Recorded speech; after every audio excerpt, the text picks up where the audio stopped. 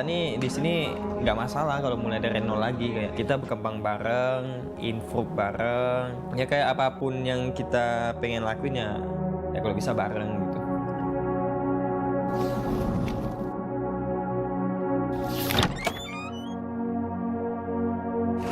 Dulu kita juga latihannya giat banget, kayak kita bangun pagi latihan sampai malam, pagi latihan sampai malam, ya kerja nggak mengkhianati hasil lah gitu lah ya dulu.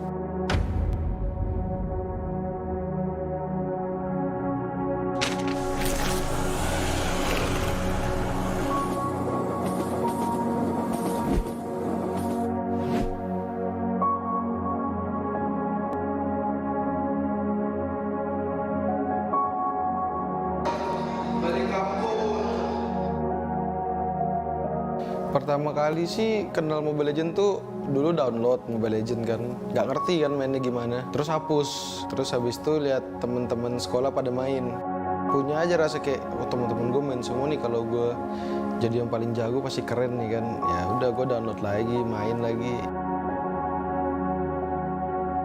Dulu sih nggak ada apa-apa sih, nggak pernah mikir apa-apa sih dulu, kayak ya udah jalan aja, sekolah juga tetap lanjut, bedanya cuma tinggal Jakarta aja dari orang tua gitu doang. Nggak sempat kepikiran sampai jadi pemain profesionalnya sih. Tiba-tiba diajak si Edward main masuk Esports, tapi jadi cadangan doang kan. Itu tuh ONIC nggak salah kalau yang dulu, jadi cadangan doang, terus tiba-tiba mereka ada playernya tuh yang bisa, jadi ya udah jadi pemain itu udah sampai sekarang.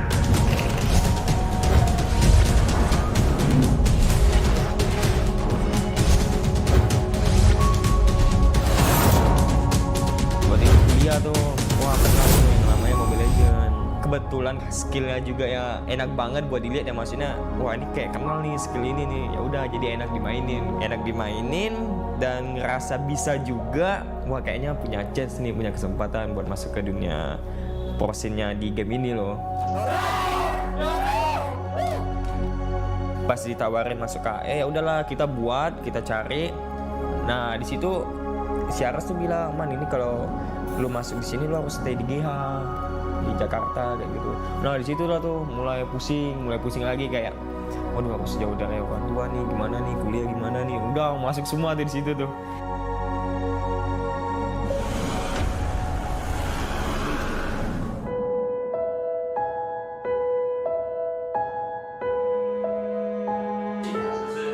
Dulu sih main game dimarah ya, pasti dimarah, kayak main game terus kerjaannya nggak ada kerjaan lain. Sampai dulu dilatihanin kayak ada les olahraga biar nggak main game. Sampai handphone disita, nggak boleh main, kayak main handphone cuman boleh Jumat, Sabtu, Minggu doang. Tapi ya curi-curi main, kena marah ya.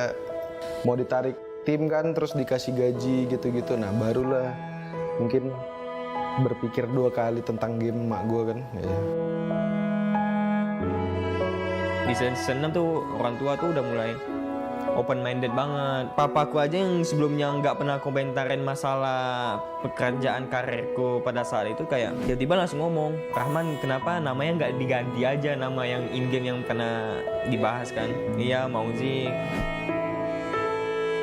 Perjuangannya nggak egois, lebih bergaul sama teman satu tim, karena orangnya lebih doyan sendiri kan daripada ngumpul. Ya udah jadi kayak yang pas season 8 tuh mulai ngumpul sama teman, mulai coba dengar masukan orang, lebih mencoba untuk menjadi orang yang lebih dewasa dan lebih baik.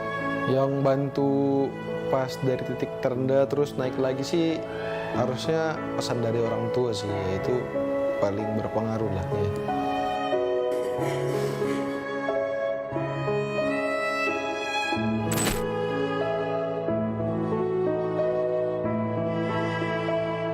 Kalau pengen pindah segala macam tuh ada. Kayak gue kan orangnya yang selalu overthinking gitu loh. Cuman apalagi kalau udah masalah tim, apalagi karena yang masalah ke personal, per individual, terutama gue sendiri. Kayak misalnya titik jalannya tuh udah gak ketemu, ya udah.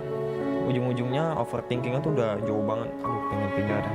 Orang yang pertama kali gue ceritain kan ya ke orang tua. Kayak ngomong, Mak, bagus Rahman pindah apa enggak ya masalah tim. Emang kenapa timnya gini-gini. Mama sama papa kan pengen ngeliat Rahman tuh angkat piala di AE kayak gitu. dengan kata-kata yang bisa dibilang ya itu tuh kayak ada harapan gitu loh, kayak ada cahaya harapan gitu yang gue rasain pada saat itu. Males kenal orang-orang baru kayak dari manajemennya gitu-gitu. Terus dua ya emang udah nyaman aja di sini kayak sama orang-orangnya, semuanya lah. Kan juga udah banyak yang dikorbanin dari jauh dari orang tua, bikin pendidikan juga. Terus ya nggak mungkin ya rehat kan, nggak mungkin kayak gitu. Jadi ya emang harus diperjuangin aja, jadi ya semangat aja terus biarpun banyak rintangannya. Alasan kenapa gue bisa cinta banget sama tim ini ya di AE, karena kita tuh pengen ngebangun yang nama sistemnya kekeluargaan gitu loh. Jadi kayak kita punya mindset ya kita harus naik bareng, ya turun bareng, apapun ya bareng gitu. Sampai titik mana momen kita pengen dibeliin device pun ya semuanya harus dapet. Saran gue sih ya buat player yang baru join ke dunia e-sport ya, terutama kalau bisa ya ekspektasi lo dan harapan lo ya, harapan sih boleh gede, cuman kayak ekspektasi lo ya jangan gede gitu. Kayaknya harus tetap down to earth sih, jangan cepat star syndrome. Jangan sombong lah, tetap humble biar nggak kepala gede. Terus kalau kepala gede itu kan udah pasti jadi latihan males, jadi ya itu pasti berpengaruh kepada permainan gitu doang.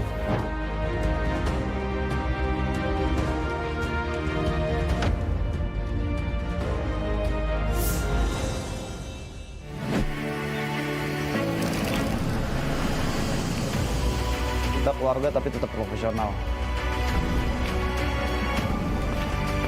Kalau prinsip aku mungkin gini deh, sebelum aku keluar aku pengen ngasih yang terbaik dulu buat ini tim.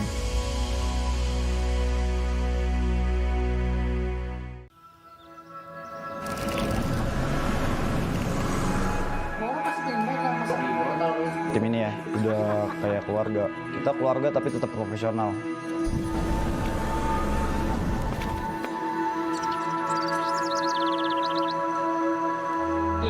Kalau prinsip aku mungkin gini deh, lebih ke kayak sebelum aku keluar aku pengen ngasih yang terbaik dulu buat ini tim.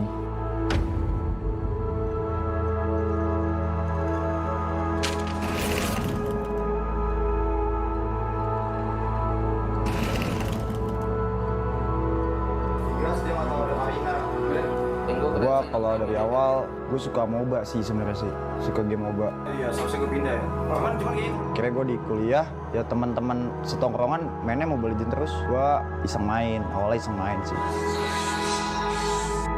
Kok ini ada turnamen ML, ikut yuk iseng-iseng. Nah itu tuh himpunan gue lah tuh yang bikin, gue ikut menang. Habis gue menang, udah kita ikut turnamen terus sama dia, terus-terusan. Sampai akhirnya misah, gue buat tim di akuisisi sama salah satu tim Esports Capcom.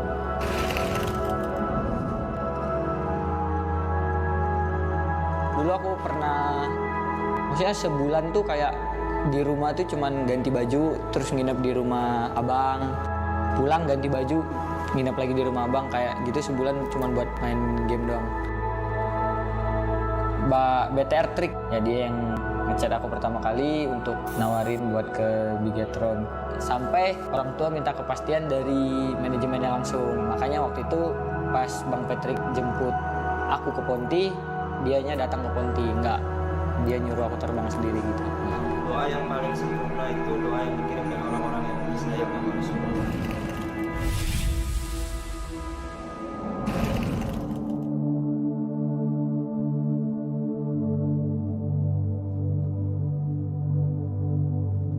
Kalau gue rasa ada lah, kayak nanti jadi apanya pasti ada, dia kecemasan dia. Cuman dia ya selama gue bahagia kayak aman sih.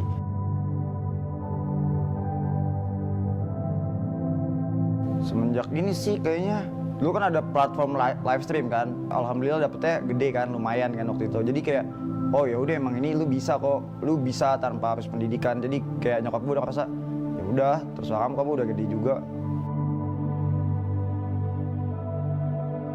Aku maksudnya nggak pernah cerita ke orang tua sih tentang kayak oh aku capek gini, nggak ada.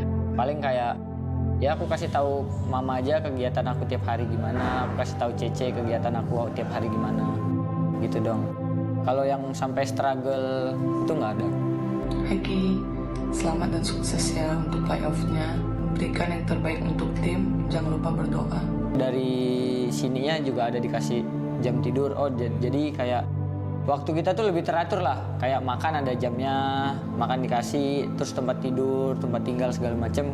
Jadinya orang tua nggak terlalu khawatir lah.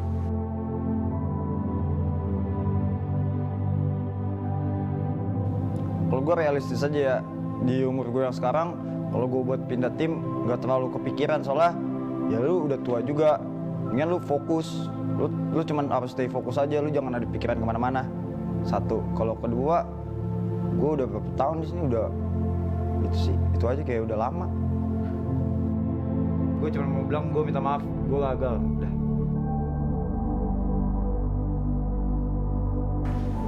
Mungkin gue lagi performance gue lagi drop, lagi turun, terus gue nggak ada dikasih kesempatan buat main gitulah. Makanya kayak gue sempat ngerasa, oh apa gue udah nggak cocok di sini, apa udah nggak pantas di sini gitulah.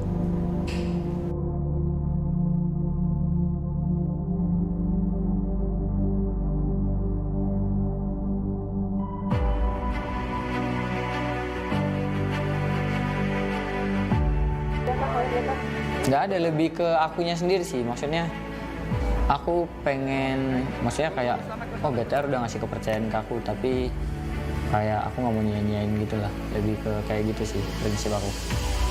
Anggap aja ini udah final buat kita. Tunjukin semua kualitas lo, semangat lo, semuanya puparin semua di sini ya. Main semangat mungkin. Oke? Ya.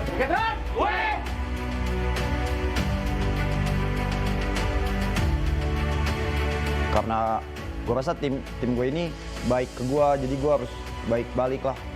Soalnya apa yang gue mau kata-kata diturutin sih. Semenjak ada EVOS Legends, ini tim emang keluarga. Tapi semenjak ada dia, kita keluarga, tapi kita harus profesional. Jadi kalau salah ya salah, bukan karena dia keluarga lu bela bahwa kondisinya salah. We have nothing to lose. Gak ada yang peduli kita kalah menang, oke?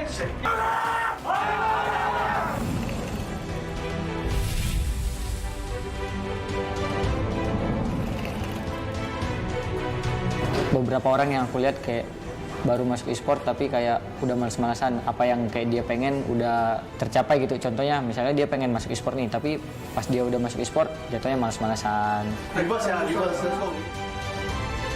Harusnya mereka seperti apa? Ya udah, ini lu udah dikasih koken, lu manfaatin sebaik mungkin. Lu harus momentum, lu harus fokus sama momentum yang dikasih. Buat player baru ya, momentum penting sih. Di saat lu udah punya momentum, lu harus manfaatin. Perjuangan yang mereka lakukan adalah pengorbanan. Pengorbanan adalah totalitas usaha dalam menggapai tujuan mereka. Mereka tidak nyerah akan kegagalan. Mereka tidak puas dengan apa saja yang telah mereka gapai selama ini.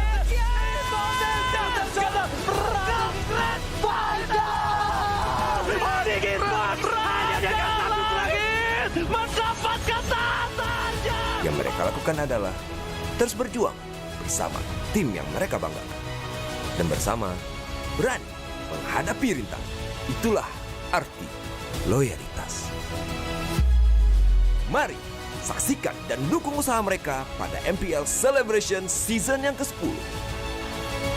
We own this.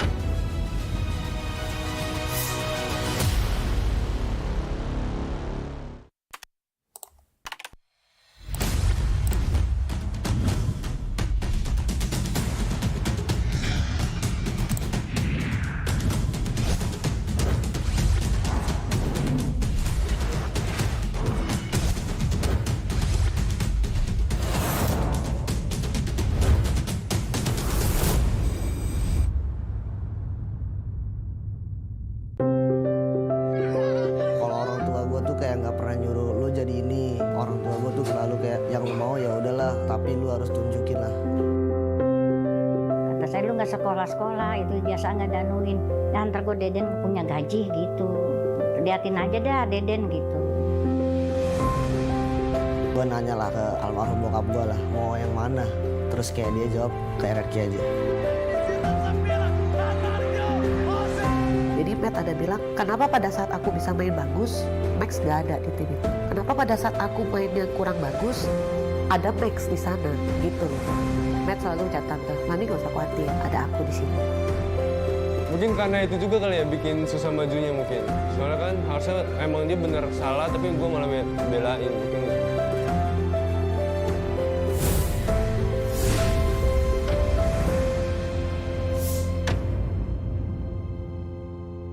Get Galaxy A33 5G. Why? Because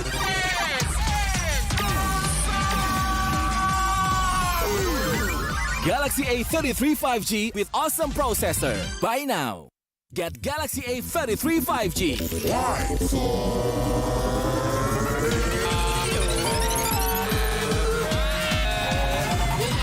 Galaxy A33 5G with awesome battery. Buy now. Get Galaxy A53 5G. Why? Because this is smooth. Galaxy A53 5G with awesome smooth display. Buy now. Get Galaxy A73 5G. Why?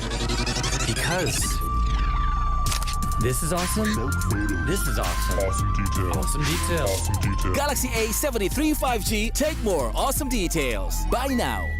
Baru Axe Dual Action versus parfum. Yakin parfummu bikin kamu tetap segar saat berkeringat? Coba Axe baru. Kini lawan bau badan dan wangi segar bahkan saat kamu berkeringat. Axe Dual Action baru. Kepada sang legenda, nikmatmu sungguh tiada tara. Berjuang menjaga cita rasa hingga menjadi besti dengan api.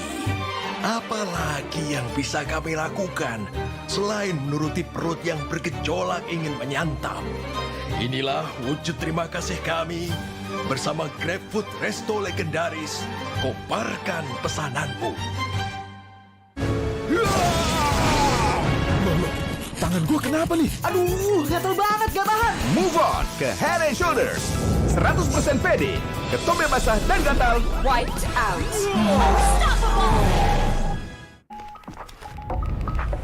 Beli beli hihi. Beli beli.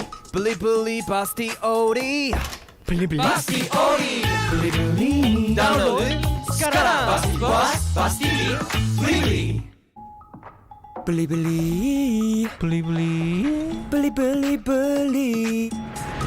Gratis ongkir. Beli. Gratis ongkir. Beli. Download sekarang. Pasti bos, pasti beli.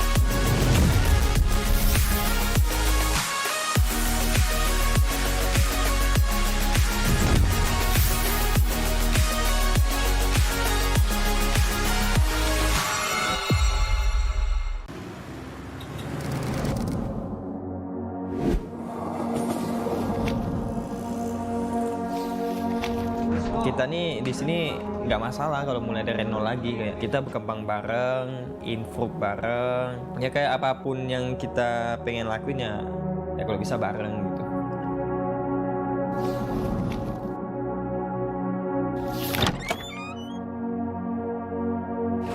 Dulu kita juga latihannya giat banget, kayak kita bangun pagi latihan sampai malam, bangun pagi latihan sampai malam, ya kerja nggak mengkhianati hasil lah gitu lah ya dulu.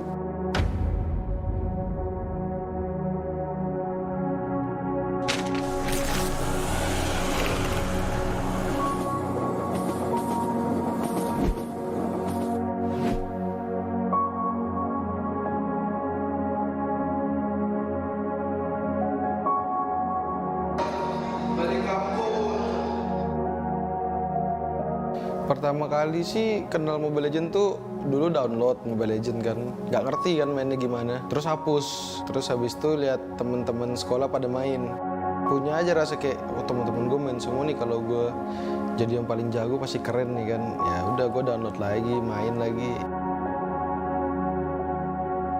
Dulu sih nggak ada apa-apa sih, nggak pernah mikir apa-apa sih dulu, kayak ya udah jalan aja, sekolah juga tetap lanjut, bedanya cuma tinggal Jakarta aja dari orang tua gitu doang. Nggak sempat kepikiran sampai jadi pemain profesionalnya sih.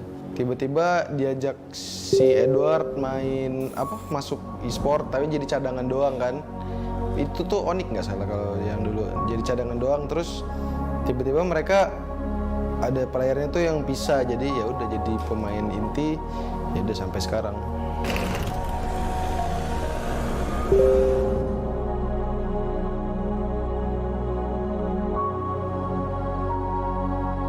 Buat itu kuliah tuh, wah kenal tuh yang namanya Mobile Legends. Kebetulan skillnya juga ya enak banget buat dilihat ya, maksudnya wah ini kayak kenal nih skill ini nih, ya udah jadi enak dimainin dan ngerasa bisa juga, wah kayaknya punya chance nih, punya kesempatan buat masuk ke dunia porsinya di game ini loh.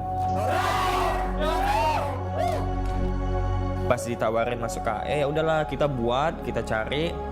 Nah di situ si Aras tuh bilang, man ini kalau lu masuk di sini lu harus stay di GH di Jakarta kayak gitu. Nah di situ lah tuh mulai pusing lagi, kayak waduh harus jauh dari orang tua nih, gimana nih kuliah gimana nih, udah masuk semua tuh di situ tuh.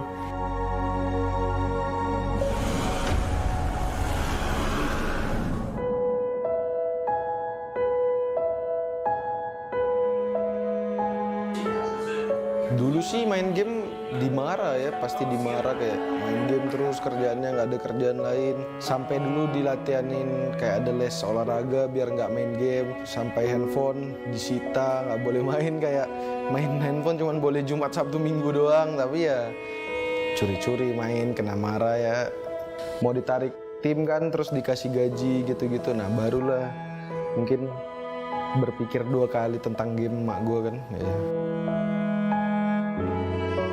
Di season 6 tuh orang tua tuh udah mulai open minded banget. Papaku aja yang sebelumnya nggak pernah komentarin masalah pekerjaan karirku pada saat itu, kayak tiba-tiba langsung ngomong, Rahman kenapa namanya nggak diganti aja nama yang in game yang pernah dibahas kan. Iya mau sih. Perjuangannya nggak egois, lebih bergaul sama teman satu tim, karena orangnya lebih doyan sendiri kan daripada ngumpul. Ya udah jadi kayak yang pas season 8 tuh mulai ngumpul sama teman, mulai coba dengar masukan orang, lebih mencoba untuk menjadi orang yang lebih dewasa dan lebih baik. Yang bantu pas dari titik terendah terus naik lagi sih harusnya pesan dari orang tua sih, itu paling berpengaruh lah ya.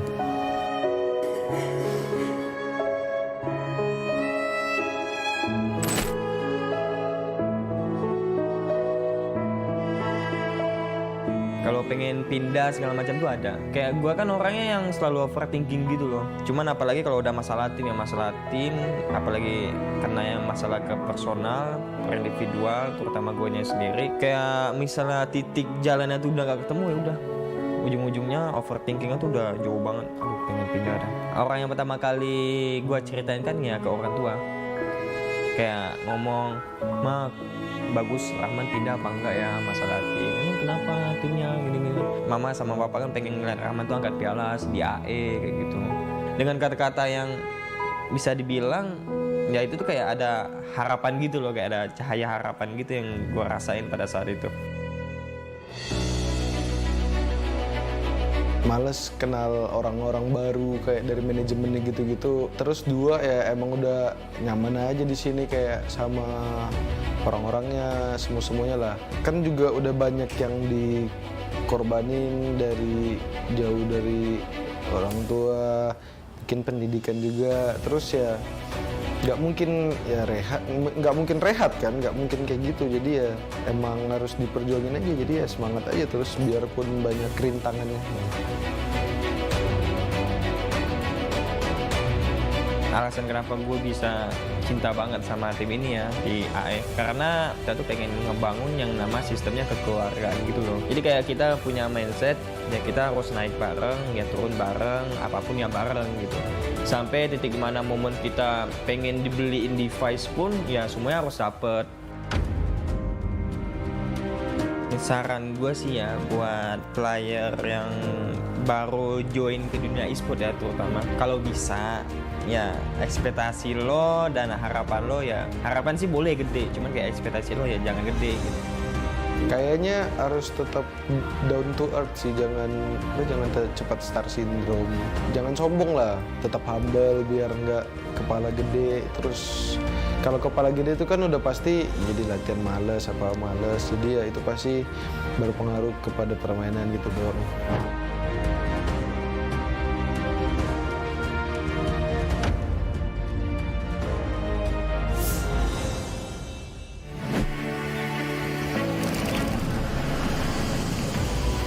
Kita keluarga tapi tetap profesional. Kalau prinsip aku mungkin gini deh, sebelum aku keluar aku pengen ngasih yang terbaik dulu buat ini tim.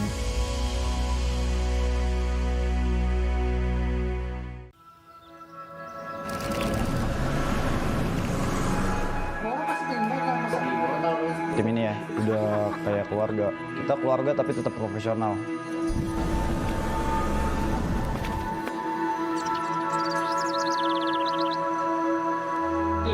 Kalau prinsip aku mungkin gini deh, lebih ke kayak sebelum aku keluar aku pengen ngasih yang terbaik dulu buat ini tim.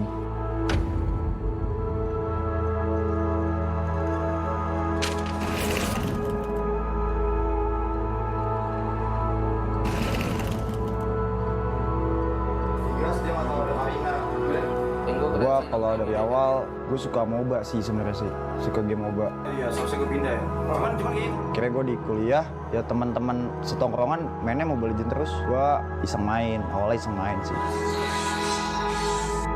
Kok ini ada turnamen ML, ikut yuk iseng-iseng. Nah itu tuh himpunan gue lah tuh yang bikin, gue ikut menang. Habis gue menang, udah kita ikut turnamen terus sama dia, terus-terusan. Sampai akhirnya misah, gue buat tim, diakuisisi sama salah satu tim Esports Capcom.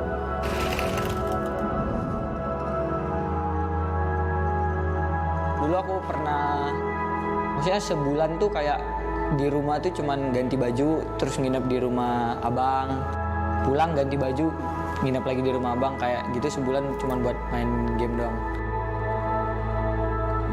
BTR Trik, ya dia yang ngechat aku pertama kali untuk nawarin buat ke Bigetron. Sampai orang tua minta kepastian dari manajemennya langsung. Makanya waktu itu pas Bang Patrick jemput aku ke Ponti, dianya datang ke Ponti, enggak, dia nyuruh aku terbang sendiri gitu. Doa yang paling sempurna itu doa yang dikirimkan orang-orang yang sayang sama Rasulullah.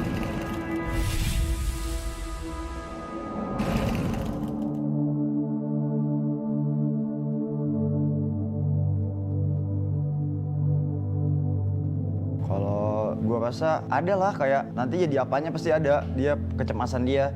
Cuman dia ya selama gue bahagia kayak aman sih.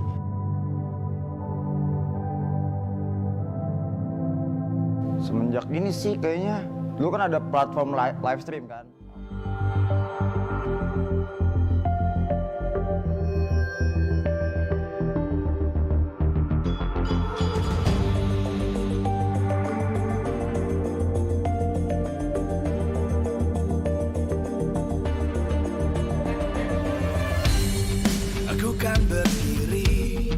dan terus berlari, terus ke arah puncak tertinggi. Ku takkan berhenti, hanya sampai di sini. Kemenangan abadi menanti. You know we won't miss if we unite our focus. And if you haven't noticed, we all live. Nyalakan apimu, hadapi semua tantangan, hadang semua serangan, jatuh bukan halangan.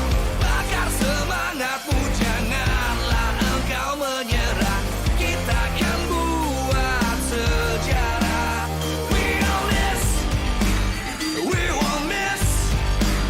We all this, we won't miss. Saatnya beraksi, jalani ambisi. Aku kan menyawakan hari ini. You know we won't miss if we unite our focus. And if you haven't noticed, we all live. Nyalakan apimu, hadapi semua tantangan, hadang semua serangan, jatuh bukan halangan. Bakar semangatmu, janganlah engkau menyerah. Kita akan buat sejarah. We all this, we won't miss.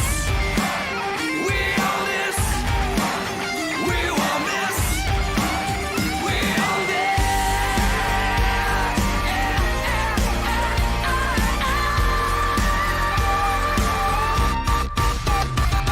Nyalakan apimu, hadapi semua tantangan, hadang semua serangan, jatuh bukan halangan. Bakar semangatmu, janganlah engkau menyerah. Kita akan buat sejarah. We all this.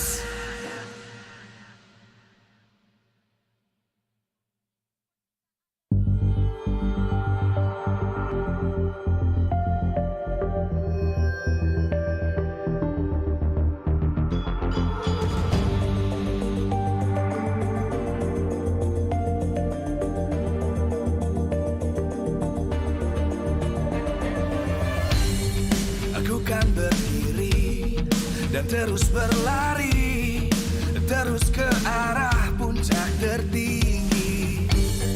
Ku takkan berhenti, hanya sampai di sini. Kemenangan abadi menanti. You know we won't miss if we unite our focus. And if you haven't noticed, we all live. Nyalakan apimu, hadapi semua tantangan, hadang semua serangan, jatuh bukan halangan. Bakar semangatmu, janganlah engkau menyerah. Kita akan buat sejarah. We all this, we won't miss. We all this, we won't miss. Saatnya beraksi, jalani ambisi. Aku kan menyawakan hari ini. You know we won't miss if we unite our focus. And if you haven't noticed, we all live. Nyalakan apimu, hadapi semua tantangan, hadang semua serangan, jatuh bukan halangan. Bakar semangatmu, janganlah engkau menyerah. Kita akan buat sejarah.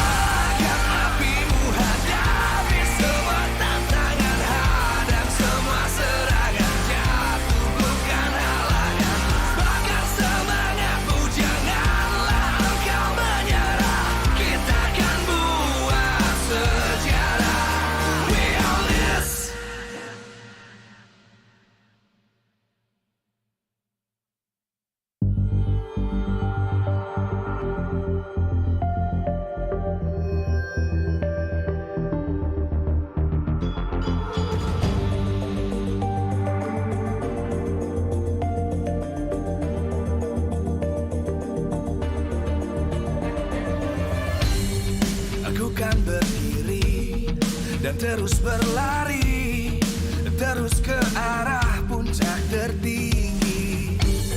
Ku takkan berhenti, hanya sampai di sini. Kemenangan abadi menanti. You know we won't miss if we unite our focus. And if you haven't noticed, we all live. Nyalakan apimu, hadapi semua tantangan, hadang semua serangan, jatuh bukan halangan. Bakar semangatmu, janganlah engkau menyerah. Kita akan buat sejarah. We all this, we won't miss. We all this, we won't miss. Saatnya beraksi, jalani ambisi. Aku kan menyawakan hari ini. You know we won't miss if we unite our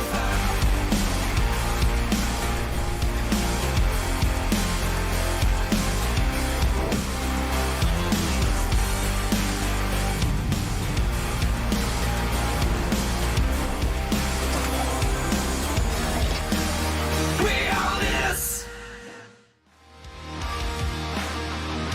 Live from MPL Arena, MPL Season 10 presented by Samsung Galaxy A Series. Official sponsor, Axe, Head and Shoulders, and Super App partner, Grab. 8 most prestigious teams in Indonesia will prove that hard work makes the dream work. Who will be the best? Let's see. We own this. The Blue Bulls will take on the Yellow Porcupine in our first match from Week 6, Day 1 of MPL ID Season 10.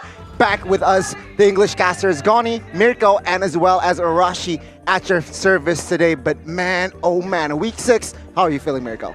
Well, for me, yeah, I'm feeling great, man. Coming into Week 6, 2 more weeks technically for the MPL regular season to end. So, as it stands right now, we are going to take a look at the standings, but I'm just going to set you guys up for glory because right now it is very high stakes, super risky for every single team. Every team will want to take a victory here, and optimally, they want to get a 2-0 because they want to solidify their spot in the playoffs. And for ONIC, it's upper brackets. For Rebellion, it's to make it to that playoffs. Season 10 has been nothing but awesome. But apart from that awesome, of course, we have Samsung Galaxy A53 5G. Arashi, talk to me and the viewers about the specs. Well, 8 gigabytes of RAM, 256 gigabytes of memory, 120 refresh rate screen, and of course, 5 octa-core processor, so it's just insanely good, and it's 5G ready, guys. No lag from the device or from the connection, right? That's what you need to get the most awesome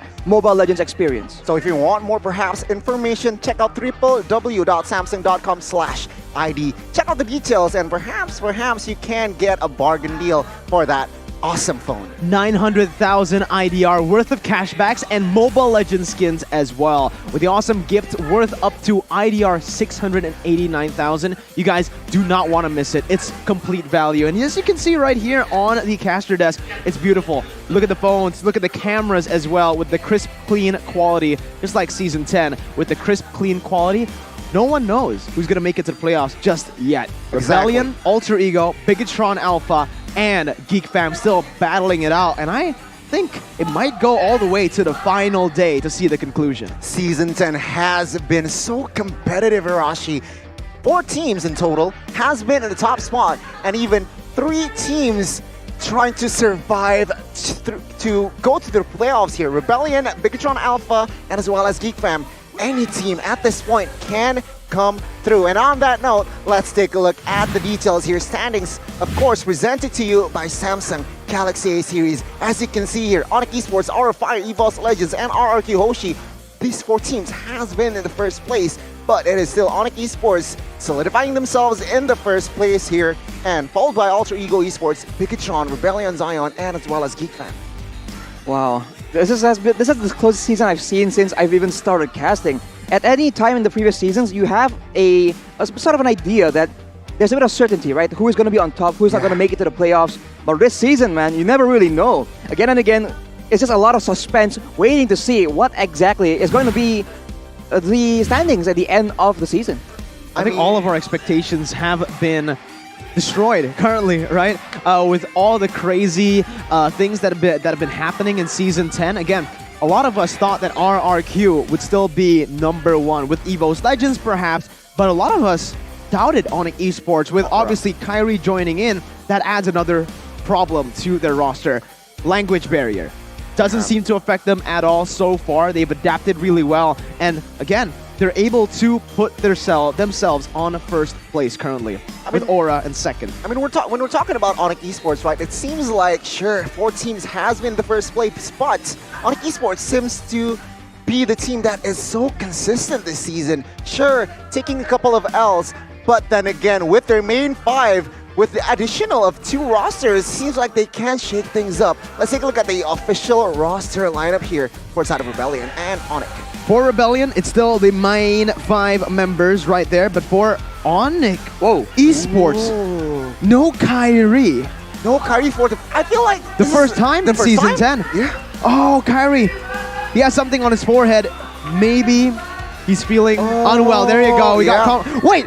Yep, it's purple hair. Wait, he was wearing a hat just now outside. I didn't notice this, but... Yeah, Kyrie.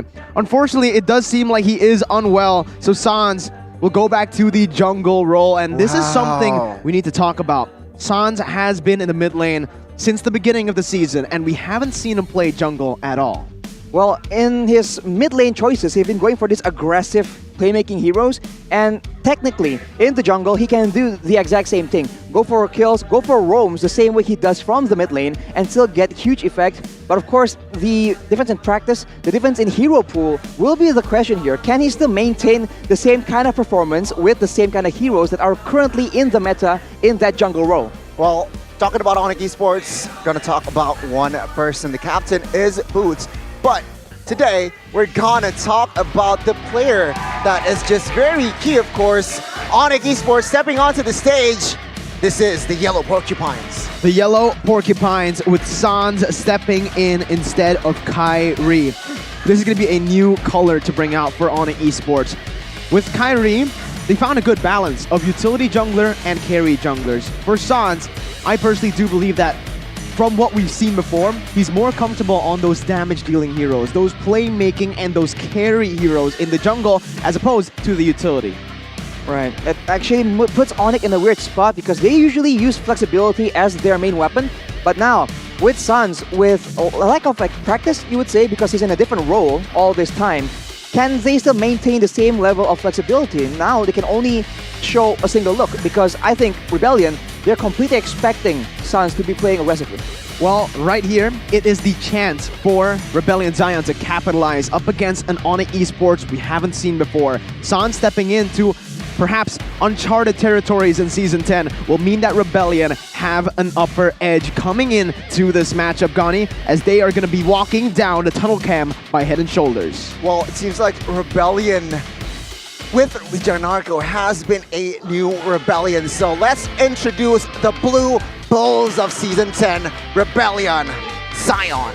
Man, when we're talking about upsets, they have been able to do the most of those, right? They've been able to achieve so much this season, the most so far out of any season for Rebellion Zion. They're looking to continue the trend here for Week 6 up against the #1 team. We've always said it, mess with the bull and you get the horns. Rebellion and Zion, whenever you count them out, that is exactly when they strike back unexpectedly at almost every single time. And this is what teams need to try and respect from Rebellion. They have shown that they can rise to the occasion at a moment's notice. So you have to respect their hero pools, you have to respect the potential strategies coming out from their coach as well. This is something that, I don't know, I think a lot of teams are just not really putting into thought. Speaking of this team, Arashi, we have seen a different Rebellion from the beginning of the season to the midpoint.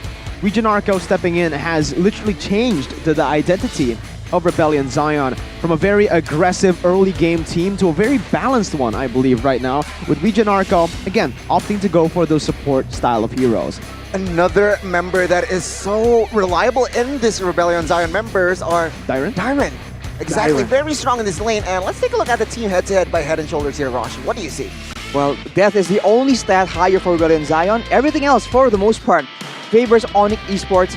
And you can see from the previous match history, 2-0 in the past 3 matches they've been meeting up together in the Land of Dawn. So, on paper at least, ONIC Esports very dominant. There is a reason why they are first place right now. But as we have just mentioned, Rebellion Zion, they are posing a serious threat. I think the audience prediction might reflect that.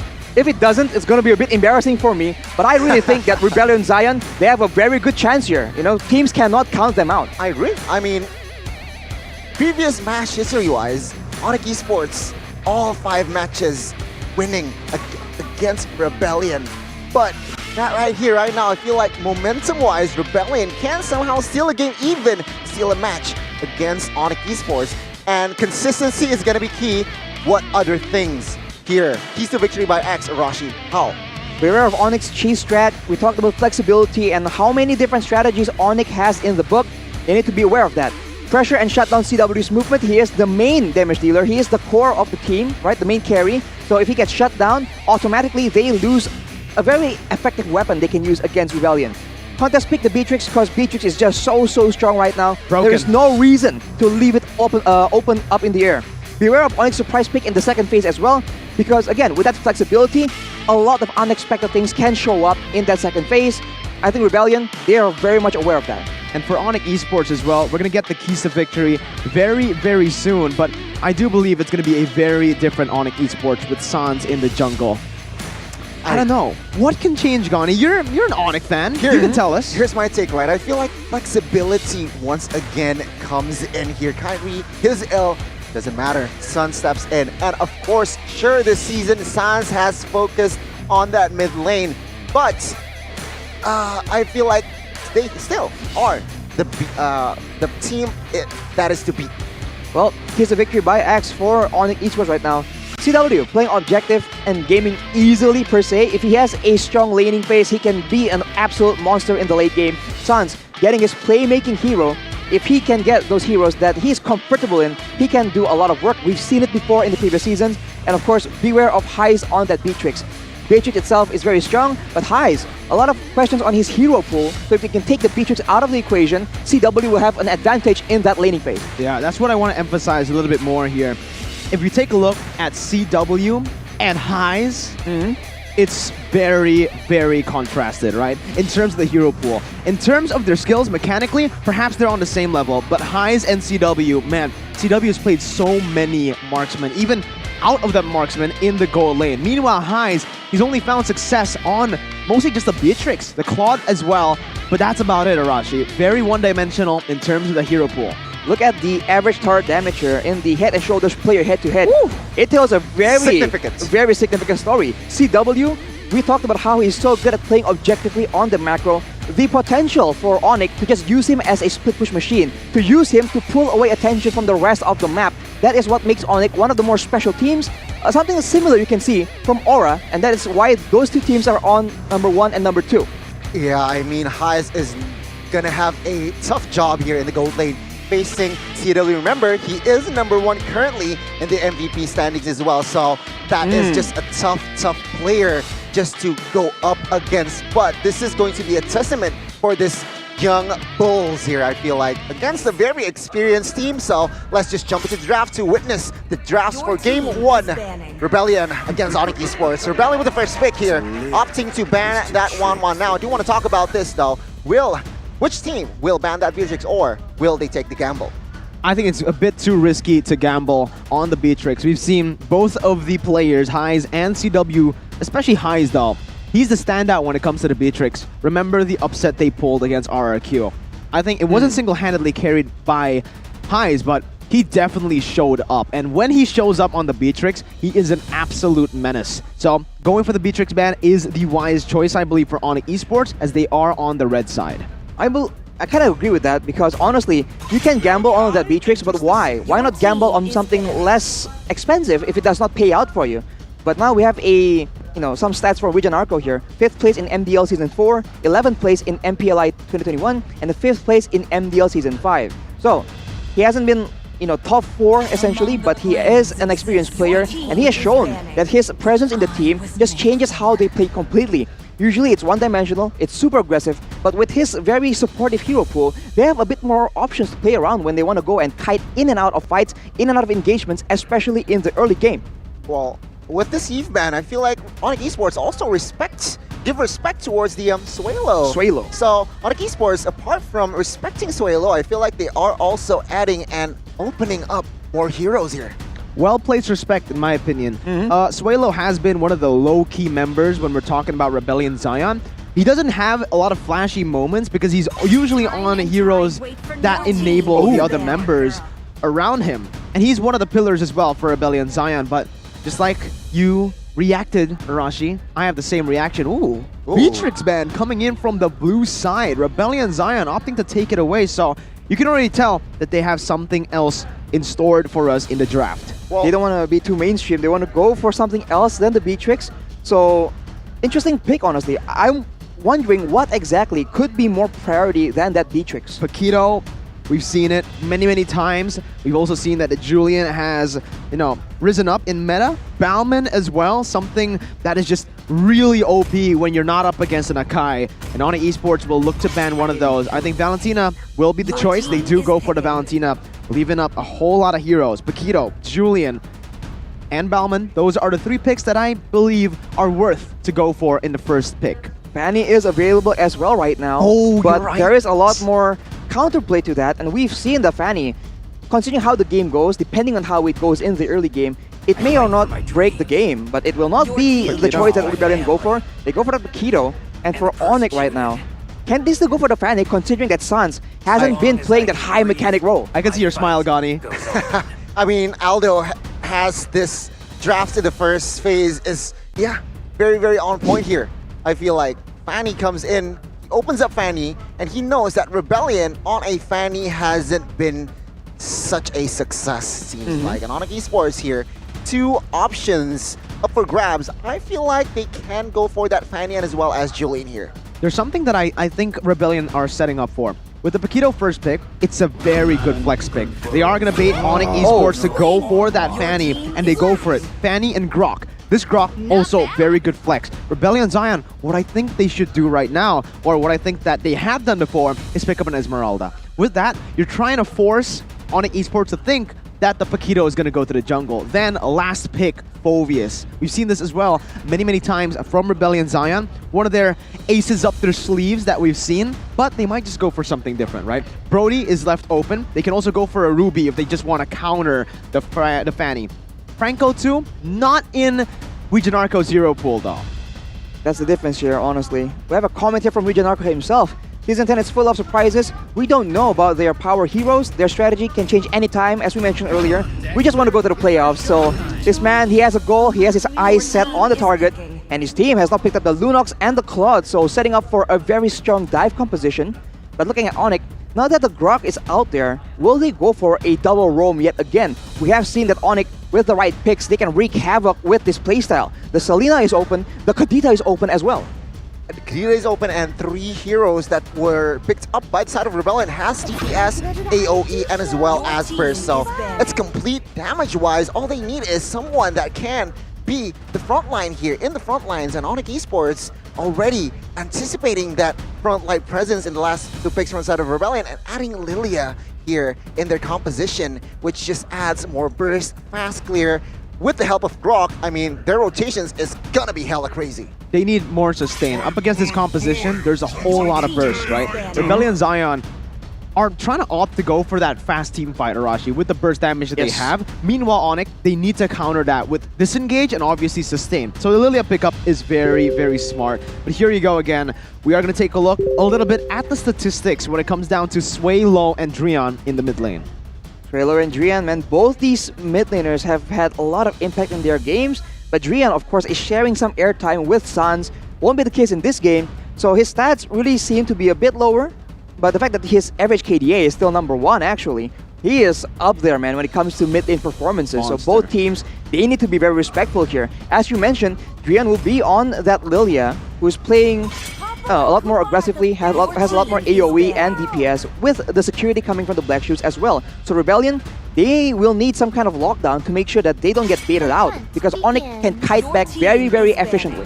ONIC listened to you. They heard your call, Arashi, and they banned out the Ruby, a hero that can lock down the Fanny. They're trying to limit Rebellion's options as well with the Bauman ban. They're trying to give Fanny a little bit more space to move around in that jungle. Meanwhile, Rebellion, they're just doing all they can to stop CW from picking a comfortable hero.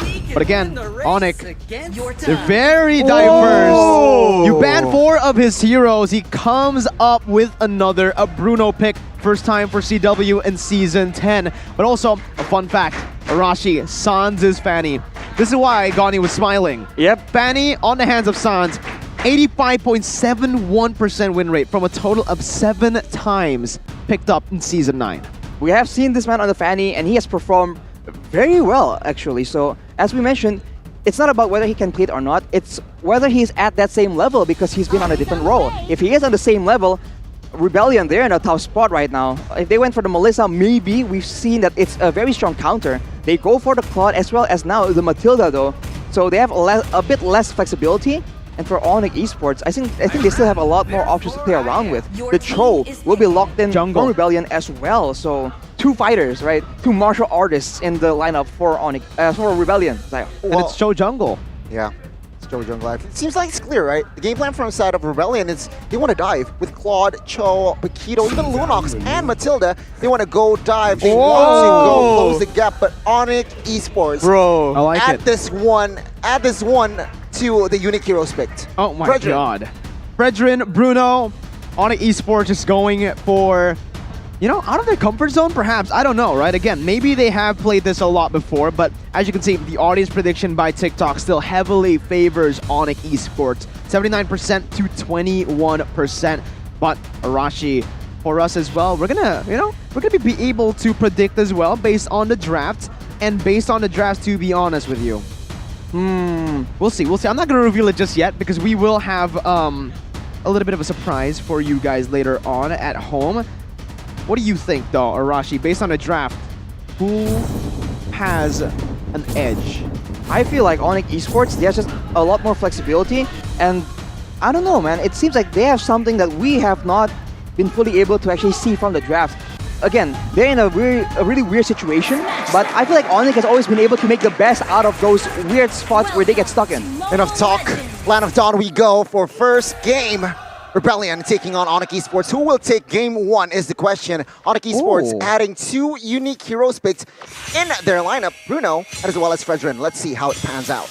Well, we're talking about the Bruno and Fredrin, but what I do want to, talk about right now as we enter the game is Sans, because he's opted to go for the Demon Slayer emblem instead of the High and Dry or the Festival of Blood that we usually see on the Fanny.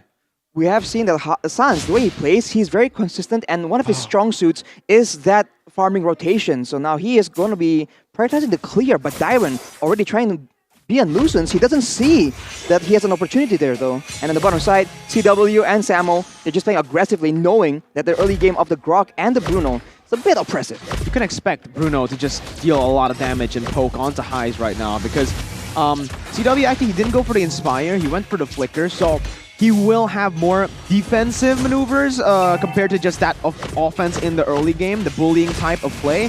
But he's still doing a really good job early on. High's already popped the sprint, so this is very, very valuable already early on. Up against Fanny, remember, they can have a lot of kill pressure around the map. I think that Fanny is one of the main contributions here. If ONIC Esports can get that Fanny on Sans rolling, it's going to be very, very dangerous. And we can see the talent creation by Axe. Only Momo-chan, our animation caster, is voting for Rebellion, but there we go. Sans jumps in with that cutthroat as well, giving that assist, but the first blood will go to the hands of CW, presented to you by Samsung Galaxy A series. Well, the kill was on towards Vijanarko, so perhaps that's still okay. I've missed Sans' Fanny, man. And whoa, CW is opting to take a turret shot to get more damage onto the turret. And as you can see, they've already built up quite a substantial gold lead, but they're looking for a trade, Rebellion. Okay, you can see here, Boots opening up the map.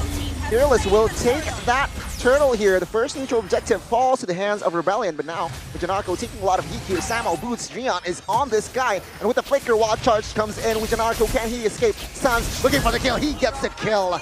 ONIC Esports 2-0. Sans definitely comfortable on this Fanny. He's just slicing and dicing, and right now he's also going for the invade with the help of Boots. I'm not sure if they will be able to do this. They back off very wisely as they got what they wanted, right? They don't need to force anything else. Meanwhile, on the bottom side, CW, with the first kill advantage against Highs, he's going to have a lot to say when it comes to the mid game later on. Snowball is his main goal, Arashi. Well, talking about Sans, I feel like we saw a bit of less efficient cable management coming in, so definitely a bit of rust coming. And I think later on in the game, it's going to be a bit more dangerous because that is where the high-pressure situations will create opportunities for Rebellion Zion to capitalize on that fact. So later on, we'll have to see if Sans can maintain the same kind of performance, but now CW gets the target. Yeah, CW here very low with Janarko though, taking 2 turrets damage, and will he survive 1 HP? And Fearless jumps into the backside, picking up a kill, and Sans though with the cables, jumping on towards Highs with that cutthroat, but Highs with that support emblem, it seems like he is surviving Blazing Duet just to clear here, and ONIC Esports failed in that exchange. Very good punish by Rebellion Zion there. They noticed that CW, again, with that flicker, burnt. He can't really go for anything too crazy. And when he did, they instantly punished with Fearless rotating as well. Rebellion Zion have been sort of out-rotating ONIC Esports early on with the turret, the turtle take my bed, and also these crazy ganks happening.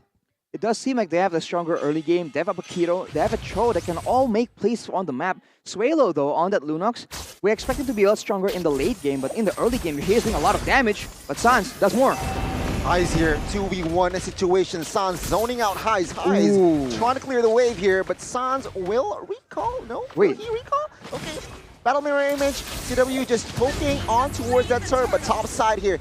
Action happens. Samo able to retreat there with low HP, and the second turtle actually falls to the hands of Rebellion Zion here. That was brilliant, actually, by Highs, right? He noticed that Fanny was going to go for the recall, and he also just used the quick BMI to get back, getting a little bit of HP and coming back to lane instantly so that he doesn't miss any gold. Remember, Highs, he's on the Avarice. If he scales up to a point where he gets that power spike, it's going to be dangerous, but so is this one right here. Almost ONIC Esports were able to find him, but Sans. Here, Sans with the cables, trying to deal damage. Fearless though, with Great Dragon connects Altered's boots, and he will fall to the hands by the hands of Sway Low. Rebellion Zion here leading, checking away at the items. I mean, Claude, yeah, he's just already here. First 5 minutes. He already just completed the Demon Hunter Sword. He went for the steel leg plates early on just to get a bit more security in that lane, knowing that CW is on a very strong lane hero. CW himself already with the Scarlet Phantom, a lot more attack speed, relying on the skill set of Bruno to do a lot more damage in the early game. For now though, I think it's just about scaling for the side of Rebellion Zion, and for ONIC, you just have to try and catch up. Take a look at the DPS there, forcing Adrian to use that black shoe. Samo though, in a very awkward position here. He needs to reach Dyran coming from the flanks. Cables from Sans, jumps in here with Janarko, forced to use the flicker. Fearless. Wave Dragon doesn't amount to anything as Sans with that outplay. Highs though trying to do something in the back line with that Blazing Duet, but is he stuck here? Was that a mistake? It seems like no. Still, ONIC Esports 1-0 in the earlier exchange. Solid win for ONIC Esports there. But Highs, again, he's just scaling. He's looking fresh, though, so far in the game with the new Axe effect. It seems like he's playing good because he's smelling good too, Arashi. Exactly. His dual action along with Janarko for that in and out maneuvers, I think they can do a lot if they work together. That's why the new Axe is just so efficient, man. 2 heads are always better than 1, and CW will be able to take the turret, and they are still pressuring. ONIC is going for the turtle. CW doing CW things, but finally ONIC Esports. This is what the Demon Slayer emblem, this is what I expected Sans to do with the Demon Slayer emblem, you know? Get more control into the neutral objectives, and finally they go for it. Yeah, clearly he's trying to jump in, but take a look at Tyron. He is caught, he is down. Killing spree for Sans. Will there be more? It seems like Rebellion Zion, they will not go for that business. Well, seems like ONIC Esports now have established 1,000 gold lead here. What's interesting to me is Sans now is a level ahead. With this though, they're rotating to the mid lane, right? And they're trying to shove it. But the thing is, Rebellion Zion have pretty good clear. Now though, Drian. Oh, mid side is a target. Fearless trying to find anyone. CW will not connect there. The Wave Dragon, but take a look at the burst damage by Drian. He gets Fearless. He was stuck. No resource skill, and that's a free kill. That's solid a free kill. And after that, they also get a bit more pressure on the top side. So all 3 turrets, middle turret soon to fall right now. ONIC Esports will have control over the map, and they have more pick-off potential. But as we say that, Sans gets taken out. What the heck happened there? Sway low, solo killing perhaps with the help of Vijanarko. Sans was on that purple buff, but it seems like ONIC Esports could not find compensation there after that kill. Still though, they're in the lead, and as well as they already get 3 structures. But Rebellion Zion here, Rashi, what else? What do they need to do to turn this game around? They have a lot of pickoff potential. They have been getting a lot of pickoffs. They need to get more objectives, man. With more control, their team can actually do a lot more surprise maneuvers, right? More traps for ONIC Esports, more ways for them to just capitalize on that early game pressure. But without that control, ONIC Esports have a lot more security, and they can just bunch up like this, and they're not forced to go anywhere because there's no pressure coming in from the side lanes. Now in the bottom side, it seems like Heis will be able to finish off one turret here. But again, they have to try and do a lot more of this because in the late game, it's only going to get more and more important. I want to go back to my point again before the fight started there. ONIC Esports are starting to group up in the mid lane. They were able to take that mid lane turret, but what this enables is Heis. Heis can free farm in that bottom side without really getting bullied, and that's not what you want if you're ONIC Esports. You want to try to shut this claw down as much as possible because he's already built up the golden staff pretty fast, if I do say so myself. I think it was 8th minute that he completed the golden staff. So right now, with a pretty big power spike, Rebellion Zion can actually look for these team fights, and they might be able to win. And we saw here, Action Jian will force to use, he doesn't even have the chance to use that black shoes initially, and instantly deleted there by the side of Rebellion Zion. And ONIC Esports, they are starting to crumble here. How will Rebellion stay proactive is the question. Sounds with the cables jumping on towards Heis with that cutthroat. Will not take him down just yet. Both members recalling. There's a brilliant play coming from Rebellion Zion, man. They know ONIC Esports is pressuring mid to try and take control over the Lord area, and they instantly see Drian and CW. They go for that play. They pick one off, and just like that, they deny the take of the Lord, and Dyron can actually pressure on top side. But now Sans is in the area. They have the mobility advantage to play around with, so ONIC Esports still very much in this Lord contest. Yeah, right now, take a look at the Lord. Rebellion Zion, with the Lunox and the Chomp, it does feel like they have more pressure, but Dyron, solo kill. A very important solo kill as well. Now Fearless will have a free Lord perhaps. Now Whale Dragon connects onto a CW here. Lunox will claim that Lord, and now it's a fight. Samo retreating, Boots try to find Heis, and CW pick up that kill. But Dyron jumping onto the backside picks up CW. Killing spree on this guy, and it's Rebellion Zion. In the 10th minute now, momentum shifting towards their favor. Power spike, and Rebellion have got it, man. Oh my goodness, Dyron is massive. He was 1-1, but he was able to take Sans down in the 1v1. Because of that, they were able to just rotate down below. And ONIC Esports are in shambles currently. Look at the damage from Sway Low. A lot of damage indeed. Fearless here trying to find a play, but it seems like here, this is the first Lord, right, Arashi? So ONIC Esports, with their current comp, especially on, they have Lilia, I feel like they can clear, no? They can clear for sure, but they have to be careful. ONIC Esports won't let that happen that easily. But as they're grouping right here, Dyron is doing work in the other side of the map. This is that Paquito pick that they prioritize so hard in the drafting phase. It is paying off for them. Very low kill game as well, Arashi. Take a look at it, 6-6, but there's just so many turrets and objectives falling down. With this pressure that they've been able to get around the turrets, they are going to have a little bit more leeway to play in the enemy jungle, invading and going for the orange buff. Okay, orange buff will be picked up by the side of Rebellion Zion there. On point retribution, but Sans jumps in, not too overcommitted there. But guys, watching MPL, it seems like you should grab food as well. Go ahead with the 20,000 IDR discount. You guys can use the grb.to/MPL promo code or scan the QR code down below to get yourself a good meal while you're watching the best league in the world. Speaking of having good meals, though, ONIC Esports, they need a good meal themselves. A big pick onto one of the main carries for Rebellion Zion will allow them to get more control. Because Rebellion, as we mentioned earlier, if they get control and they can play around in the jungle of ONIC Esports, we see how oppressive their team composition is, especially because Dyron is so ahead right now. If anyone from ONIC Esports miss position, they can get taken out just like that. Okay, Boots and Dyron going at it, but in the purple buff though, Fearless trying to find a good way of dragging right now. Sans jumps in with the Gables highs, pop that Wind of Nature, gets Boots, gets 2 as well. Double kill, and now Janarko with that circling eagle connecting on towards Rian, force him to use that Black Shoes as well. Fearless jumps in, and Wind of Dragon connects on towards the right target. Driaz falls, Samo falls. Killing spree for its way low. 4-0, Rebellion Zion, they're looking to end. And again, you mess with the bulls, you get the horn. Look at Dyron, he does not care. Even if he dies, the base turret is going to be traded in for his life. Oh, they can end here. Rebellion Zion will take game 1 as ZW will not be able. Oh, 3 kills, 2 kills here. Triple kill, but the base is too low. Rebellion Zion does not care. They won. They keep on doing this. They keep on pulling victories from under the rug. Arashi. Wow, that is impressive, man.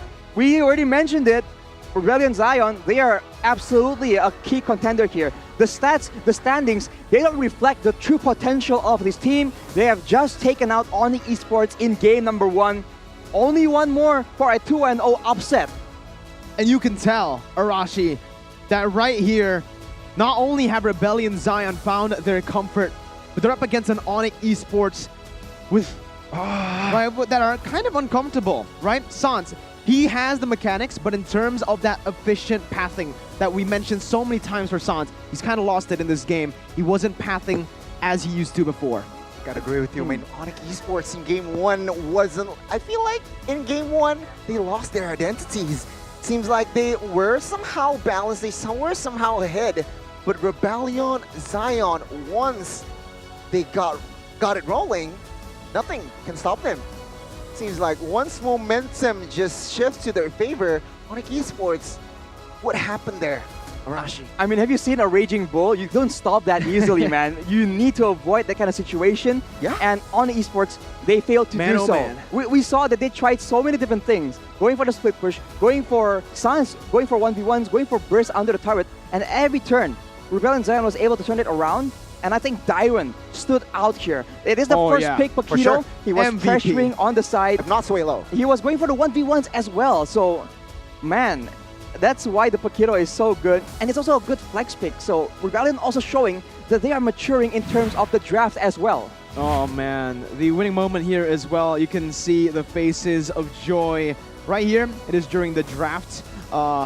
Rebellion Zion. Yeah, I mean, only Momo-chan. Momo-chan got it right. She opted to go for Rebellion Zion. But again, I made an agreement with Coach Chico. Tell me. I said that, I don't know why, every time I don't root for Rebellion Zion in the town prediction, they always win. You did say that. Yeah, so I just went for ONIC Esports here, and look! They won? They won. It's the caster's curse, man. It's real. Every time, we just keep, especially in this season, right? That has never been truer because no one is at 100% in terms of the prediction. Exactly. The amount of upsets we've seen makes it like, makes the casters look so bad because the amount of times we got it wrong has been really high in this particular season. It's been great though, so we are looking forward to the next game. It will make or break the match for sure, and Rebellion, they have momentum here, and we have known Rebellion to be a team that rides very well on momentum.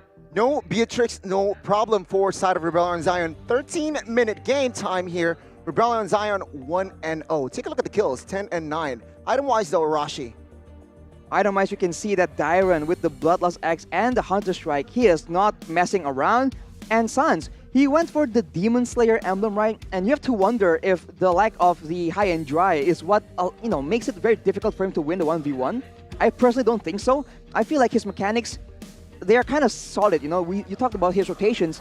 He was able to rotate a bit quite efficiently. But when it comes to those flashy plays, the mobility on those cables, it does seem like he's just slightly out of practice. We saw several missed cables, several times where he went and ended up in places we don't think he intended to be. So I think it was just very difficult. And considering that the team of Rebellion Zion, they have 4 members that can nullify, or 5 members that can nullify the threat of Fanny with the pick of potential, I think it was very difficult for him to find success in this game at all. But the rich guy, by living by Mandiri, is going to still be CW. Unfortunately, though, he will not be the winner of this game. Wow. Even the carry. This guy doesn't care. He does not care. That's the reason he's the MVP #1 so far in the regular season. But again, he was the only one, I feel like, who was really comfortable that game. It didn't feel like Boots, especially Boots here. And Sans in the jungle and in that XP. Was Fredrin a bit too risky? Up against a Paquito, and it's Dyron's Paquito. This Paquito also outlaned R7. Exactly. That's a significant feat for sure. And Samo on the Grok. I don't know. It feels like he is just struggling to make plays happen for his team. Only several times did we see high impact wild charges. And it's just way too few going up against a team as active, as intent as Rebellion Zion. So they have to pick something with a bit more threat, man. Yeah, once again, with Janarko as the silent carry, it seems like with 7 assists, he also enables his team with that Matilda. Of course, Fearless on that show is untouchable. Give it to MVP, well, presented to you by Give it to Samsung him. Galaxy A Series. Tyron is going to be the main man for Game 1. MVP presented to you by the Samsung Galaxy A Series. Gani, this man, he did so much for his team. Even when he wasn't in the team fights, he was always just on the turrets. And this is something that I've mentioned many times about Dyron. He goes for those trades. He's like CW, but in the XP lane. You can put it that way because his micro plays are solid, his macro plays solid as well. Some highlights here by the Samsung Galaxy A Series for our MVP. If you look at every single engagement, he is always just actively doing something on the map, just cutting again and again.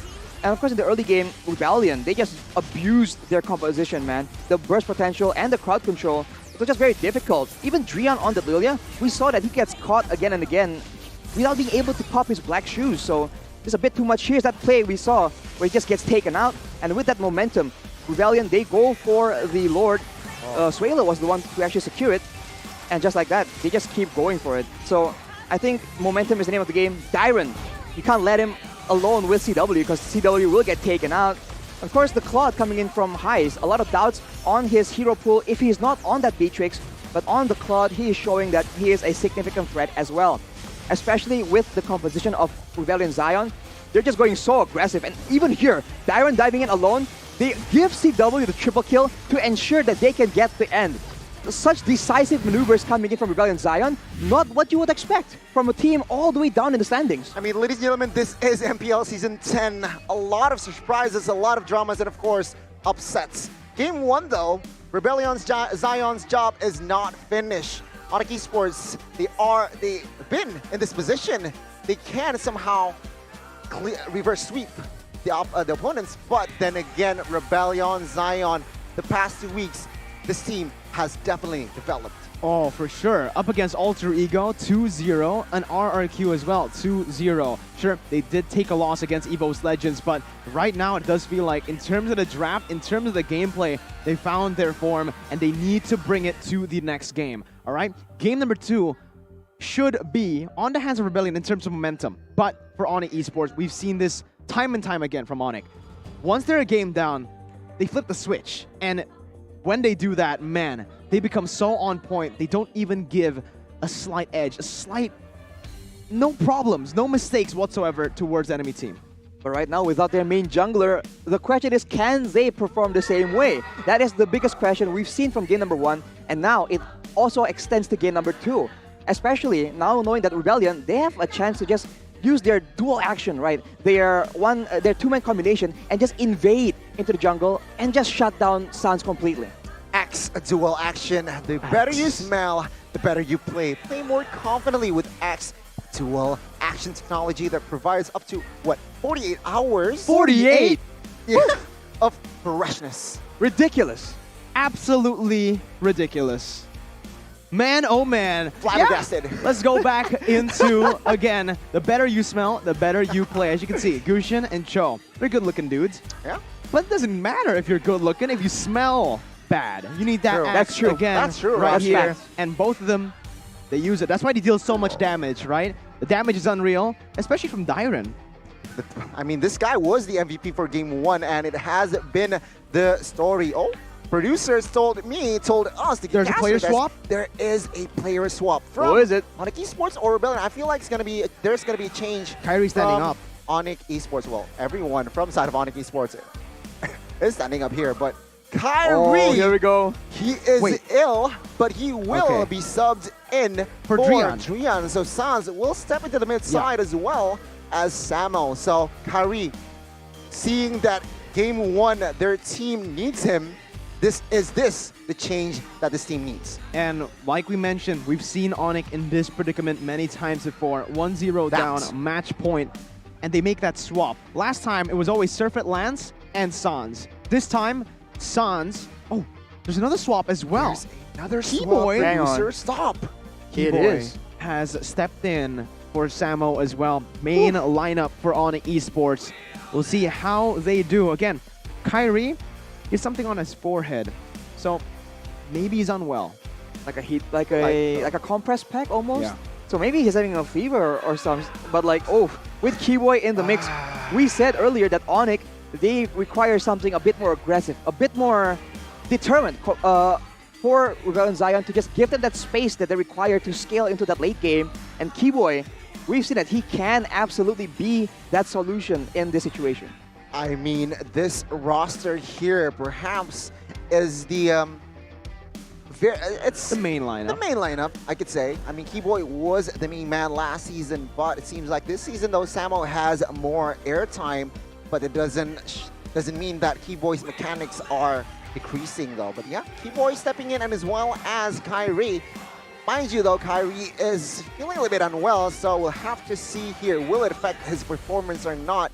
But once again, a very quick adaptation from side of ONIC Esports. Rebellion Zion, how will they go about this, knowing this change? If you were a coach, would you risk it on a Sans that is out of practice or a Kyrie that's feeling unwell? Now we have a chance to actually see which one comes out on top, which one is more effective. That's an interesting question that we never thought we would be asking. But with Janarko working like a bull here, #1 highest kill participation, almost 80%. They don't call him the Blue Bulls for nothing. No. He's an angry bull, and he's a determined one. Yeah, the work rate, man. He's determined. He's merciless. He wants that 2-0. Maybe again. We've seen a very select few heroes, actually, for Region Arco. And most of his heroes are very similar to Venus. Matilda, we've seen Rafaela. Yeah. The Ruby we haven't really seen from Venus a lot, but that's something in his arsenal too. 3 of those heroes. Those are the only 3 heroes that we've seen on Region Arco so far in MPL ID. I think it's great because just stick to the ones you're comfortable with. Yeah, don't really go for something too crazy, especially now that Rebellion need a victory to secure their playoff spot. Arashi, game recap for game #1. Well, it's Swalo up against CW here. And again, CW, mind you, he did have the highest gold, he did have the highest damage, so he was still absolutely relevant in that game. As a whole though, ONIC were just 2 behind, and Rebellion were able to capitalize, and Swalo is partially to blame for that. He was able to provide the burst in the early game, a bit unexpected for us, because we thought in the late game, he was going to be able to pick people off, but in that mid-game, early game, he was able to already do so much damage and facilitate dives as well. So Swalo, a man that you can't count out from Rebellion Zion. Goni mentioned it earlier, there are a lot of other players that you can highlight on Rebellion Zion, but Swalo needs to be respected as well. Well, for the fans, they're still very optimistic that ONIC will stay on top for at least 2 weeks. Here though, Coach Chico, the mastermind behind the draft for game #1, and as well, Aldo, the mad scientist. They're all using the JBL Quantum. Very clean, right? The best in class. Very clean, no? Very clean. Very clean, very sharp to help you communicate. So guys, check that JBL Quantum Man, oh out. man. Man, oh man. Game 2 is about to begin here, folks. Yeah. It's about to begin. Can ONIC Esports somehow force game 3 here is the question, Arashi, because we said this before, right? Rebellion has the momentum, but here's an audience comment from you guys here. Uslim.Farhan. Every team has their own time to go to the playoffs. Keep improving and be better, Bulls. There's a fire emoji too. Boom, there you go. So all of us have different aura, and as well as Rebellion there. I like how all of us have different like fire sound effects, but you know, shows you the diversity we have on this desk. You're fired too, buddy. Thank you. In 1 more minute, we're gonna get into the drafting phase coming here for game #2 between Rebellion Zion and ONIC Esports. And honestly, the pressure is on ONIC Esports. They have their backs against the walls, even though they're #1. But as you mentioned, this is a spot they are very comfortable in, man. They have always been comfortable playing from the back foot. Rebellion, in a way, need to be the ones to be careful. that they don't get suddenly reverse sweep. Let's see. I mean, I feel like sure, the pressure is on ONIC Esports, but on the flip side, momentum-wise, it's on the side of Rebellion, so perhaps pressure is more towards their side here. But let's see. Enough talk. Drafts here for Game 2. Rebellion will still be on the blue side here as ONIC Esports will have the second pick. Rebellion and Zion, are they going to for the similar approach here, letting Fanny go, or will they shake things up? Wan and as well as Kai, same bands here from side of Rebellion, but ONIC Esports. If it ain't broke, don't fix it. This time though, the Fanny, if it's left open, it's gonna be on the hands of someone like Kyrie. So I don't know if you wanna let that go. Rebellion did opt to go for the Beatrix ban. I think now they might just go for the Fanny ban, leave that out. But if they do pick up the Beatrix, Boots' signature, Paquito will be up for grabs. Boom bang! Boom bang, bada bing, but without us noticing, actually, there's technically 3 swaps because Sans is actually in the game. So right now, Kyrie and Sans both very aggressive, and they have Keyboy. Is this hinting at a more aggressive strat? Usually, when we see the double roam, it is coming with Drian. So now we might see a more conventional, aggressive, high-tempo game coming out of ONIC Esports. Let's see. Rebellion with the final ban. They opt for a Valentina. Wow. Ooh, Fanny's open. Beatrix is also you open can see here. Yeb. You can see Yeb. He's nodding. He's like, yeah. All right, I know you want Fanny, Kyrie. All right, I'll give you Fanny. Just ban the Beatrix. I gotta say though, I feel like that Fanny could be fearless. No, I feel like they shouldn't prioritize Fanny. Perhaps. Yeah. I mean, Rebellion, they will definitely not pick up that Fanny. So yeah, ONIC Esports will ban that Beatrix here. Rebellion, Zion. Yeah, Paquito. Same as game 1. The Paquito is just so high impact on the hands of Dairon. So now ONIC, they have to make sure that they get something good for either Sans or Boots, because something needs to be done about Dairon in that EXP lane. If Boots can't bully him, he is going to need the help from Keyboy or Sans. So we'll just have to see what is the solution that they go for. We have a comment here for Rebellion Zion's highs. CW is very good. To face him, we don't have any special strategy. We just play like usual, and so far, it has worked. Same draft again, though, from ONIC Esports. Fanny, Grok. So maybe both teams are going to go for the same draft. The only thing different is the player. Games. So execution is going to come to play here for Rebellion Zion. Last time they went for the Lunox and the Claude. ONIC Esports then responded with Lilia, yeah. But guess what? Lilia is Sans' signature in that mid lane. So Rebellion, if it ain't broke, do not fix it. There is the Lunox. We're just waiting for that final Picaruni. Well, in hindsight, right, game 1, Suelo also deals, I feel like he was the highest damage for his team on that Lunox. Yeah, so probably. Perhaps, yeah, Rebellion still sticking with that same route, but no, Rebellion will not go for that Claude pick. They will immediately pick up that Balman. ONIC Esports now will trade there. They will pick up that Balman. Now, looking at the first 3 heroes here, Rashi, what do you think? Ooh, I think ONIC has a lot more better dive right now, but Rebellion, they have the chance to just overpower Kyrie in the jungle. If Dairon gets rolling, and if Fearless comes into the jungle with him, that is 2 fighters going up against Assassin, when Assassins don't even go, don't usually win 1v1s against fighters anyways. We have a comment from Cole Lewis here though. When Kyrie came to ONIC, when Eric came, ONIC looked more objective. This makes ONIC a lot more stable. But honestly, I think they're not just more objective, they're also just a lot more calculative, because we have seen ONIC just take over games since the early game as well. Let's see here. For the head-to-head as well, you can see Regionarco and Keyboy. Earlier, we had Samo with Regionarco, and Regionarco was able to actually take the edge and the advantage in the game. But what Keyboy brings to the table is completely different, especially with the hero pools as well. We've seen him play more of those pick-style heroes here with the Chos and just those aggressive engagers compared to Samo. He might have a better Grok because that is within his comfort zone. They are going to ban 2 of Regionarco's heroes, the Ruby and the Mathilda. And Rebellion answered with the Lilia ban. Here though, we also have a comment from Boots. Dairon is a strong XP laner, but winning in lane is not everything. The important thing is the overall gameplay. Wise words. Wise words? Well, you can't help but agree with him. Again, the lane is important because it affects the rest of the game. If you can win lane but only stay and you don't translate that lead into anything meaningful, into more pressure, into more roams, into more kills, and maybe shutting down your opponent, it really doesn't have that big of an impact. So again, overall gameplay, I think, as Boost mentioned, it is important. But Dyron has shown in the first game that he can have, a very solid overall gameplay as well. Well, it seems like it's clear. Rebellion Zion, they will try to limit Sansa's hero, and ONIC Esports, they are trying to limit the heroes of Wijanarko here. ONIC Esports in the first pick for second phase will opt for that Masha.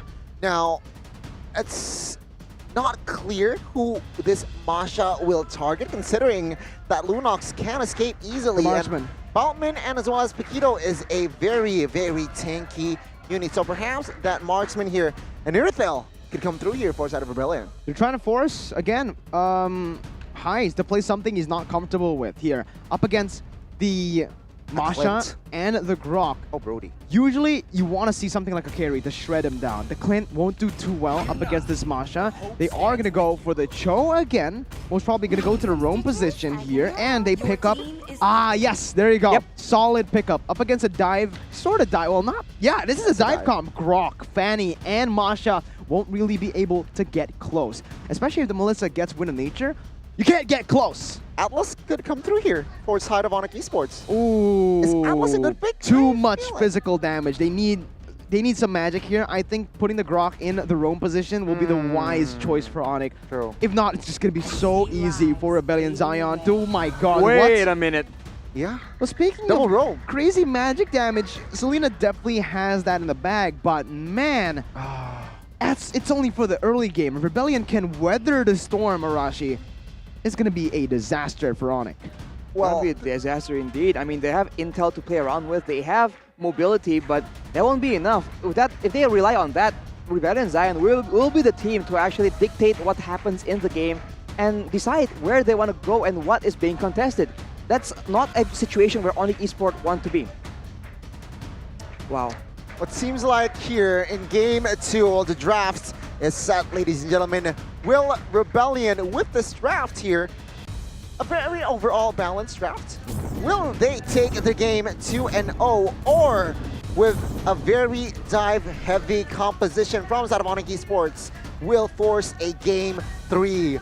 Ladies and gentlemen, grab your snacks, grab your popcorn, and let's just jump into the Land of Dawn to witness game numero 2.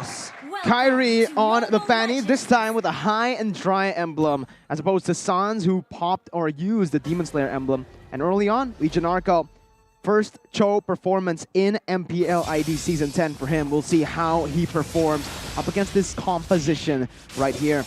They're going to have a little bit more control in the mid lane, I believe, with the Cho up against the Grok, but Sans definitely has more kill pressure. Well, he has more kill pressure early on with the burst available, and of course with the follow-up that can just come out of nowhere. But for now, Rebellion Zion still has the clear advantage, and with that, they're trying to make moves around the map as early as possible. A different approach here from that Fanny. Carry opted for that high and dry, as opposed to game 1, Sans opting for that Demon Slayer, so a different play style. But take a look at the changes here. Talent's prediction by Axe. Me and Arashi here, kinda isolated, don't you think? Well, I'm isolated, but I'm with you, Goni. So, Rebellion for the two of us. And honestly, I find it surprising that you, a hardcore ONIC fan, actually is opting for Rebellion. That's a typo. But again, well, is it a typo? Well, I think that Rebellion Zion, you can't count them out and go for a hardcore early game like this. And of course, ONIC can pull it off, but what are the odds? But right now, they're doing pretty good. First blood for Kyrie.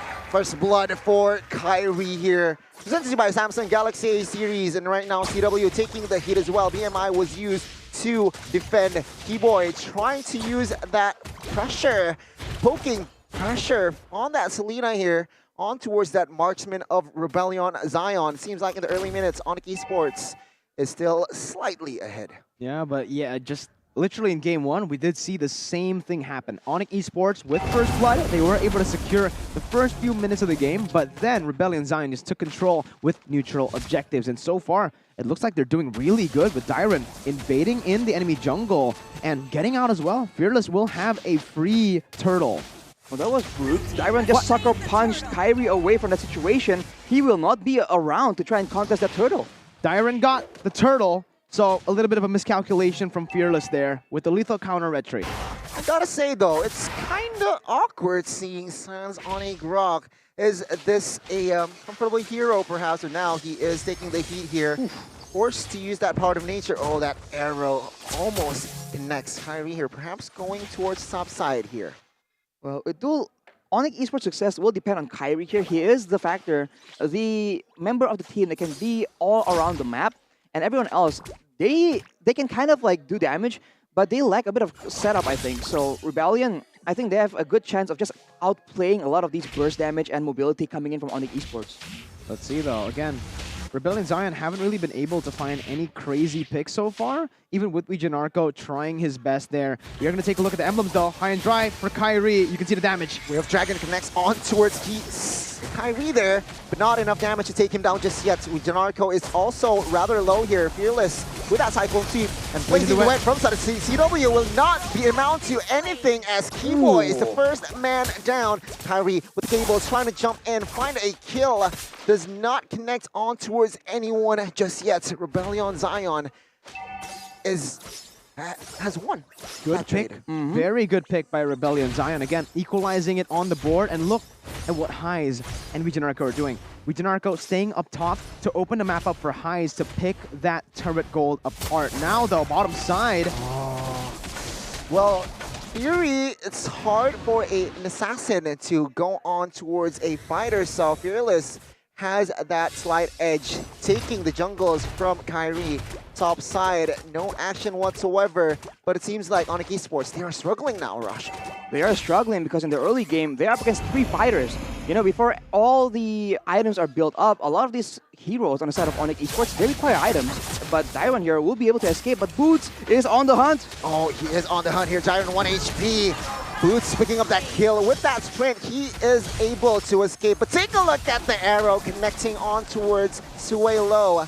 Keyboy will not be able to follow up that up just yet, though. Rebellion Zion.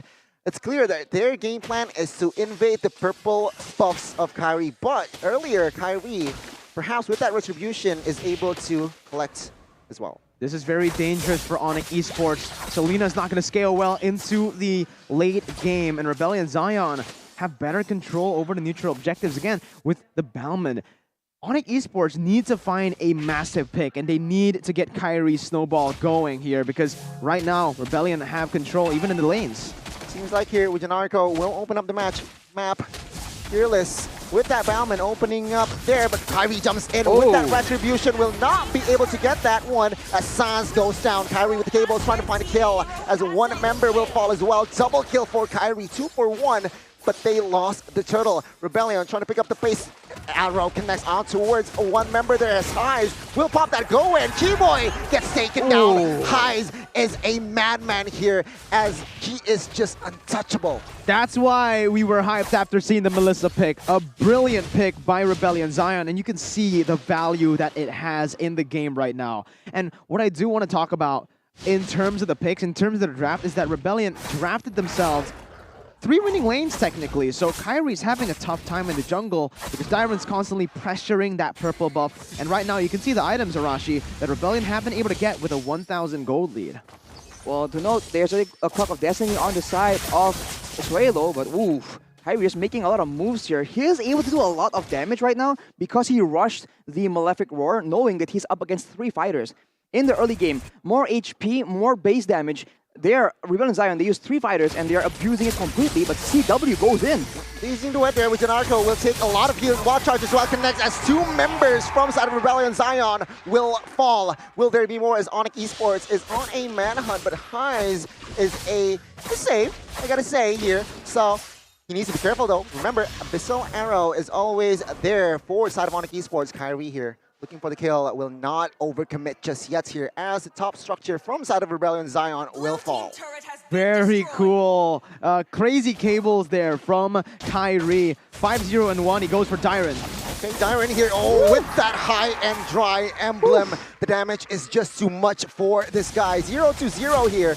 for Dyren.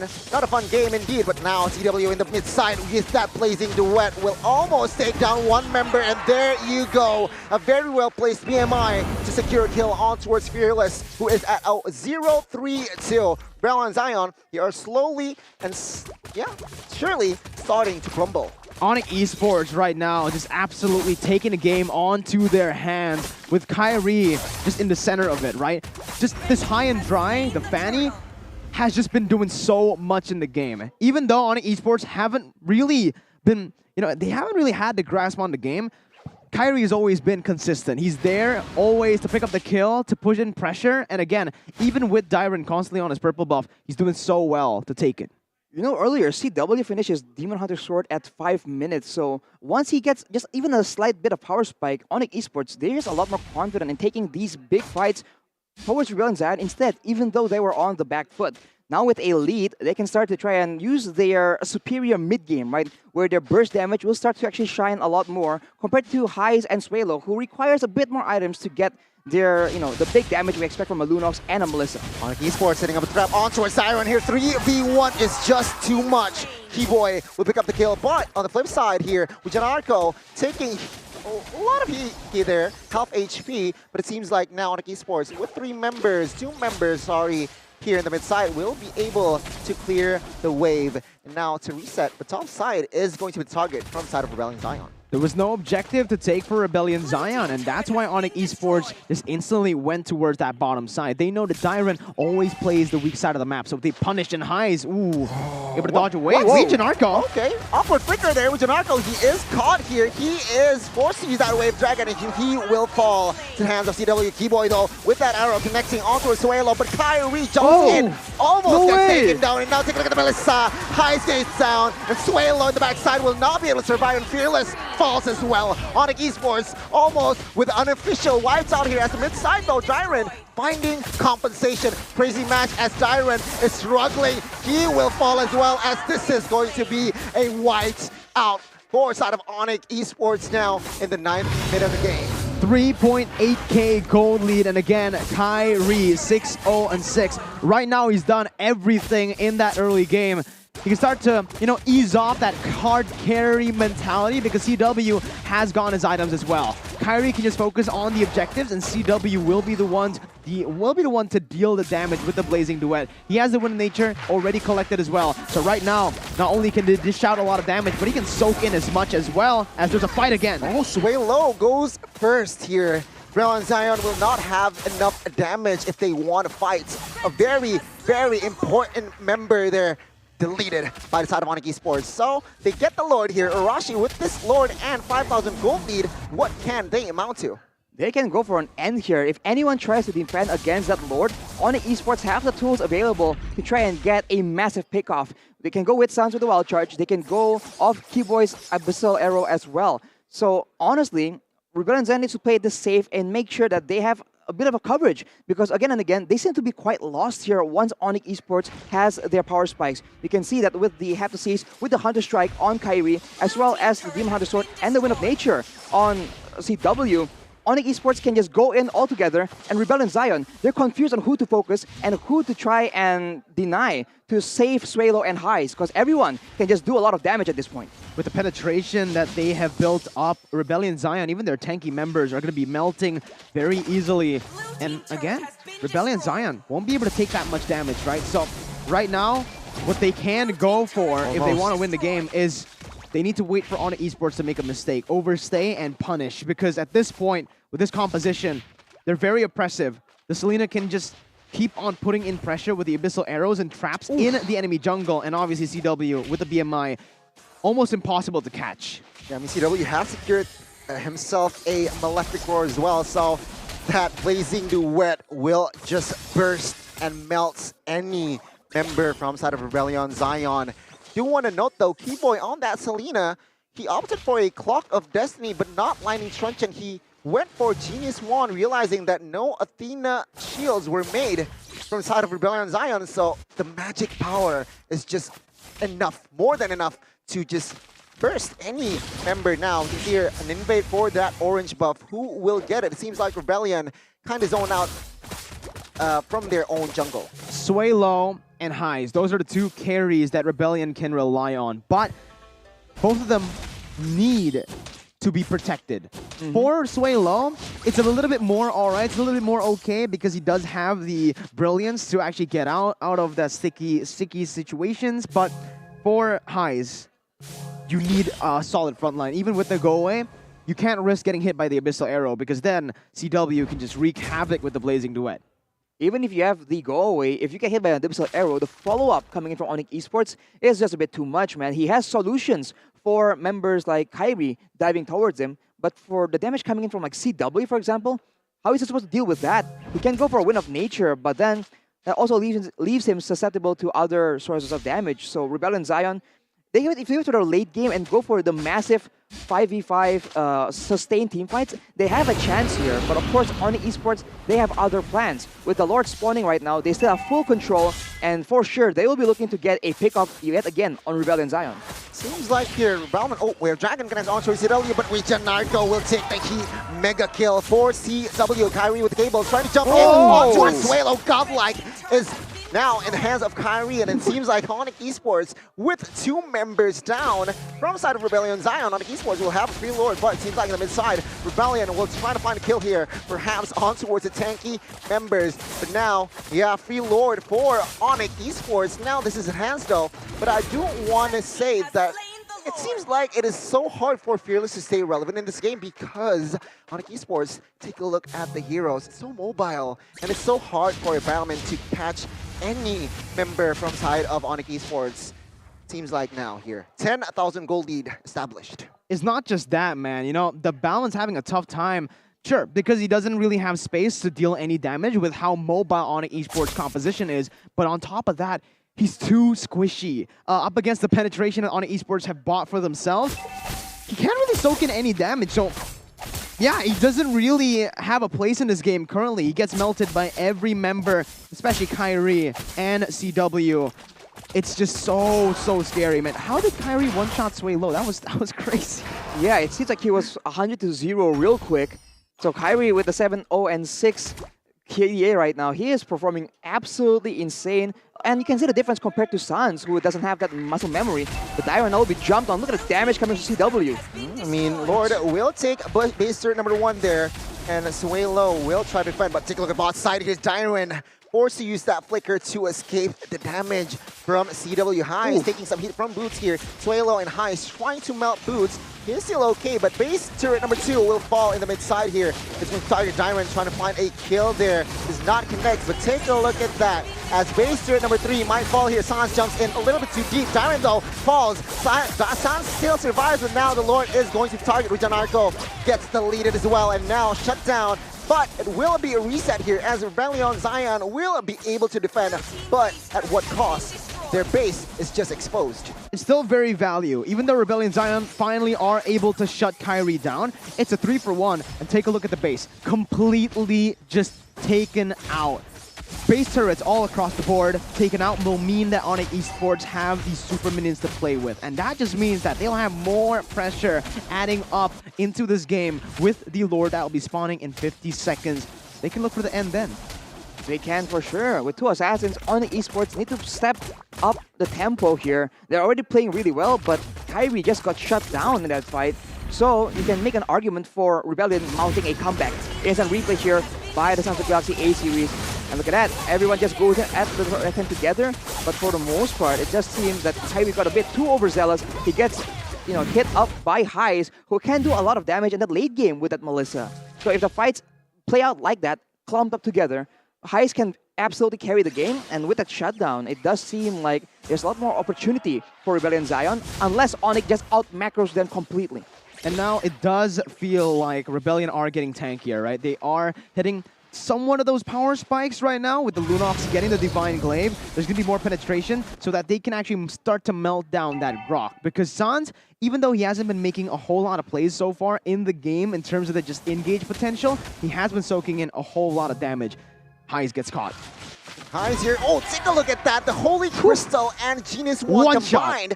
Keyboy just one-shots Highs there. Kyrie jumps in. Luckily, their order of Lions were there, but now take a look at that. We have Dragon connects onto his Kyrie, but no damage whatsoever in the backside, though. Fearless taking the heat from that DHS. And yeah, the backside, Unstoppable will be claimed. Dragon is quite isolated here, but he is a Taquito now. The base is going to target as Boots finds Sway low. And ONIC Esports, they look for a game 3 as Fearless will not be able to survive there. Unstoppable collected, and ONIC Esports, the yellow porcupines here, is back in game number 2. Rebellion Zion will have to get that game 3. Third game forced out of ONIC Esports now against Rebellion Zion. What a brilliant match by ONIC Esports. Again, they were able to utilize all their hero picks in the end. We mentioned that Selena won't really be too much of a threat in that late game, but we were proven wrong because Highs opted to go for full damage, getting one shot completely by the Selena. And that's the curveball, Arashi. Their composition, 4 physical damage dealers, right? So you don't expect the Selena to be able to deal that much damage, and 4 Highs as well. The defensive item he picked up was towards physical damage. Easy one shot, easy pick for the Selena. I mean, you have to respect that burst damage potential, man, especially on against a team like ONIC Esports. So, honestly, if you want to go and itemize without magic defense, sure, you can do that, but you are not allowed to just walk in the jungle like you own the place. You get hit by an Abyssal Arrow, you get deleted. If any one of the thicker members of Rebellion get hit, they can survive that, and Highs can do damage from behind. But Melissa in the front lines, getting hit by skill shots, that is not how you want to play the composition. And I think all the way from the mid game, Rebellion just looked really confused once they lost their grasp on the game, and ONIC, they just seem so much more calculated, and they're used to any kind of curveball you can throw at them. Ladies and gentlemen, I am 0-4-2 voting-wise here. Game 1, I voted ONIC Esports. I lost. I was wrong. In Game 2, I voted for Rebellion. You and I was Arashi. wrong. Well, it seems like now... Who's the analyst now, boys? 0-4-3 perhaps? I'm following the trend here. I'm following the meta. But yes, ladies and gentlemen, Game 3 here in our first match, opening match for Week 6. Rebellion, they won in a rather convincing way in first game, but in second game, ONIC Esports responds back with their pick-off strat themselves. And it seems like in Game 2, ONIC Esports, Keyboy, Super Sub. They lost the grasp in the game, and ONIC's pick-off strategy went well with Kyrie as their jungler.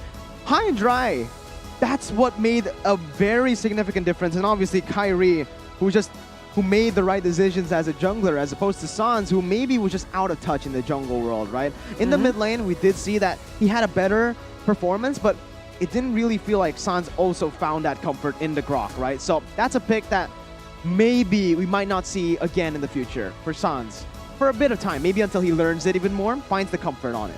Seems to be a situational pick for sure. And Kyrie, man, was it 9-1? So you can't really deny the difference in performance. And with that switch in, with the sub coming in for ONIC Esports, they just look almost absolutely in shape just like that. So that's a scary part, man. ONIC, you claim a victory once, they switch things up, and out of nowhere, they just come out with a winning strategy. They just work so well against you. 4-25 is the score here in kills for ONIC Esports. And by all means, it's a late game. And Rebellion Zion, they have they have 5 items at least, so they weren't completely shut down. They got some resources, they can try and come back, but overall, ONIC Esports, they just know how to play that macro game, play with the vision, and play with that pick-off strategy when all the tools are in their hands, right? They have the crowd control, they have multiple sources of burst, and they have ways to deal with the pressure from Rebellion Zion. A big factor of this game is Dyron with the Paquito, right, is unable to 1v1 against Boots. This is why that Masha is so obnoxious, especially when it comes down to a 1v1 situation. Dyron just doesn't have the same kind of impact we saw in game number 1. And if you take a look at it again, right, CW, again, he's just so efficient. Like, how does he get this much gold every single game? Even when he was in game 1, he lost. That was ONIC's loss. He was still the rich guy, and he still dealt the most damage. And this time, look at this monster, CW. He got it's crazy. 15K gold on a Claude early game. Not really doing well. Again, Melissa was bullying him, but it does not matter. If you're CW, you just find a way to farm up. That is insane for sure, man. I mean, he was, I think with the Demon Hunter sword only, he just went for it. He knows that, okay, I'm not at my full item build power spike potential yet, but I do more than enough. Here's the rich guy by living my Mandiri. And the carry. Again. And the carry. 2 members for 4 titles. Right, and Sans, Sandbag and Forgotten One. He is, absolutely impactful in that Roamer role instead. But look at Dyron though. That's a feels bad, man. I mean, game 1 he shines, but in game 2 it seems like ONIC Esports found the formula to somehow shut this guy down. 0% KP. That's something. I gotta give the MVP to Kyrie though in this game, right? I think so. Sure, it was CW who was farming up a storm and Sans who soaked in a whole lot of damage. But in the early game, they looked shaky because Rebellion Zion were able to win a couple of those lanes, bullying CW, and even in the mid lane, Sans wasn't really able to roam that much. Meanwhile, Kyrie on the Fanny was able to rotate across the map splendidly with the mobility, and he was able to find those pickoffs when ONIC were down. ONIC came back because of those few plays that Kyrie was able to make around the map, obviously with the help of his team, but it was that mobility of the Fanny that brought them the game back. With composition, I think Rebellion Zion had the advantage early on. Again, because of the fighters, right? Fighters are always going to have an easier time in the beginning of the game, and later on, a bit less. But they, I feel like, could have pushed the tempo a bit more. Maybe that's initially why they went for the throw on Wijanarko as well, trying to get some crowd control, trying to get some more pickup potential. But especially with ONIC Esports having Sans on that Grok, that passive, the CC immunity, also makes it very difficult for Rebellion Zion to get any meaningful play going on. And at any moment, there is a threat of the Wild Charge counter-engage and Kyrie coming down to sweep all the kills, cleaning off the board. But now the MVP for this game going to be... You're right, Kyrie. It's 9-1-9. Of course, this MVP is presented to you by Samsung Galaxy A series with a 72% KP. This guy, you're right, enables his team from the early game, getting the neutral objectives, and there you go. And look at the items as well. Defensive, anti-cuirass, and also the immortality later on in the game, respecting the enemy team. But you can see just Kyrie, how was he able to get that MVP here in the MVP highlights by the Samsung Galaxy A series? You can see the cable management is just a lot more, a lot more trained compared to Sans, who, again, is out of touch of that role for a long, long time. And of course, when he uses the cutthroat, he knows exactly which kills require that ultimate to try and pick off. And again, he just gets out with barely enough HP.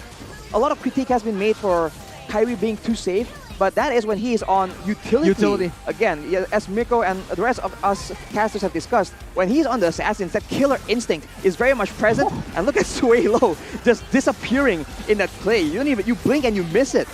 And he does get taken out here. But again, this is a play where ONIC Esports commit to, and they get all the turrets on that base and as an exchange.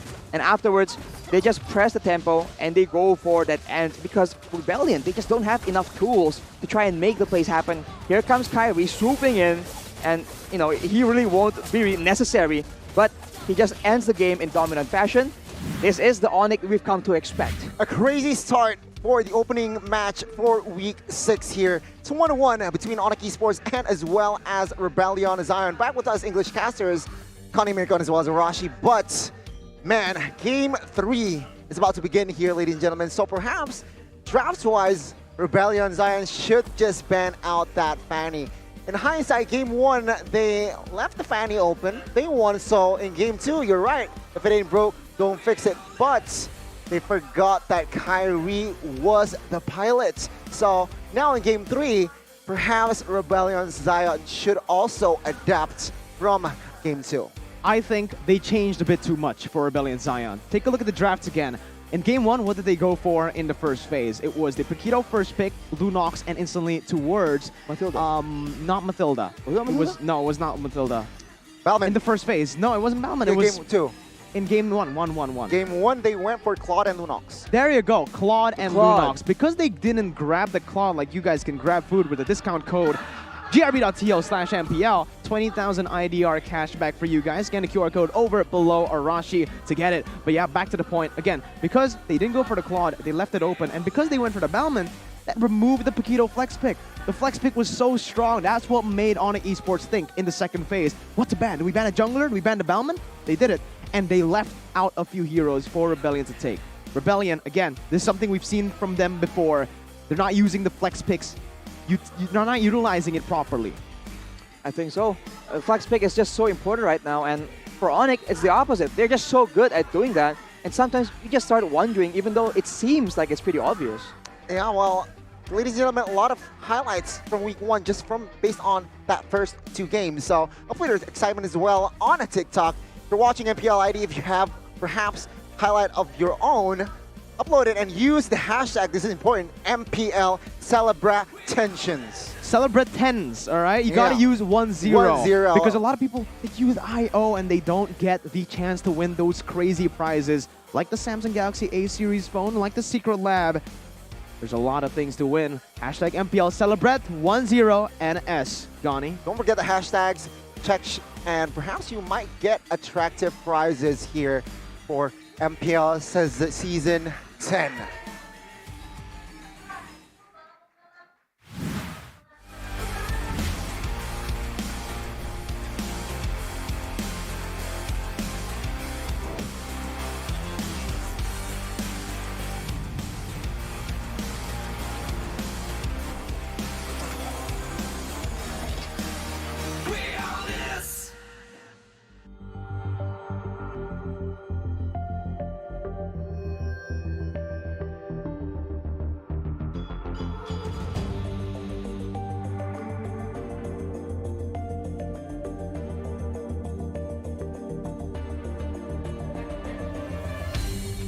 Aku kan berdiri dan terus berlari, terus ke arah puncak tertinggi.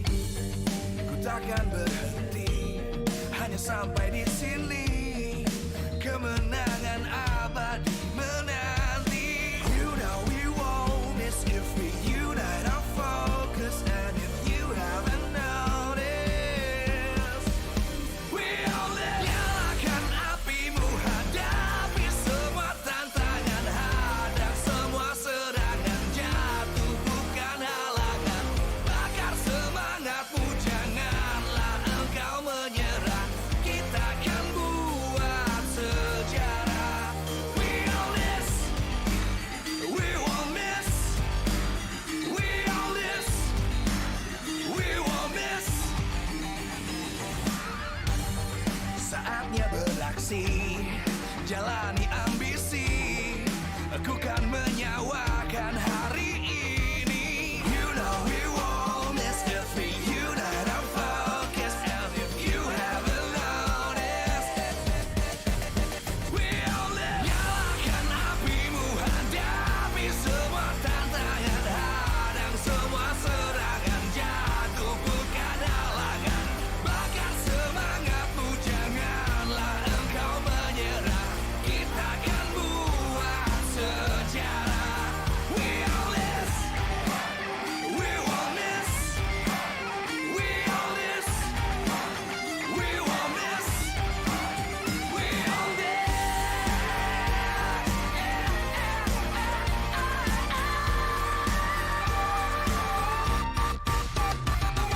Nyalakan apimu, hadapi semua tantangan, hadang semua serangan, jatuh bukan halangan. Bakar semangatmu, janganlah engkau menyerah. Kita akan buat sejarah. We all this.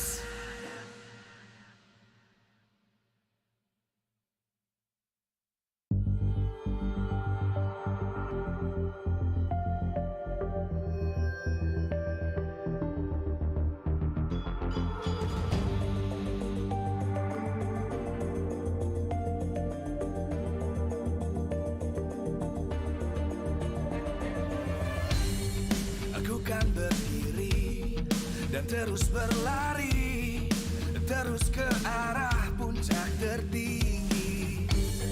Ku takkan berhenti, hanya sampai di sini.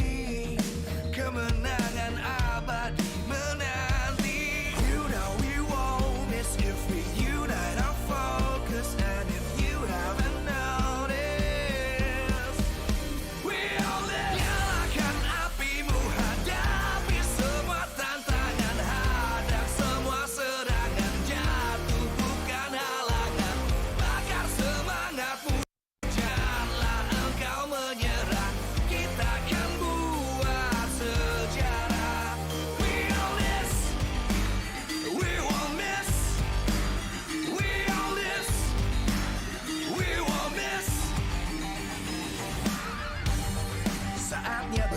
kasih, jalani ambisi, aku kan menyawakan hari ini. You know we won't miss if we unite.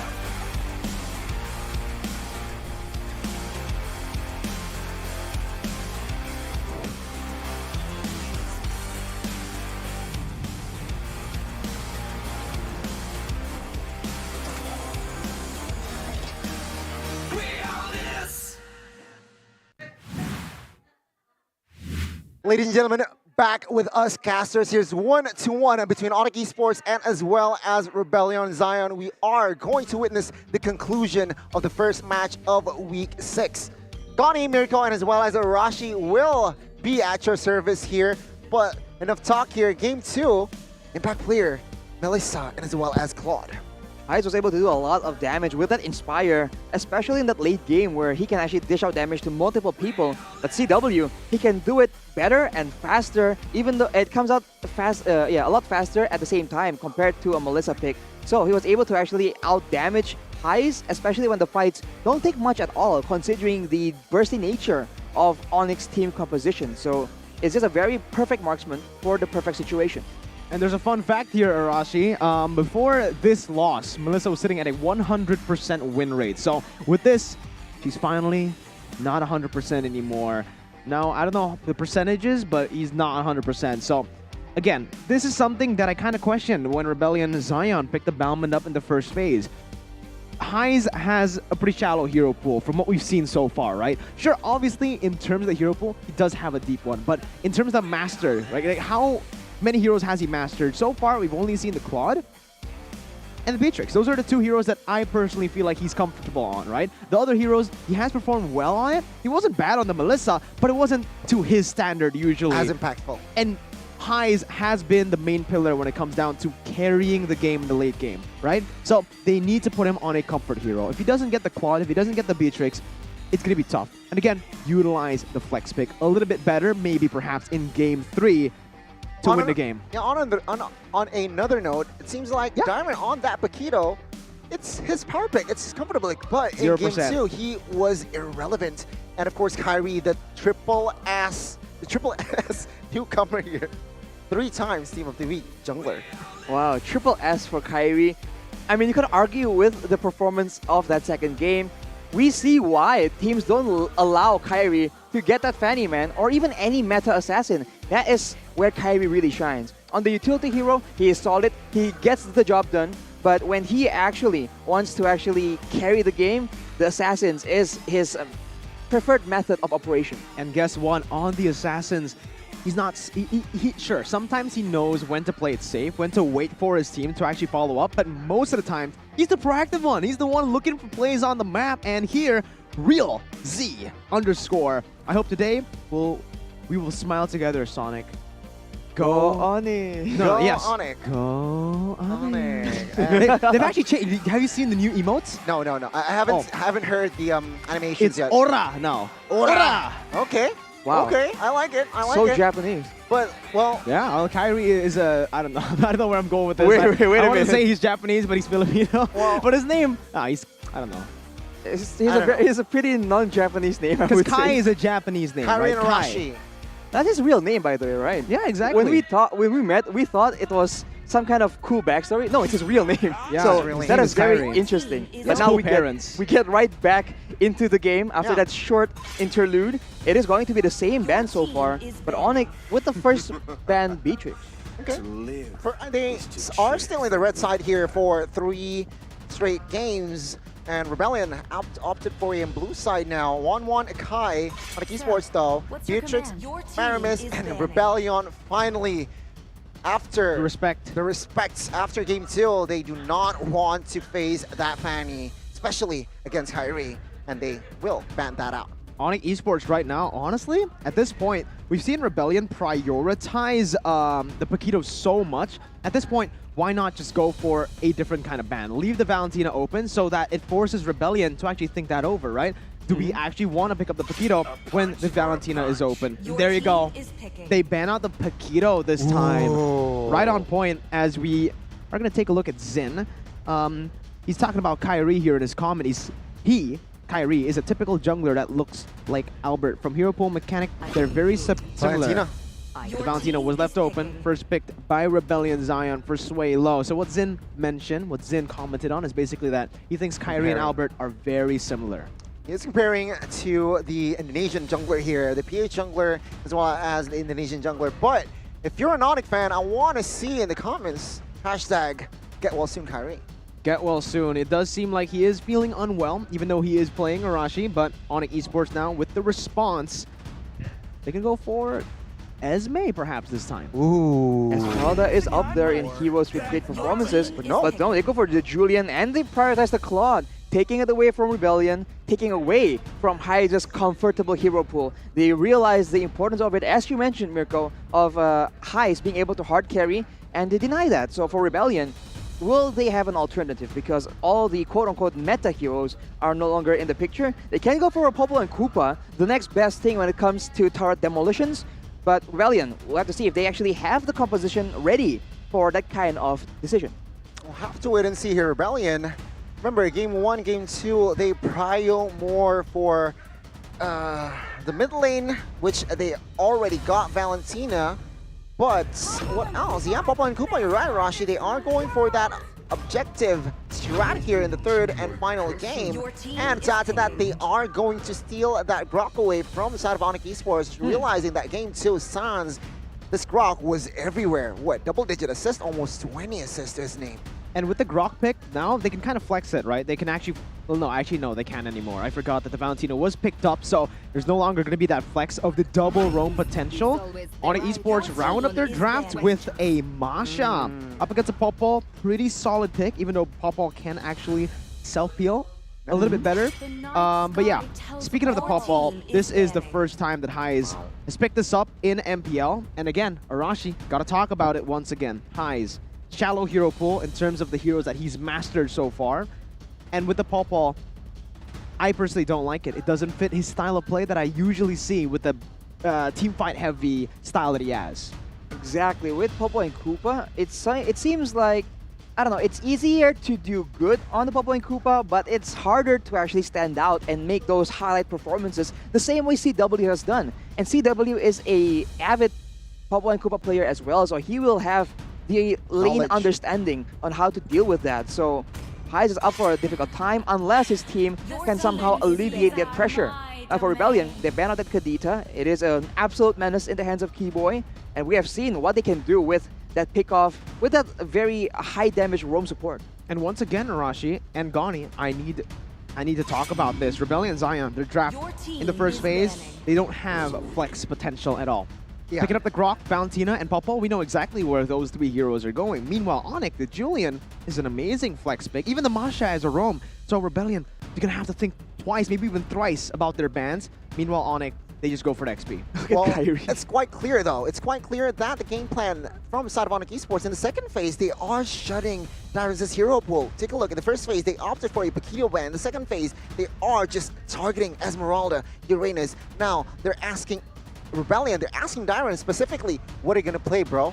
And ONIC Esports here has a slight edge. So Rebellion needs to somehow find the answer. Well, for Dyron, his signature pick back then was that Khalid. We have to wonder if that will come out actually in this game. Rebellion ban out that Yves though, so they want to make sure that they don't lose that completely in terms of AoE. Man. But ONIC, they yoink away that Matilda, that playstyle. So now ONIC, they have chances to make those very bait-heavy, essentially mobile gameplay, where they can just dive in and get out with that guiding wind. So Rebellion, they need some crowd control. They have the Popple and Koopa, but he will, Hyze on the Popple and Koopa will have his hands busy trying to deal with the diving heroes on the side of ONIC Esports. Balman. They secured a Balman and a Benedetta. I was about to mention the Benedetta actually for Dyron because that's the only pick that we have seen him on that has found success other than the Paquito. And obviously the Esme. He's still at 100% with that Benedetta. Obviously with the Benedetta on the Execute last time. Remember, we actually predicted him to go for the Petrify on a Bene, but he went for the Execute and it worked well. For Rebellion, I think it was against Alter Ego. Yeah, when they 2-0'd Alter Ego, they picked the Benedetta in the XP. And with this draft set, I don't know, there's a lot of mobility, Arashi, from ONIC Esports. And that Benedetta will lose the kill pressure that she has up against a mobile composition. Exactly, so you wonder what exactly is Dyron's plan. Is it to be annoying? Is it to actually have pressure in multiple lanes? We'll just have to see, man, because he has shown that he can do it both ways. But the last pick for ONIC will be that Amon in jungle, it seems. Oh. Wow, so it's an assassin. But honestly, there's not a lot of targets that are that priority for him to just dive at. Let's see though, an audience comment here, Arashi from Chacha.intan. Consistency. Don't be toxic because it can affect the mood in the team. Don't forget to pray before the match. Go Rebellion. Hang on. It's a mix. Dream Rebellion, go ONIC, right? Go Rebellion. Well, cool, but audience comment by Falik.rzl as well. Let's stay at the top, ONIC.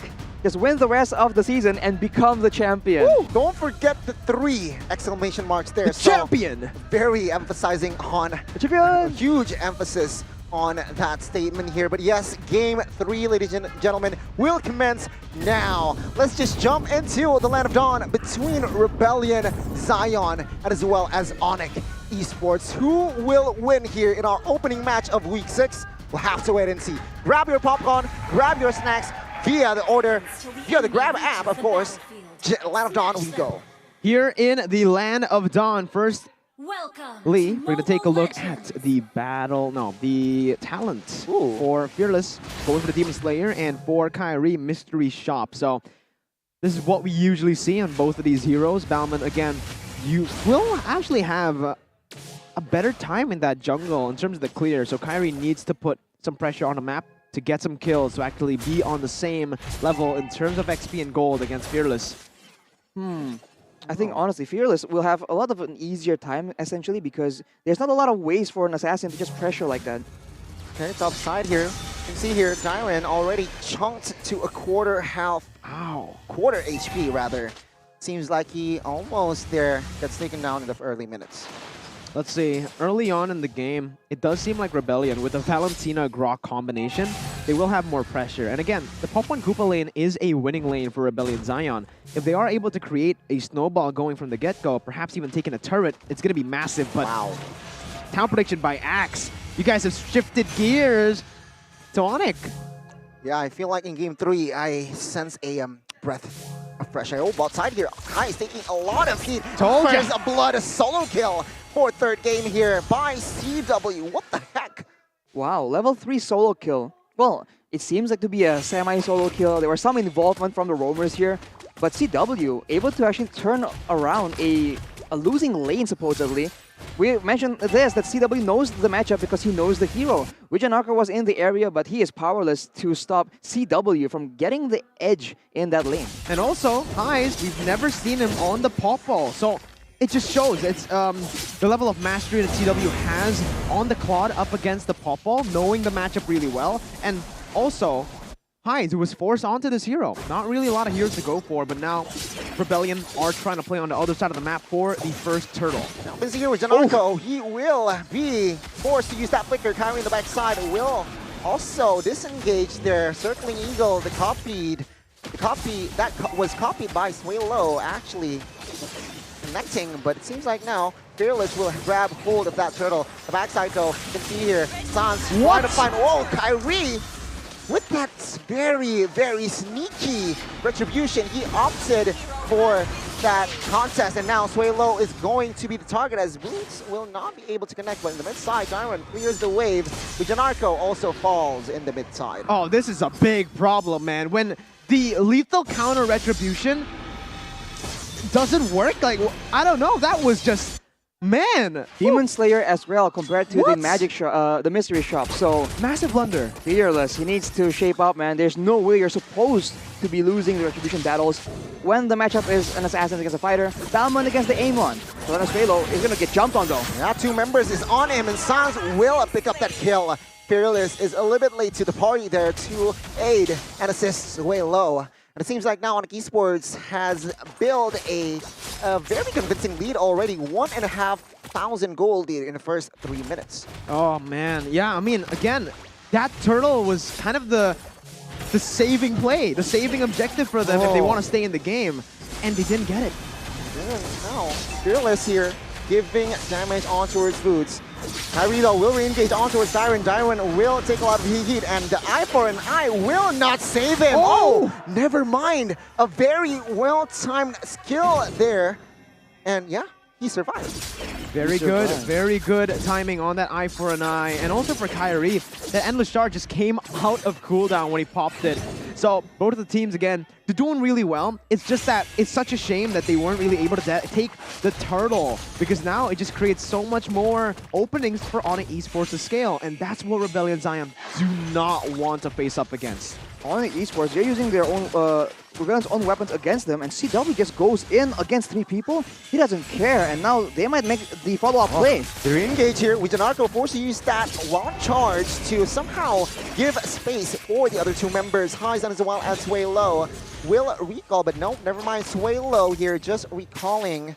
I mean, in the jungles, Sans giving pressure on towards Fearless. Man, Sans on the mid lane is just so aggressive, but take a look at Dyron trying to flank, giving damage on towards Sans here. Kyrie will somehow aid his partner as well. Sway Low, Fearless is ready for a fight. And now we can see here as CW with not pop that Blazing Duet just yet, as Fearless will focus on towards that turtle now. ONIC Esports circling Eagle, connecting on towards Fearless. You can see here as Kyrie will grab that second turtle. And we can see here they want war as Highs will be the first victim. The backside though, Kyrie pops a kill onto his way low. Dyron, which are Arco Fearless running for the hills as they will survive. But ONIC Esports, they are just going ham in the 3rd game. It's an absolute disaster for Rebellion Zion.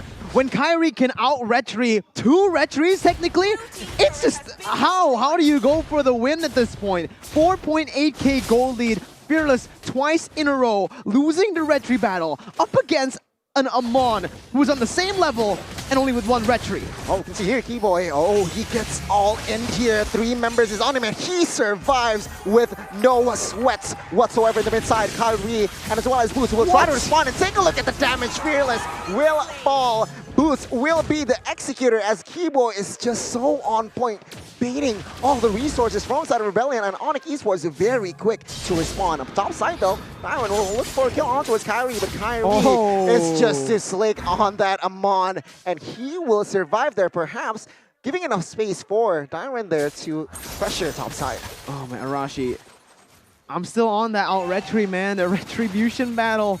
How? I mean, in the previous fight, Rebellion Zion were also having the advantage in numbers because Dyron came down to try and participate, as Boots was able to take out the tower in the top side. So they had the man advantage, and they still weren't able to actually come out on top.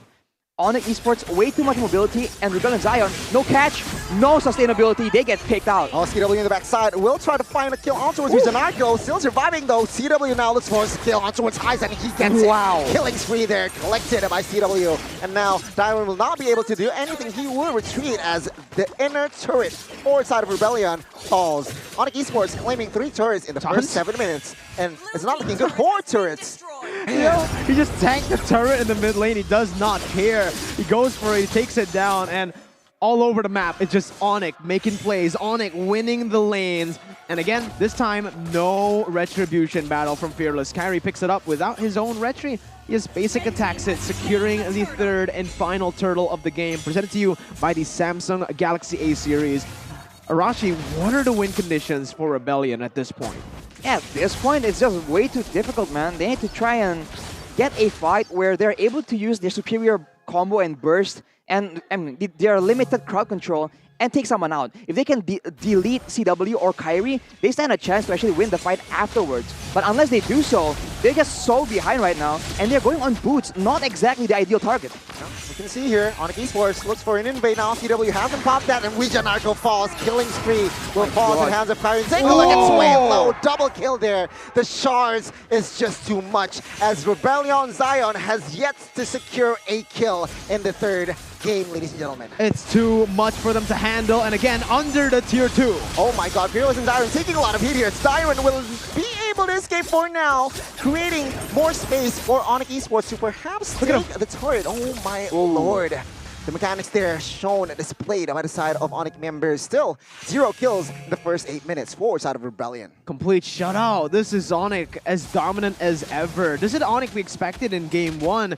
And at this point, right, the 9,000 gold lead in 8 minutes, it's more than 1,000 gold lead per minute. That is just obscene. And Boots, with the Twilight armor, you can say goodbye to the backline because the Thunderclap will deal so much damage at this point. Narco needs to look for a massive play to turn the tides. Circling Eagle, connecting on towards 2 members there, but no follow-up damage just yet on Esports. They will not overcommit on towards this one just yet. Rebellion, they are still defending the mid side, the mid inner turret. Is this the right call though? Narco taking a lot of heat there as Boots flanking. Will not claim its kill on towards this yet, as ONIC Esports will just find a turret in the mid side. Lord will spawn in the next minutes. Of course, that is going to be the main agenda for side of ONIC Esports. Just look at the angles as CW uses the BMI kind of defensively. Goes in, what the heck? Oh, blazing the wet, but cancel instantly there. But CW with that BMI, he gets the outplay. ONIC Esports, they are just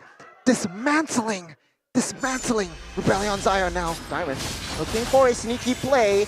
Of course. Meanwhile, Kyrie. HP-wise, yeah, Kyrie is just there, soloing the Lord there. ONIC Esports, they are angry in the third game. Well, Rebellion just lack the setup to try and get those pickoffs, man. They have a lot of burst damage, but you can see by how confident, how careless CW is playing. He's just all the way in the front line, and he is under no threat at all. Even there, the only real engage tool they are relying on is the Circling Eagle, and it takes way too long to punish any kind of overextension coming in from ONIC Esports. If you take a look at the items here for Sans, he's going for that full damage Julian build that we say struggles to succeed, but in this situation, when everyone else, and their opponents are just so behind, it really doesn't matter. Kyrie with the Feather of Heaven, he's also doing a lot of DPS on top of the already insane burst that he provides. And him along with CW, that is a lot of mixed damage coming in, and Rebellion have no real answer on what to itemize on. And just take a look at CW compared to Highs in terms of items. If a quad has that many items compared to a Pawpaw, it's not looking good for Rebellion Zion, as now they're looking for the siege. CW waiting to pull that trigger, and Highs just gets deleted. At the backside, Boots was the main carry there. Just leading Highs 0-4-0 here in the first 11 minutes. Not a good game. Base turret number 1 falls. Sway low will survive with a low HP. Base turret number 2 in the mid side will fall as well. ONIC Esports, can they end with just 1 creep? There you go, the clear. Circling Eagle connects onto his fielders, and we can see the blazing duet connects to Janarko falls, and now Rebellion Zion trying desperately to defend as Sway low falls, and now ONIC Esports will claim a 0-16 in the third game. They are merciless. 0-16, the most dominant game we've seen ever in MPL ID. 16-0? You didn't give them a chance at all. They had nothing to play with in that game. And in terms of turrets as well, Arashi, ONIC Esports ended the game with all turrets still standing. So not only did they shut them down in terms of kills, objectives, and even neutral objectives. Again, the most dominant performance we've seen from a team of all time. Wow. That is just crazy, man. Like Rebellion, they tried their best, but as you said, it just seems like they're not on their comfort heroes, and it shows, man. What? Losing the lane, Popo and Koopa versus Claude, making the jungle, the Retribution battles, won by Kyrie on the Amon instead of the Bauman. ONIC Esports just show again and again that they're attempting to just show that they're different, they're on a different class, different level. They are on a different level indeed. Rebellion, who won the first game, doesn't matter towards ONIC Esports. Immediately the change. Drian stepping down. Sans from jungler stepping down as well. Game 2, Game 3. It's just amazing to watch, to witness ONIC Esports here in the series, managing to stay composed, stay disciplined, and yeah, Rebellion taking another L. Oh, that's a heartbreaking L to take, Arashi. 0 kills, 0 neutral objectives, 0 turrets. Did they even get damage on the turrets of ONIC Esports? They did get damage, or was that the minions? Again, I don't know. Exactly, it's just so difficult, and the fans are saying it's cool up in the top side of the standings. This is the winning moments here of that game. It was close, man. I mean, Rebellion taking ONIC to a best of 2. Yes, they were up against not the main lineup in the first game, but it's still a feat to be respected. But they have a lot of holes that can be exploited, and today they learned that the hard way, but they are going to improve for sure. 0-15, if not 16. The king of the sky, stay strong at the top. Ladies and gentlemen, another W addition to the side of ONIC Esports here, solidifying themselves. Even though they lost the point, the first game doesn't matter, right? Game 3 was just a very strong showing from the side of ONIC Esports. What can they do to a team? Well, they can absolutely destroy They them can in make the you game. look like yeah. amateurs, bro. Yeah. Oh man. Yeah, you're right. I mean, That's a ranked game. that was yeah. Look at It how really felt CW like- was playing. He was How Claude. did he in solo the, killed a Pawpaw level 3 as a Claude? He's Claude in the front line, Oh man. under turrets, tanking turrets just to take out turrets. Like, who does that in the Even MPL? Sans. Arashi. What? Yeah, the The MPL shampoo going. legends for all you legends, ladies and gentlemen. They definitely had their shampoos So- head and shoulders. Let's talk about the interview. Butter, Mongstar, take it away. Yes, Bude Clara Mongstar di sini udah bersiap untuk ngobrol dari Raja Langit yang udah ada di sebelah Bude. Pastinya ada Sans. Congratulations. Thank you Bude, thank you. 2-1 kalian tutup dan game terakhir lagi bagi-bagi telur. Enggak, emang kalah aja tadi. Oh, tapi penasaran banget sih. Mungkin semua orang juga bertanya-tanya, ini Sans kayaknya ada kemungkinan balik ke jungler lagi ya? Tadi udah main jungle tuh, ini ya. lagi gimana nih? Ya tadi aku ada main jungler game 1 ya. Kan di ONIC emang kita ada banyak pergantian gitu kan. Aku di jungler bisa, di botlane juga bisa, di Mage juga bisa. Ya, jadi di ONIC tuh bisa ganti-ganti juga. Luar biasa banget loh. Tapi di game pertama ketika pergantian itu kayaknya belum mulus ya. Sehingga diganti ke game kedua atau pergantian ini apa nih? Kenapa? Nggak tahu tadi game 1 Vaniku terlalu oleng kayaknya. Makanya diganti dulu. Jadi aku pindah support lagi. Ngoleng. Ya ngoleng. Gimana nih top global Fanny kita ini? Soalnya udah jarang juga pakai Fanny sih, nggak ada latihan, tapi tiba-tiba kan Fanny-nya dilepas sama dia, ya udah kita pakai aja. Oke, dan pada akhirnya kalian berganti kembali di game kedua, game ketiga kalian nggak kasih ampun ke Rebellion. Apakah sebenarnya kayak kemenangan kalian tuh kamu lebih seneng bersih 2-0 atau perjuangan dan dramatis 2-1 kayak tadi sih Sans? Ya sebenarnya lebih seneng 2-0, tapi soalnya kan lebih cepat pulang juga, 2-0 juga enak dapat poinnya. Lebih suka Enak sih.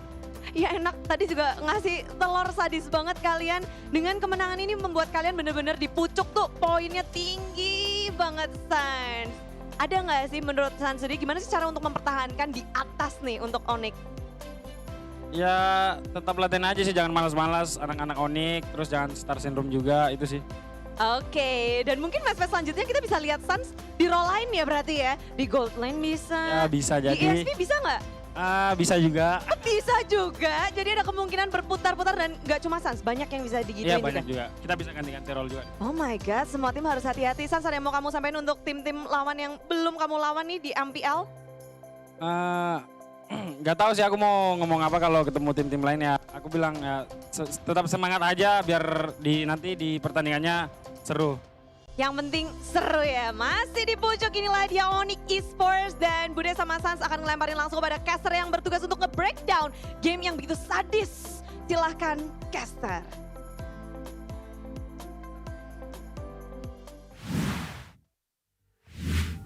Thank you, Clara Mongstar, for the interview and as well as Sans. But let's jump immediately with 0-16 here in the third game, 11 minutes of game time. 11.5 minutes. And look at the item difference. It's just heartbreaking, as Mirko mentioned. Sans here going for a lot of burst damage. And the fact that he and Kyrie has some synergy here doesn't make the job any easier for Rebellion Zion. We see Athena shields available for Dyron, Fearless with the Radiant Armor, Vijanarko with Radiant Armor as well, but they just fall like flies in the face of an almost full inventory slot Amon from Kyrie. So it was just very difficult. And as we mentioned, they just have a lot more security. They have a lot more burst damage, right? And they also have a lot more mobility, and they have a Matilda. So in combination, that just means that Rebellion Zion, they are never able to actually punish any mistakes coming in from ONIC Esports. Which is why CW, he was playing like there was no threat at all. And can you even blame him? He was getting full value, and he wasn't losing anything.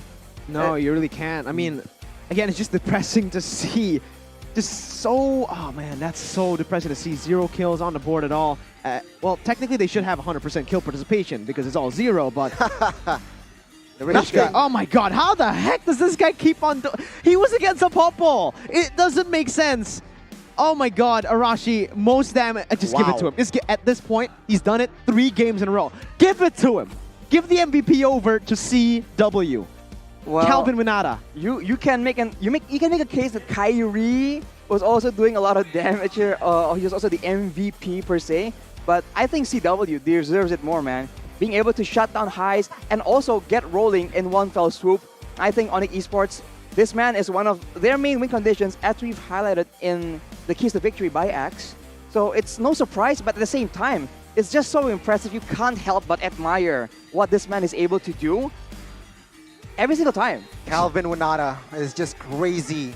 3 games straight. Rich guy in the carry, collected by this guy. And let's take a look at the MVP presented to you by Samsung Galaxy A series. Without a doubt, 505 on a cloud. CW. Oh man, 505, 936 GPM. I think, yeah, he has the #1. He's #1 in terms of the average GPM in MPL ID Season 10. And Arashi, walk us through what happened. How did he do it? Well, he played it safe until he knows it is time. Once the team makes a call, once it is time for them to just pop off, he just goes in, no hesitation, and he always waits because there's a lot more heroes like Kyrie on that Aimon, like Sans on the Julian that take the attention away from him. So once he goes in with the Blazing Duet, all Rebellion Zion can do is just back away. And if they don't want to take the fights, the burst damage coming in from ONIC, it just comes out a lot faster. So they're content bursting someone down to half HP and then backing away. They can rinse and repeat until they get a value plays. And CW, he just needs to adjust and play accordingly. Do I want to go all the way to the back line? I can do so. Do I want to stay all the way in the back line in case there's some punish attempts? I can do that as well. So him being able to just switch it up, right? Going all the way diving in the back or staying behind, that just allows ONIC to just feint again and again. And Rebellion Zion, they just keep biting it, man. And like it just allows them to get punished so severely. And as we mentioned, it's just painful to look at. Painful to look at and crazy start for week 6. I mean, ONIC Esports, they lost the first game, but it doesn't matter. Game 2, Game 3, they demolished Rebellion Zion here. So they somehow give a little hope there in the first game, but they just shattered the dreams of Rebellion to claim a full point against ONIC Esports. But in a bit, we are going to listen, of course, by TikTok, the player comms here. How do they communicate in the full of series? Rebellion Zion and as well as ONIC Esports, ladies and gentlemen. So let's now jump to listen the highlights by TikTok. Nice banget, Fred. Masih ada sundul, dia masih ada sundul ya. Udah sundul. Anjay. Darat ya tuh ya. Nice coy. Masih bisa gas ya, masih bisa gas. Nice coy. Nice. Gas banget, nice banget. Anjay, keren banget, Cok. Pencet flicker, Cok. Rentin low flick. Oke. Ini kenal Lira nih mau nggak? Boleh, boleh. Semangat, Dek. Bisa mid, bisa mid. Mid aja. Bisa end gak sih? Bisa. Tenang, coy. Boleh. Fokus end, tangan darah. End, fokus end. Tor. Nice, nice banget. Enis, alhamdulillah. Ada masuk sini. Go TW. Kamu bang, tunggu duluan ya. Gue bisa balik. Lihat, slow banget. Nice bang, boleh bawa guys. Bawa ya, bisa bang. MM-nya dulu guys. Go TW. Nice. Gua fokus mekanik ya. Dua juga. Nice. Satu aja guys. Kena MM-nya, Cok. Nice. Ini nih Cok dulu. Oke, orang dulu ya. Kena lagi kayaknya. Lihat Pakito dulu guys. Ada yang 06. Pakito dulu. Nice. Reset ya guys. Satu game lagi. Nice game. Nice. Oh, nice guys. Jeez. Udah flicker bot. Jeez. Nice. Aman gak? Flicker dia. Bot kill 2. Ulti grok. Si target guys. Nice. Mati. Lihat Bennett mid first bang. Mana aja itu? Kiri soalnya. Udah hancur banget Popon. Mati Popon. Nice banget bud. Tuh kestun berapa orang. Gua TB juga agro ya. Masih gua TB agro guys. Gua hilang imo. Nice, bantai dulu. Bisa orang lagi udah habis ya. Nice banget. Nice, guys. Nice. A very, very entertaining comms there. All 3 games, and Shush was a wild. Sheesh was There was a appeared lot there. of sheeshes there. A lot of Was it sheesh there, Keyboy? especially I don't third know. game. I think it was Keyboy. I think Keyboy, Whatever it is. CW, I don't know. All of them perhaps together. Were they calling Kyrie Bang? That's What? kind of funny. They're calling him Bang. You're funny. Yeah, Bang Kyrie. Kyrul. All right, That's his nickname in game. It's like an honorific, so they're calling Kyrie that. I think it's mildly entertaining for sure. But you can see how clear the comms were, especially the dives. Right, diving is where there's a lot of risk involved, but high reward. And we can see, I'm tanking, I'm managing the aggro. We hear that again and again. So ONIC, they're just so clean, man. It's crazy. Their calculation is immaculate for, I feel like, Game 2 and as well as 3. But ladies and gentlemen, today it's not over.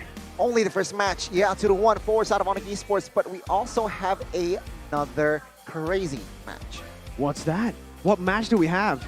EVOS and as well as Alter Ego. But on another note, if you guys want to find an account, Mobile Legends account perhaps, check out Blee. Complete your Mobile Legends account and get up to IDR 40,000 rupees cashback. Check.blib.li/sahabatmine. And another addition as well, if you guys want to watch offline in the MPL Arena here in Jakarta, you guys can also get your tickets on Blee because it's been fully packed here and there. You guys might be able to get the playoff ticket if you get it early. So go ahead and check Blee out right now. And obviously, Rashi, we also have a voucher code that will be shown very, very soon right here on your screen. There's also going to be a QR code for you guys to check out.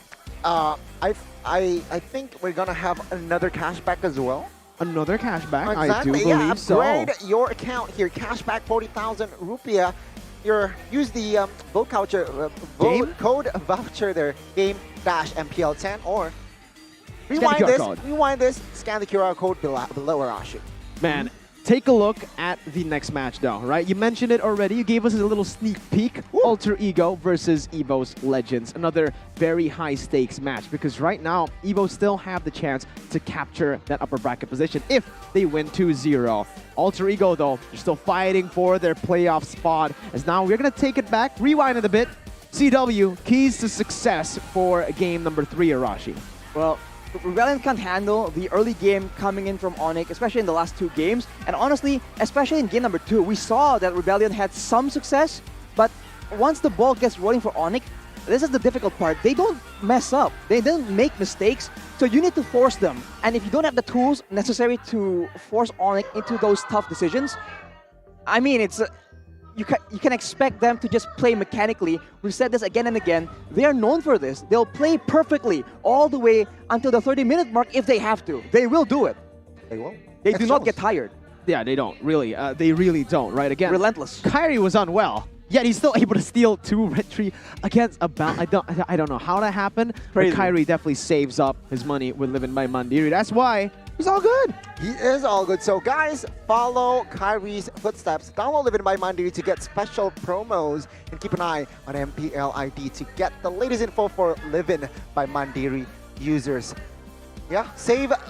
I mean, you need to save and as well as invest. Just check out Living by Mandiri. Man, oh man. All you need to do is download it right now and you guys can get the chance. But every time you store money with Living by Mandiri, you get Living points, Arashi. Woo! And those Living points can get you free skins in MLBB, free food on GrabFood. There's just a whole lot of things you can do with practically free money, Arashi. I think that's why CW was able to get the rich guy 3 games in a row. How? Game 1 they lost. Yeah. But he's got rich it. guy. He is just he's rich. Doesn't matter. He's a rich man. Like Arashi.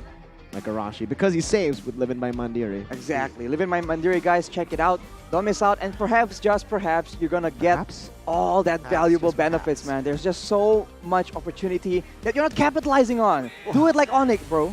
You need to capitalize on opportunities. You need to capitalize on the enemy's mistakes as well. And who's the enemies in life? Enemies in life? Yourself. Oh! Got some deep quotes coming in on the English Casters as today, boys. Deep thoughts with Albert Seraphine Ghani, ladies and gentlemen. Thank you for saying my full name. You're welcome, man. Frederick Dihanlo.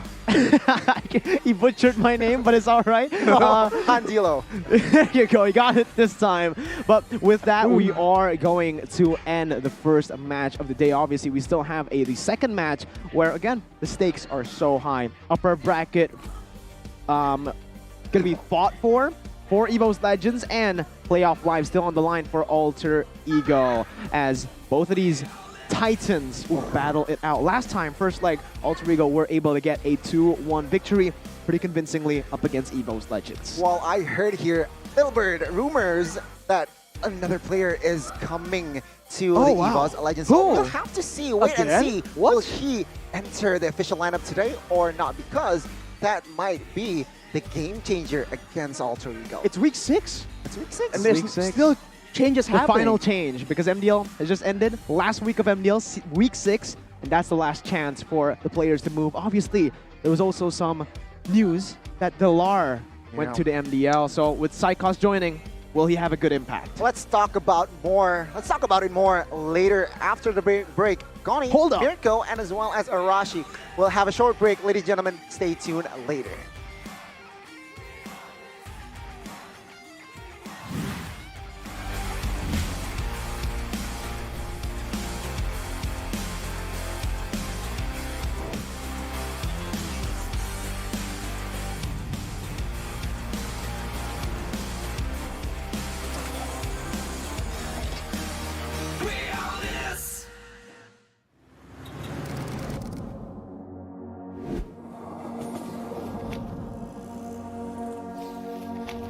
Kita nih di sini nggak masalah kalau mulai dari nol lagi, kayak kita berkembang bareng, improve bareng, ya kayak apapun yang kita pengen lakuin ya kalau bisa bareng gitu.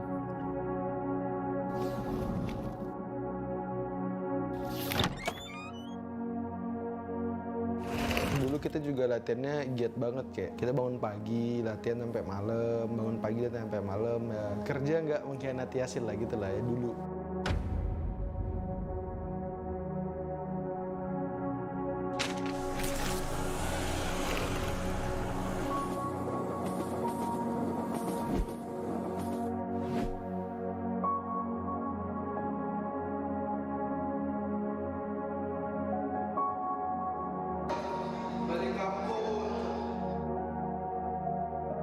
Pertama kali sih kenal Mobile Legends tuh dulu download Mobile Legends kan, nggak ngerti kan mainnya gimana, terus hapus, terus habis itu lihat temen-temen sekolah pada main, punya aja rasa kayak oh temen-temen gue main semua nih, kalau gue jadi yang paling jago pasti keren nih kan, ya udah gue download lagi, main lagi. Dulu sih nggak ada apa-apa sih, nggak pernah mikir apa-apa sih dulu, kayak ya udah jalan aja, sekolah juga tetap lanjut, bedanya cuma tinggal Jakarta aja dari orang tua gitu doang. Nggak sempat kepikiran sampai jadi pemain profesionalnya sih. Tiba-tiba diajak si Edward main masuk Esports tapi jadi cadangan doang kan.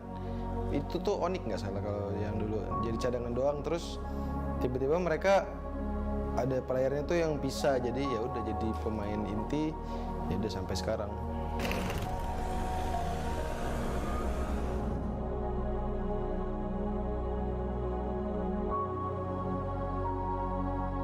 Waktu itu kuliah tuh, wah kenal tuh yang namanya Mobile Legends. Kebetulan skillnya juga ya enak banget buat dilihat ya, maksudnya wah ini kayak kenal nih skill ini nih, ya udah jadi enak dimainin dan ngerasa bisa juga, wah kayaknya punya chance nih, punya kesempatan buat masuk ke dunia porsinya di game ini loh. Pas ditawarin masuk ke ya udahlah kita buat, kita cari. Nah di situ si Aras tuh bilang, man ini kalau lu masuk di sini lu harus stay di GH di Jakarta kayak gitu. Nah di situ lah tuh mulai pusing lagi, kayak waduh harus jauh dari orang tua nih, gimana nih kuliah gimana nih, udah masuk semua tuh di situ tuh.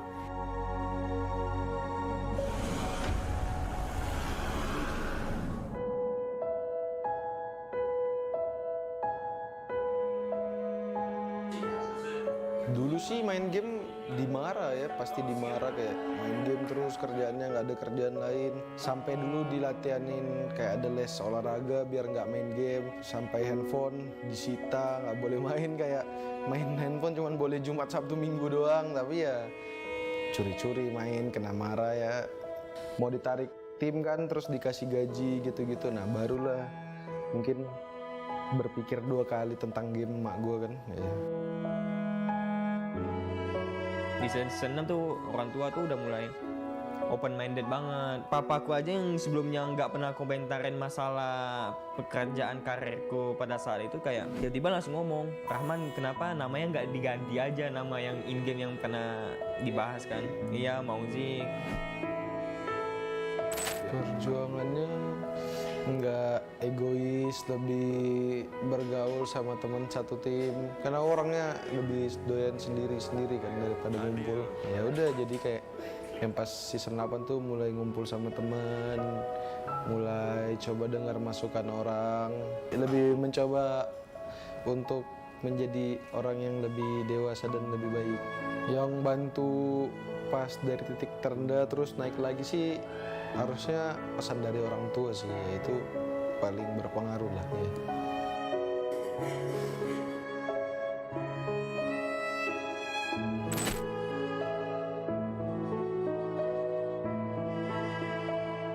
Kalau pengen pindah segala macam tuh ada. Kayak gue kan orangnya yang selalu overthinking gitu loh. Cuman apalagi kalau udah masalah tim, apalagi karena yang masalah ke personal, per individual, terutama gue sendiri. Kayak misalnya titik jalannya tuh udah gak ketemu ya udah. Ujung-ujungnya overthinkingnya tuh udah jauh banget. Aduh pengen pindah dah. Orang yang pertama kali gue ceritain kan ya ke orang tua. Kayak ngomong, Mak, bagus Rahman pindah apa enggak ya masalah tim. Emang kenapa timnya gini-gini. Mama sama papa kan pengen ngeliat Rahman tuh angkat piala di AE kayak gitu. Dengan kata-kata yang bisa dibilang ya itu tuh kayak ada harapan gitu loh, kayak ada cahaya harapan gitu yang gue rasain pada saat itu. Males kenal orang-orang baru kayak dari manajemennya gitu-gitu. Terus 2 ya emang udah nyaman aja di sini kayak sama orang-orangnya, semuanya lah. Kan juga udah banyak yang dikorbanin dari jauh dari orang tua, bikin pendidikan juga. Terus ya nggak mungkin ya nggak mungkin rehat kan, nggak mungkin kayak gitu. Jadi ya emang harus diperjuangin aja. Jadi ya semangat aja terus biarpun banyak rintangannya. Alasan kenapa gue bisa cinta banget sama tim ini ya di AE karena kita tuh pengen ngebangun yang nama sistemnya kekeluargaan gitu loh. Jadi kayak kita punya mindset ya kita harus naik bareng, ya turun bareng, apapun ya bareng gitu. Sampai titik mana momen kita pengen dibeliin device pun ya semuanya harus dapet. Saran gue sih ya buat player yang baru join ke dunia e-sport ya terutama, kalau bisa ya ekspektasi lo dan harapan lo ya, harapan sih boleh gede, cuman kayak ekspektasi lo ya jangan gede gitu. Kayaknya harus tetap down to earth sih, jangan cepat star syndrome. Jangan sombong lah, tetap humble biar nggak kepala gede. Terus kalau kepala gede itu kan udah pasti jadi latihan males, jadi ya itu pasti berpengaruh kepada permainan gitu bro.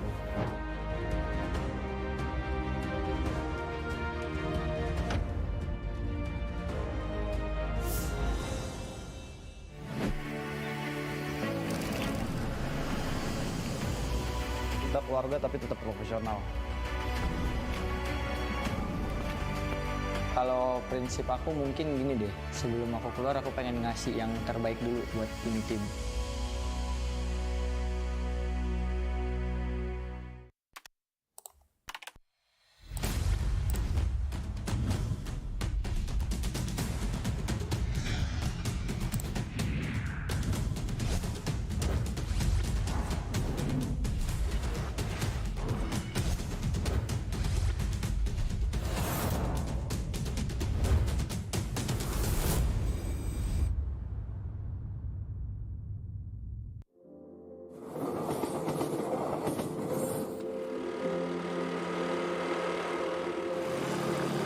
Anggi, pekerjaan saya baru-baru ini jadi driver Grab. Umur saya 23 tahun, saya super fans dari ONIC Esports.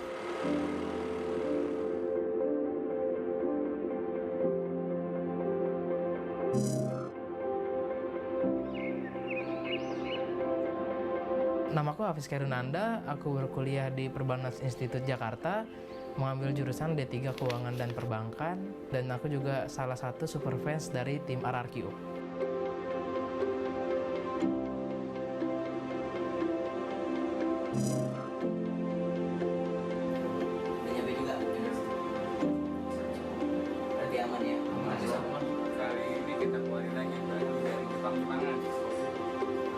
Halo, nama gue dan Diovar.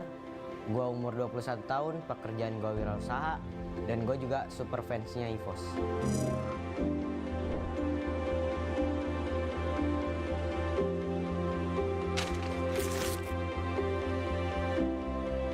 Sebelumnya tuh kerja di toko daging, saya job desk-nya jadi admin juga, nge-slash juga gitu ya. Jadi terus malamnya jadi driver Grab buat cari-cari tambahan.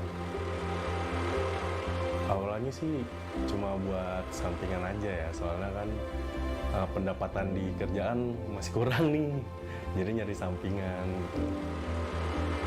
Tapi setelah resign, jadi saya siang driver Grab juga, malam driver Grab juga.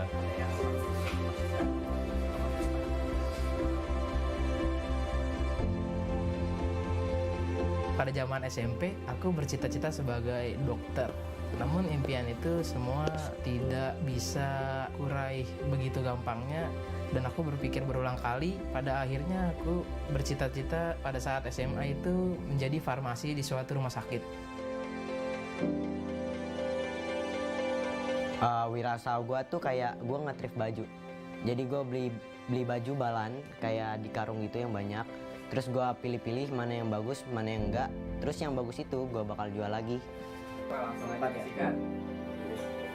Gue mulai thrifting itu sejak 4 bulan yang lalu karena mulai ramenya kan thrifting gitu-gitu. Jadi akhirnya gue berani coba buat ngejualan baju. Oh gitu, udah nyampe barangnya? Ya udah bagus. Soal pengalaman ya, kebetulan sebelum di toko daging itu juga saya kerja di retail gitu kan. Jadi terbiasa nih ngelayanin customer gitu ya.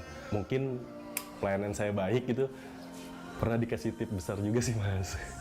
Waktu itu saya antar orderan food nih, saya sapa gitu dengan baik lah pokoknya sebelum saya antar, setelah antar juga. Terus pas di jalan pulang gitu, dapet mas tip. Lumayan tuh, ada pujian juga, kayak ramah sih gitu.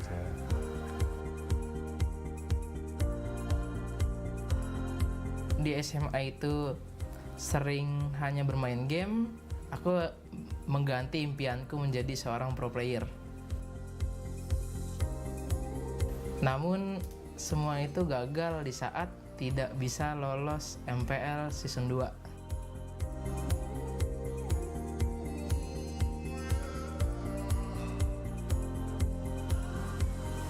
Sebenarnya sih ada naik turunnya, jadi kadang di luar ekspektasi, kadang sesuai ekspektasi. Jadi gue harus ngikutin alurnya sih, alur sosmed yang lagi zamannya gitu. Kadang juga lebih, alhamdulillah. Kalau nggak lebih ya syukurin aja apa yang ada.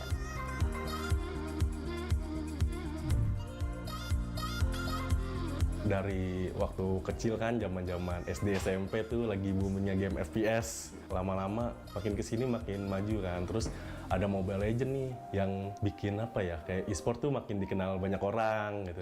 Jadi suka sih nontonin. Kebetulan di season 2 kan, di season pertamanya ONIC langsung bagus tuh. Regular season peringkat pertama, walaupun di playoff-nya ya sedikit goyang deh. Masuk ke season 3 kan, jadi gabung deh gitu kan, ONIC NV sama ONIC Esports. Makin suka gitu kan, kebetulan tim baru terus makin kuat banget nih, isinya bocah-bocah gitu kan.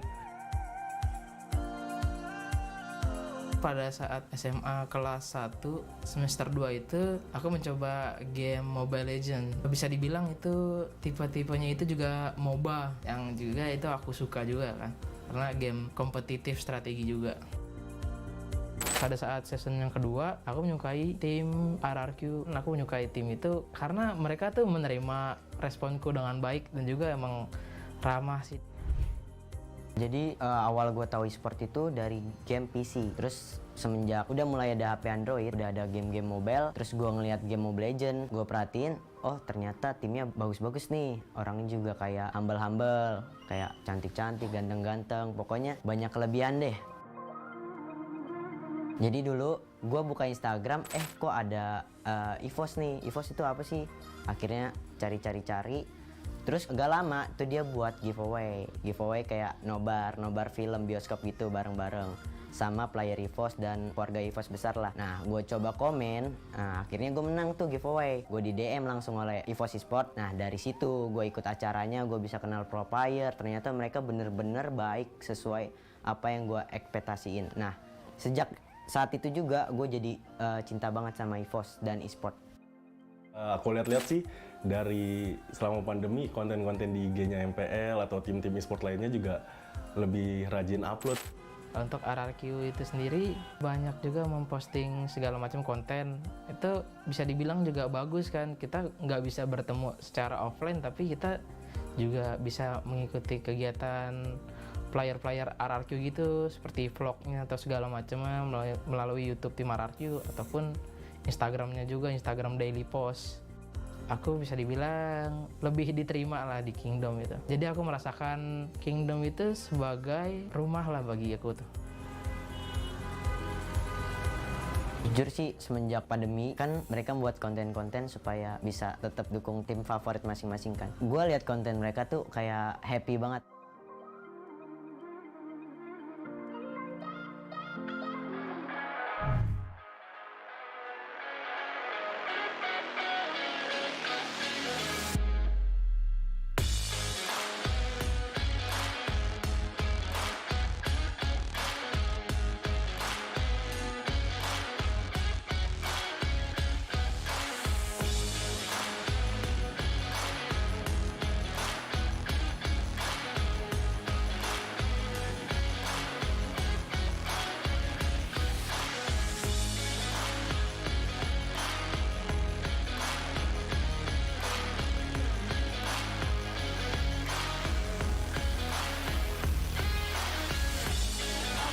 MPL Arena, boleh minta tepuk tangannya?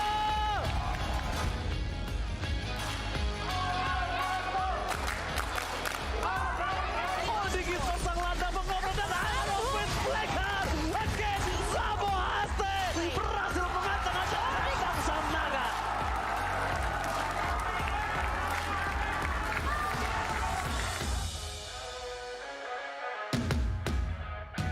Cloud-nya hilang, kemenangan seperti tidak hadir untuk RRQ. Oh my god, ini bencana.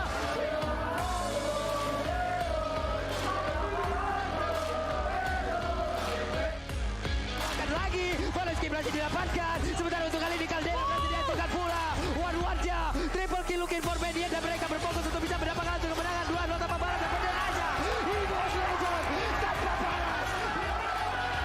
Kalau dari gua MPL season 10 aturan-aturannya mungkin lebih dipertegas lagi. Kayak misalkan di dalam stage tuh waktu nonton kan nggak boleh pakai balon gitu ya.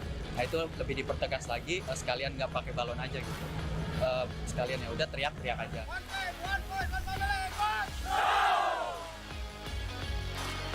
MPL sangat bagus sih. Aku udah ngerasakan MPL yang tertunda begitu lama di Surabaya dan berbagai macam dengan MPL sekarang udah semakin bagus.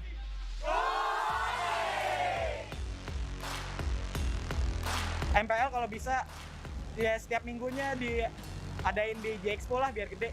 Alhamdulillah lancar karena sesuai jadwal itu masih ada yang 2-0. Jadi masih sesuai jadwal. Mungkin nanti ada misalnya yang 2-1 gitu kan nggak ini juga kan. Nggak possible juga untuk jam-jamnya nggak tepat waktu gitu.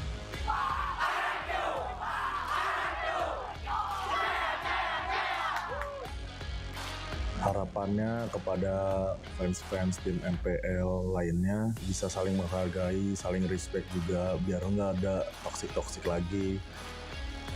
Untuk para pendukung online, semoga kita lebih akur lagi dan tidak ada toksik ataupun provokasi di kolom komentar chat agar kita bisa membangun scene kompetitif Mobile Legends yang lebih sehat lagi. Harapan gua buat kalian yang mendukung tim-tim favorit kalian, jangan toksik, berikanlah hal yang positif. Dan gua harap kalian juga mendukung terus MPL ID, karena tanpa kalian, tanpa teman-teman, pasti MPL ID nggak akan sebesar ini. Begitulah perjalanan dan perjuangan para superfans dalam mendukung dan merayakan MPL ID season yang ke-10. Mereka tetap hadir untuk mendukung keberlangsungan MPL ID dan menjaga komunitas MPL ID dengan sportivitas. Mari rayakan dan dukung semarak MPL Celebration Season yang ke-10. We own this.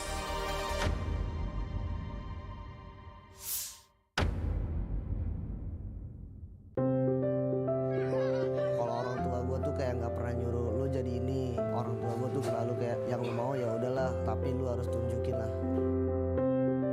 Kata saya lu nggak sekolah-sekolah, itu biasa nggak danuin. Dan ntar gue Deden punya gaji gitu. Liatin aja dah Deden gitu. Gue nanya lah ke almarhum bokap gue lah, mau yang mana? Terus kayak dia jawab ke RRQ aja. Jadi Matt ada bilang, kenapa pada saat aku bisa main bagus, Max gak ada di tim itu? Kenapa pada saat aku main yang kurang bagus, ada Max di sana, gitu loh. Matt selalu ucap tante, Mami gak usah khawatir, ada aku di sini. Mungkin karena itu juga kali ya bikin susah majunya mungkin. Soalnya kan harusnya emang dia bener salah, tapi gue malah belain mungkin.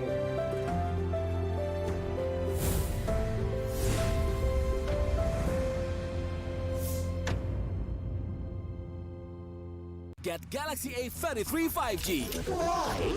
Because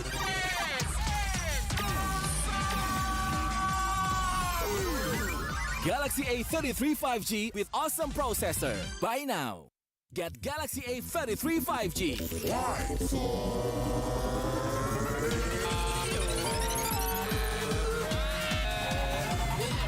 Galaxy A33 5G with awesome battery. Buy now. Get Galaxy A53 5G. Why? Because this is smooth. Galaxy A53 5G with awesome smooth display. Buy now. Get Galaxy A73 5G. Why? Because this is awesome. This is awesome. Awesome details. Awesome details. Awesome details. Galaxy A73 5G. Take more awesome details. Buy now. Baru Axe Dual Action versus parfum.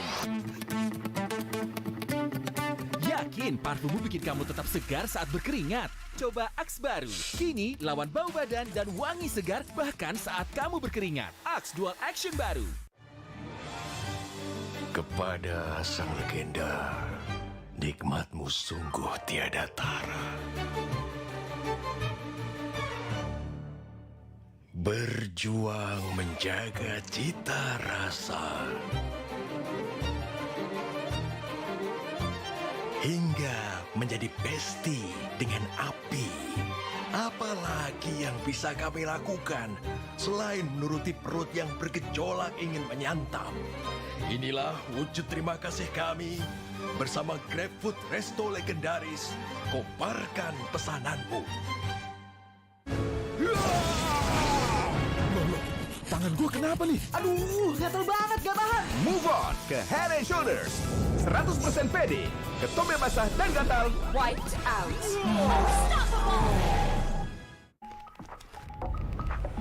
Beli beli hihi. Beli beli beli beli. Beli beli pasti ori. Beli beli Pasti ori. Beli beli. Download sekarang. Pasti puas, pasti beli. Beli beli. Beli beli. Beli beli beli. Gratis ongkir. Beli beli. Gratis ongkir. Beli beli. Download sekarang. Pasti puas, pasti beli.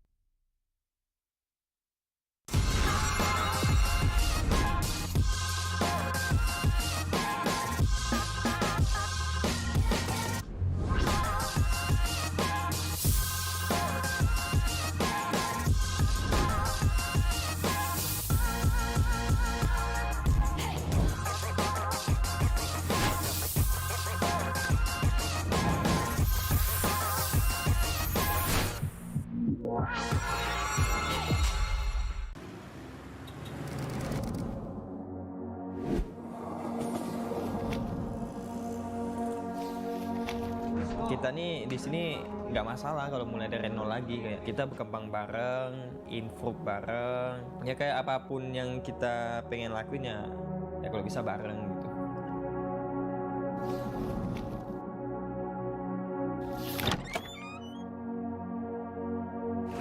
Dulu kita juga latihannya giat banget, kayak kita bangun pagi latihan sampai malam, bangun pagi latihan sampai malam, ya kerja nggak mengkhianati hasil lah gitu lah ya dulu.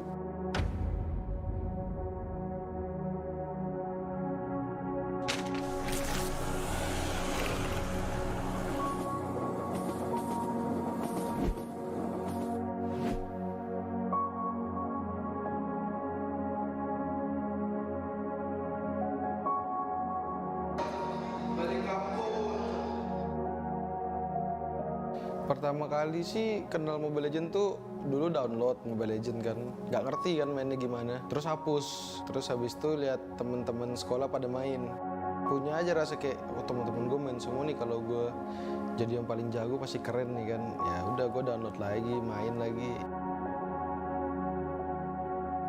Dulu sih nggak ada apa-apa sih, nggak pernah mikir apa-apa sih dulu, kayak ya udah jalan aja, sekolah juga tetap lanjut, bedanya cuma tinggal Jakarta aja dari orang tua gitu doang. Nggak sempat kepikiran sampai jadi pemain profesionalnya sih. Tiba-tiba diajak si Edward main masuk Esports tapi jadi cadangan doang kan. Itu tuh ONIC nggak salah kalau yang dulu, jadi cadangan doang, terus tiba-tiba mereka ada playernya tuh yang bisa, jadi ya udah jadi pemain inti, ya udah sampai sekarang.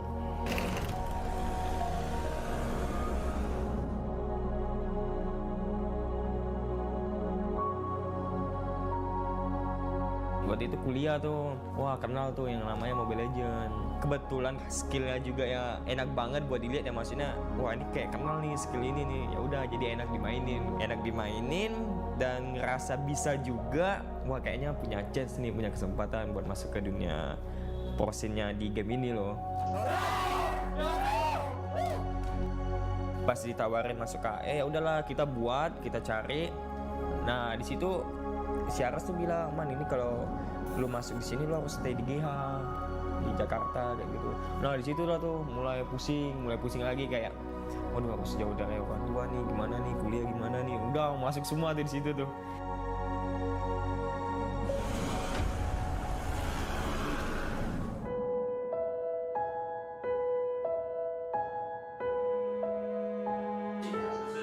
Dulu sih main game dimarah ya, pasti dimarah, kayak main game terus kerjaannya nggak ada kerjaan lain. Sampai dulu dilatihanin kayak ada les olahraga biar nggak main game. Sampai handphone disita, nggak boleh main, kayak main handphone cuman boleh Jumat, Sabtu, Minggu doang. Tapi ya curi-curi main, kena marah ya.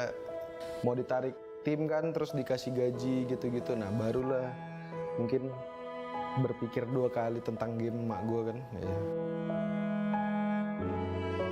Di season 6 tuh orang tua tuh udah mulai open minded banget. Papaku aja yang sebelumnya nggak pernah komentarin masalah pekerjaan karirku pada saat itu, kayak tiba-tiba langsung ngomong, Rahman kenapa namanya nggak diganti aja nama yang in game yang pernah dibahas kan. Iya mau sih. Perjuangannya nggak egois, lebih bergaul sama teman satu tim, karena orangnya lebih doyan sendiri kan daripada ngumpul. Ya udah jadi kayak yang pas season 8 tuh mulai ngumpul sama teman, mulai coba dengar masukan orang, lebih mencoba untuk menjadi orang yang lebih dewasa dan lebih baik. Yang bantu pas dari titik terendah terus naik lagi sih harusnya pesan dari orang tua sih, itu paling berpengaruh lah ya.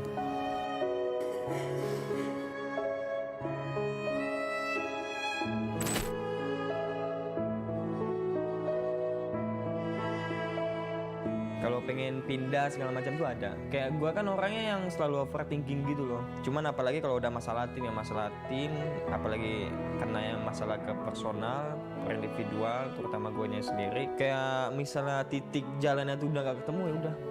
Ujung-ujungnya overthinkingnya tuh udah jauh banget. Aduh pengen pindah dah. Orang yang pertama kali gue ceritain kan ya ke orang tua. Kayak ngomong, Mak, bagus Rahman pindah apa enggak ya masalah tim. Emang kenapa timnya gini-gini. Mama sama papa kan pengen ngeliat Rahman tuh angkat piala di AE kayak gitu. Dan dengan kata-kata yang bisa dibilang ya itu tuh kayak ada harapan gitu loh, kayak ada cahaya harapan gitu yang gue rasain pada saat itu.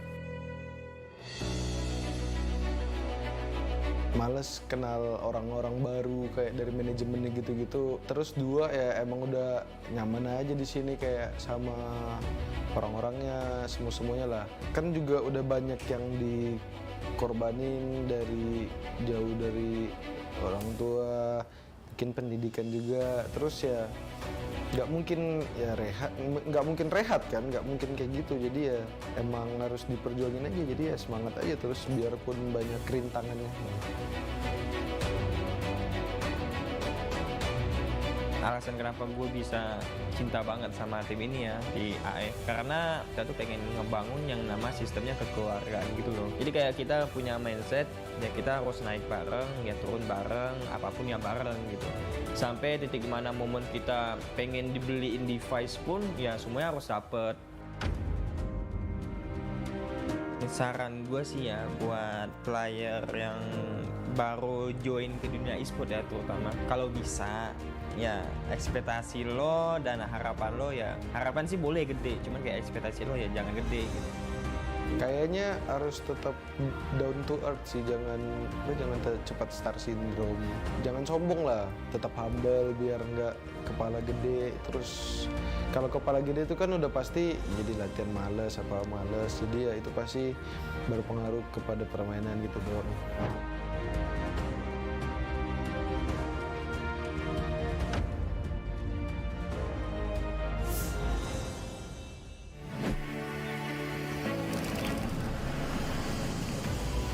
Kita keluarga tapi tetap profesional. Kalau prinsip aku mungkin gini deh, sebelum aku keluar aku pengen ngasih yang terbaik dulu buat tim-tim.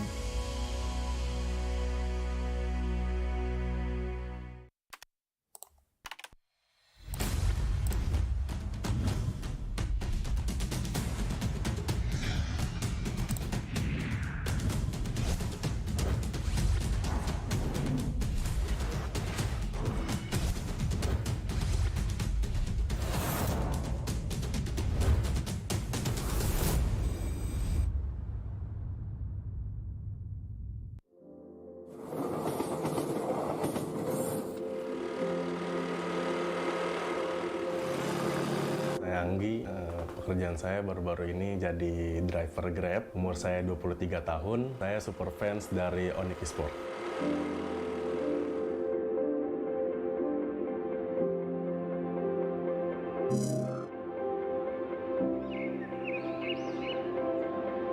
Namaku Hafiz Kairunanda, aku berkuliah di Perbanas Institut Jakarta, mengambil jurusan D3 Keuangan dan Perbankan, dan aku juga salah satu super fans dari tim RRQ.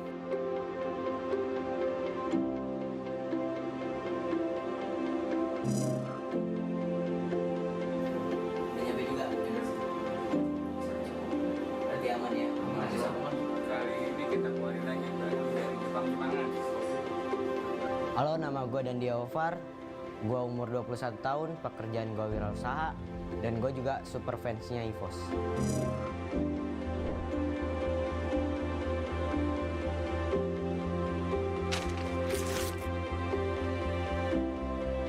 Sebelumnya tuh kerja di toko daging, saya job desk-nya jadi admin juga, nge-slash juga gitu ya. Jadi terus malamnya jadi driver Grab buat cari-cari tambahan. Awalnya sih cuma buat sampingan aja ya, soalnya kan pendapatan di kerjaan masih kurang nih, jadi nyari sampingan gitu. Tapi setelah resign, jadi saya siang driver Grab juga, malam driver Grab juga.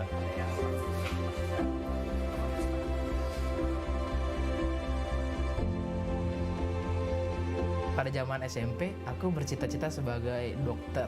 Namun impian itu semua tidak bisa kuraih begitu gampangnya, dan aku berpikir berulang kali. Pada akhirnya aku bercita-cita pada saat SMA itu menjadi farmasi di suatu rumah sakit. Wirausaha gue tuh kayak gue nge-thrift baju. Jadi gue beli baju balan kayak di karung gitu yang banyak. Terus gue pilih-pilih mana yang bagus, mana yang enggak. Terus yang bagus itu gue bakal jual lagi. Langsung aja disikat. Gue mulai thrifting itu sejak 4 bulan yang lalu karena mulai ramenya kan thrifting gitu-gitu. Jadi akhirnya gue berani coba buat ngejualan baju. Oh gitu, udah nyampe barangnya? Ya udah bagus. Soal pengalaman ya, kebetulan sebelum di toko daging itu juga saya kerja di retail gitu kan. Jadi terbiasa nih ngelayanin customer gitu ya. Mungkin pelayanan saya baik gitu, pernah dikasih tip besar juga sih Mas. Waktu itu saya antar orderan food nih, saya sapa gitu dengan baik lah pokoknya sebelum saya antar, setelah antar juga. Terus pas di jalan pulang gitu dapet Mas tip, lumayan tuh, ada pujian juga kayak ramah sih gitu saya.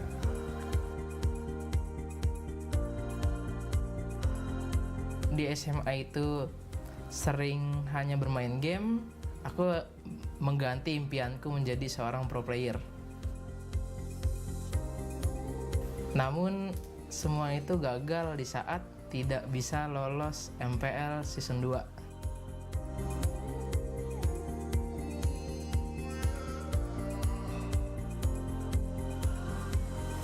Sebenarnya sih ada naik turunnya, jadi kadang di luar ekspektasi, kadang sesuai ekspektasi. Jadi gue harus ngikutin alurnya sih, alur sosmed yang lagi zamannya gitu. Kadang juga lebih, alhamdulillah. Kalau nggak lebih ya syukurin aja apa yang ada.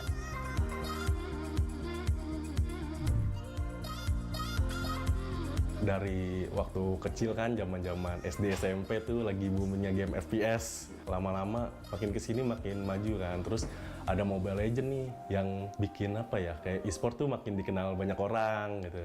Jadi suka sih nontonin. Kebetulan di season 2 kan, di season pertamanya ONIC langsung bagus tuh. Regular season peringkat pertama, walaupun di playoff-nya ya sedikit goyang deh. Masuk ke season 3 kan, jadi gabung deh gitu kan, ONIC NV sama ONIC Esports. Makin suka gitu kan, kebetulan tim baru terus makin kuat banget nih, isinya bocah-bocah gitu kan. Pada saat SMA kelas 1 semester 2 itu aku mencoba game Mobile Legends. Bisa dibilang itu tipe-tipenya itu juga MOBA, yang juga itu aku suka juga kan, karena game kompetitif strategi juga. Pada saat season yang kedua aku menyukai tim RRQ. Aku menyukai tim itu karena mereka tuh menerima responku dengan baik dan juga emang ramah sih. Jadi awal gue tahu e-sport itu dari game PC. Terus semenjak udah mulai ada HP Android, udah ada game-game mobile, terus gue ngeliat game Mobile Legends, gue perhatiin, oh ternyata timnya bagus-bagus nih. Orangnya juga kayak humble-humble, kayak cantik-cantik, ganteng-ganteng, pokoknya banyak kelebihan deh. Jadi dulu gue buka Instagram, kok ada EVOS nih, EVOS itu apa sih? Akhirnya cari-cari. Terus gak lama tuh dia buat giveaway kayak nobar film bioskop gitu bareng-bareng sama player EVOS dan keluarga EVOS besar lah. Nah gue coba komen, akhirnya gue menang tuh giveaway. Gue di DM langsung oleh EVOS Esports. Nah dari situ gue ikut acaranya, gue bisa kenal pro player. Ternyata mereka bener-bener baik sesuai apa yang gue ekspektasiin. Nah sejak saat itu juga gue jadi cinta banget sama EVOS dan Esports. Aku lihat-lihat sih dari selama pandemi konten-konten di IG-nya MPL atau tim-tim e-sport lainnya juga lebih rajin upload. Untuk RRQ itu sendiri banyak juga memposting segala macam konten. Itu bisa dibilang juga bagus kan. Kita nggak bisa bertemu secara offline, tapi kita juga bisa mengikuti kegiatan player-player RRQ gitu, seperti vlognya atau segala macamnya melalui YouTube tim RRQ ataupun Instagramnya juga, Instagram daily post. Aku bisa dibilang lebih diterima lah di Kingdom itu. Jadi aku merasakan Kingdom itu sebagai rumah lah bagi aku tuh. Jujur sih semenjak pandemi kan mereka buat konten-konten supaya bisa tetap dukung tim favorit masing-masing kan. Gue lihat konten mereka tuh kayak happy banget.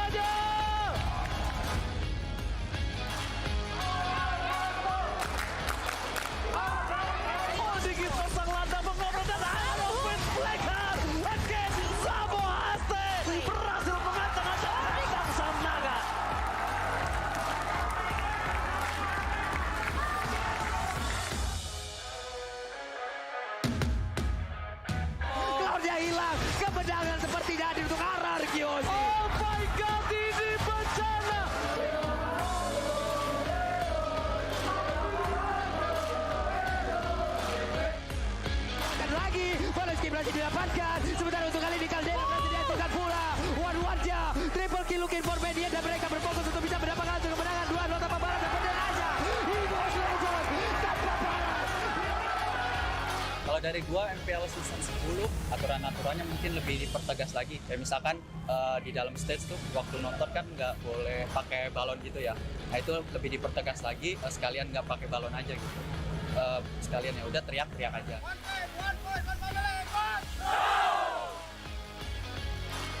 MPL sangat bagus sih. Aku udah ngerasakan MPL yang tertunda begitu lama di Surabaya dan berbagai macam dengan MPL sekarang udah semakin bagus.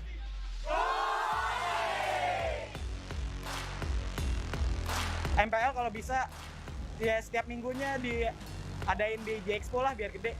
Alhamdulillah lancar karena sesuai jadwal itu masih ada yang 2-0. Jadi masih sesuai jadwal. Mungkin nanti ada misalnya yang 2-1 gitu kan nggak ini juga kan. Nggak possible juga untuk jam-jamnya nggak tepat waktu gitu.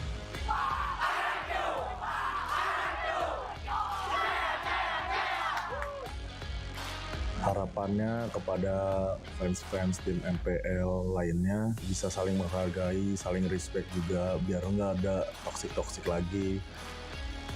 Untuk para pendukung online, semoga kita lebih akur lagi dan tidak ada toksik ataupun provokasi di kolom komentar chat agar kita bisa membangun scene kompetitif Mobile Legends yang lebih sehat lagi. Harapan gua buat kalian yang mendukung tim-tim favorit kalian, jangan toksik, berikanlah hal yang positif. Dan gua harap kalian juga mendukung terus MPL ID, karena tanpa kalian, tanpa teman-teman, pasti MPL ID nggak akan sebesar ini. Begitulah perjalanan dan perjuangan para superfans dalam mendukung dan merayakan MPL ID season yang ke-10. Mereka tetap hadir untuk mendukung keberlangsungan MPL ID dan menjaga komunitas MPL ID dengan sportivitas. Mari rayakan dan dukung semarak MPL Celebration Season yang ke-10. We own this.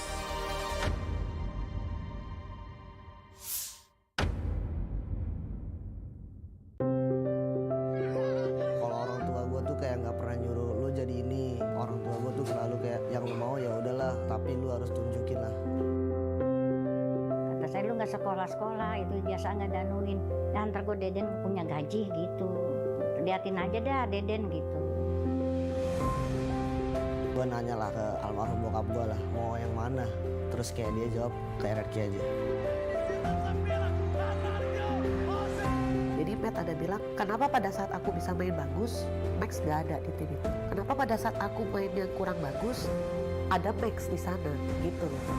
Matt selalu ucap tante, Mami gak usah khawatir, ada aku di sini. Mungkin karena itu juga kali ya bikin susah majunya mungkin. Soalnya kan harusnya emang dia bener salah, tapi gue malah belain mungkin.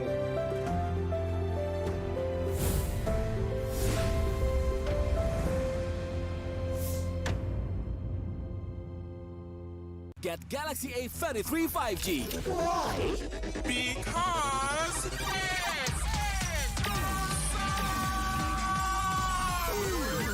Galaxy A33 5G with awesome processor. Buy now. Get Galaxy A33 5G.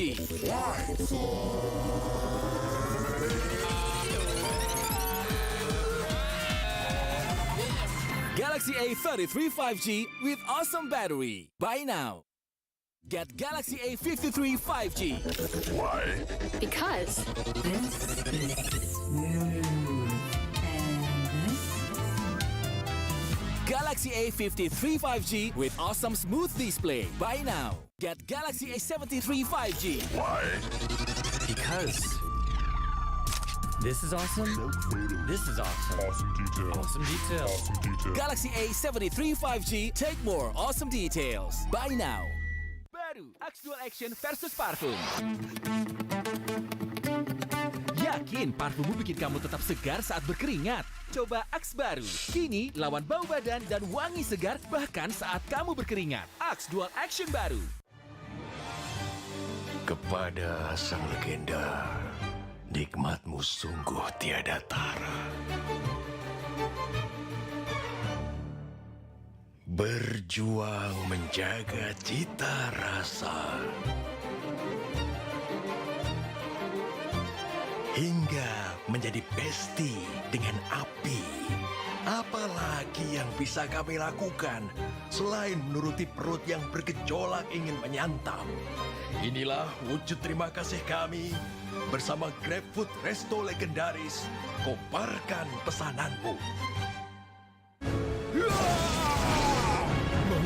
Tangan gue kenapa nih? Aduh, gatel banget, gak tahan. Move on ke Head and Shoulders.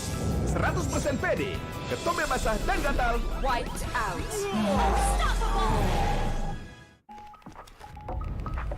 Beli-beli, beli-beli pasti ori. Beli-beli pasti ori. Beli-beli, download sekarang. Pasti puas, pasti beli-beli. Beli-beli. Gratis ongkir. Beli-beli. Gratis ongkir. Beli-beli, download sekarang. Pasti puas, pasti beli-beli.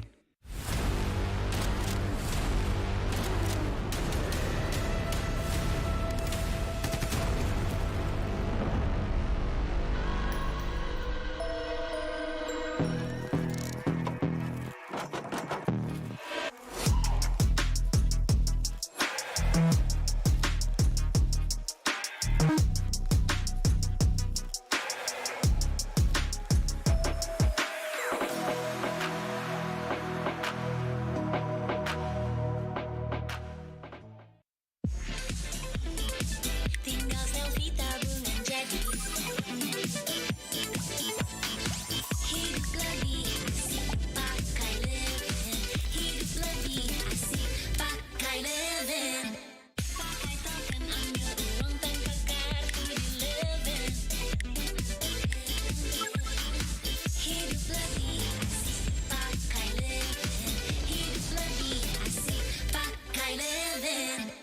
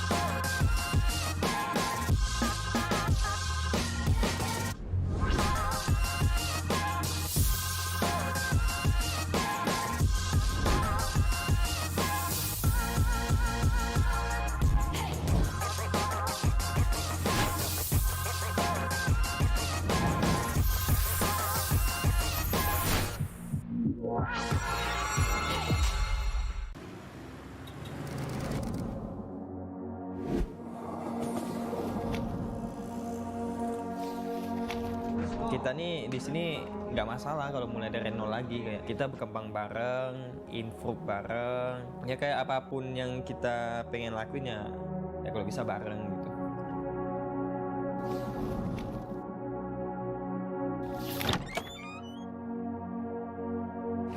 Dulu kita juga latihannya giat banget, kayak kita bangun pagi latihan sampai malam, bangun pagi latihan sampai malam, ya kerja nggak mengkhianati hasil lah gitu lah ya dulu.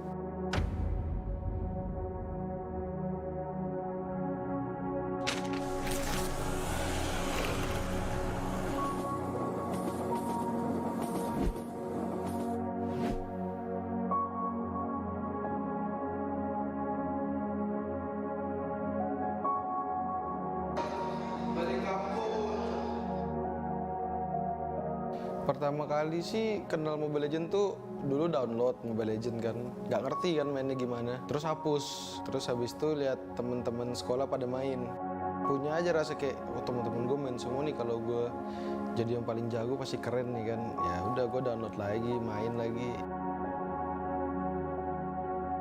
dulu sih nggak ada apa-apa sih, nggak pernah mikir apa-apa sih dulu, kayak ya udah jalan aja, sekolah juga tetap lanjut, bedanya cuma tinggal Jakarta aja dari orang tua gitu doang. Nggak sempat kepikiran sampai jadi pemain profesionalnya sih.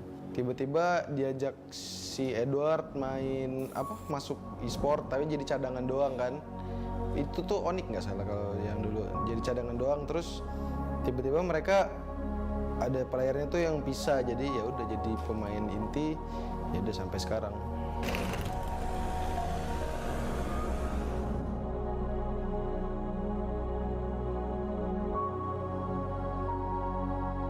Buat itu kuliah tuh, wah kenal tuh yang namanya Mobile Legends. Kebetulan skillnya juga ya enak banget buat dilihat ya, maksudnya wah ini kayak kenal nih skill ini nih, ya udah jadi enak dimainin dan ngerasa bisa juga, wah kayaknya punya chance nih, punya kesempatan buat masuk ke dunia pro-scene-nya di game ini loh. Pas ditawarin masuk KE, ya udahlah kita buat, kita cari. Nah di situ si Aras tuh bilang, man ini kalau lu masuk di sini lu harus stay di GH di Jakarta kayak gitu. Nah di situ lah tuh mulai pusing lagi, kayak waduh harus jauh dari orang tua nih, gimana nih kuliah gimana nih, udah masuk semua tuh di situ tuh.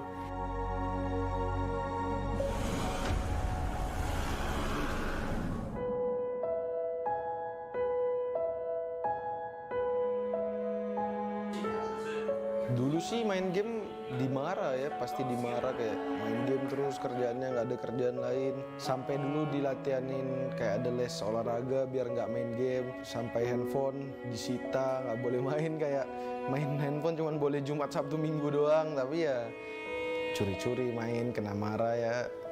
Mau ditarik tim kan, terus dikasih gaji gitu-gitu. Nah barulah mungkin berpikir 2 kali tentang game emak gue kan. Ya.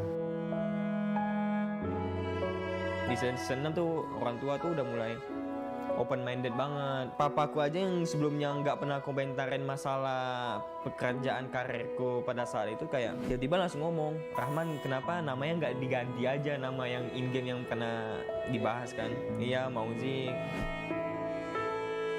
Perjuangannya nggak egois, lebih bergaul sama teman satu tim, karena orangnya lebih doyan sendiri kan daripada ngumpul. Ya udah jadi kayak yang pas season 8 tuh mulai ngumpul sama teman, mulai coba dengar masukan orang, lebih mencoba untuk menjadi orang yang lebih dewasa dan lebih baik.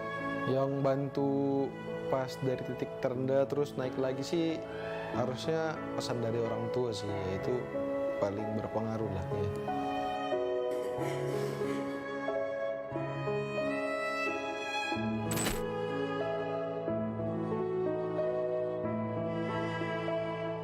Kalau pengen pindah segala macam tuh ada. Kayak gue kan orangnya yang selalu overthinking gitu loh. Cuman apalagi kalau udah masalah tim, apalagi karena yang masalah ke personal, per individual, terutama gue nya sendiri. Kayak misalnya titik jalannya tuh udah gak ketemu, ya udah.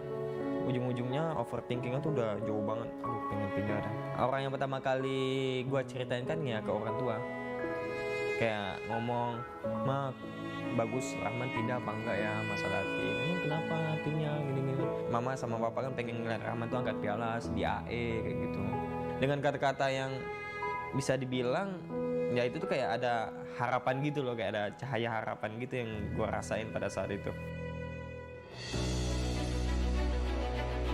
Males kenal orang-orang baru kayak dari manajemennya gitu-gitu. Terus 2 ya emang udah nyaman aja di sini kayak sama orang-orangnya, semuanya lah. Kan juga udah banyak yang dikorbanin dari jauh dari orang tua, bikin pendidikan juga. Terus ya nggak mungkin rehat kan, nggak mungkin kayak gitu. Jadi ya emang harus diperjuangin aja, jadi ya semangat aja terus biarpun banyak kerintangannya. Alasan kenapa gue bisa cinta banget sama tim ini ya di AE, karena kita tuh pengen ngebangun yang nama sistemnya kekeluargaan gitu loh. Jadi kayak kita punya mindset ya kita harus naik bareng, ya turun bareng, apapun ya bareng gitu. Sampai titik mana momen kita pengen dibeliin device pun ya semuanya harus dapet.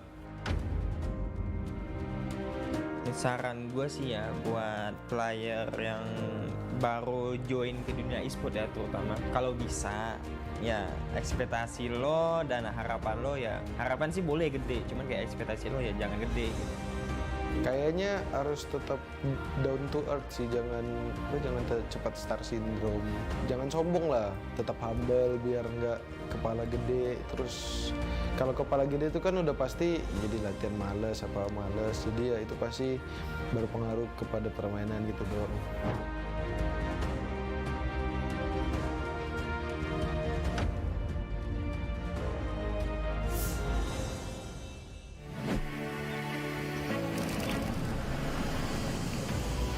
Kita keluarga tapi tetap profesional.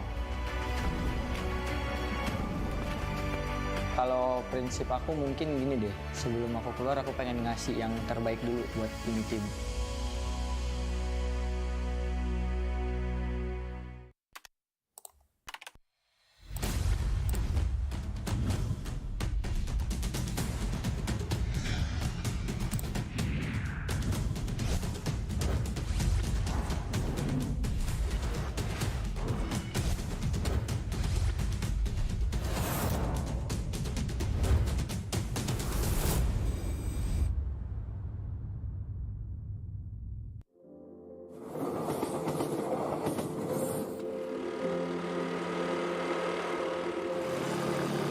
Anggi, pekerjaan saya baru-baru ini jadi driver Grab. Umur saya 23 tahun. Saya super fans dari ONIC Esports.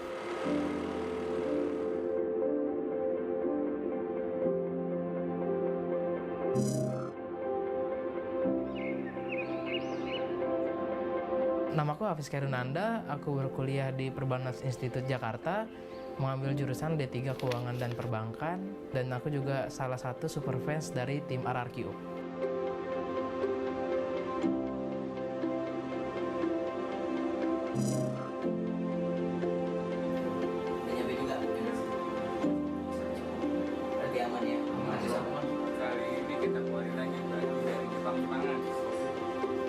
Halo, nama gue Dandia Ovar, gue umur 21 tahun, pekerjaan gue wirausaha, dan gue juga super fansnya EVOS.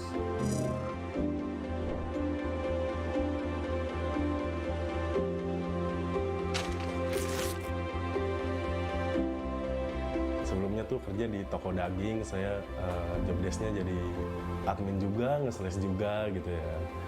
Jadi terus malamnya jadi driver Grab buat cari-cari tambahan. Awalnya sih cuma buat sampingan aja ya, soalnya kan pendapatan di kerjaan masih kurang nih, jadi nyari sampingan gitu. Tapi setelah resign,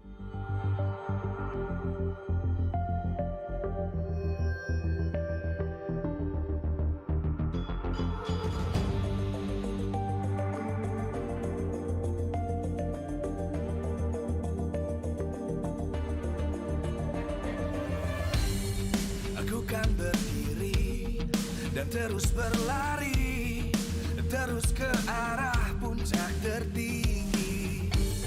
Ku takkan berhenti, hanya sampai di sini. Kemenangan abadi menanti. You know we won't miss if we unite our focus, and if you haven't noticed, we all live. Nyalakan apimu, hadapi semua tantangan, hadang semua serangan, jatuh bukan halangan. Bakar semangatmu, janganlah engkau menyerah. Kita kan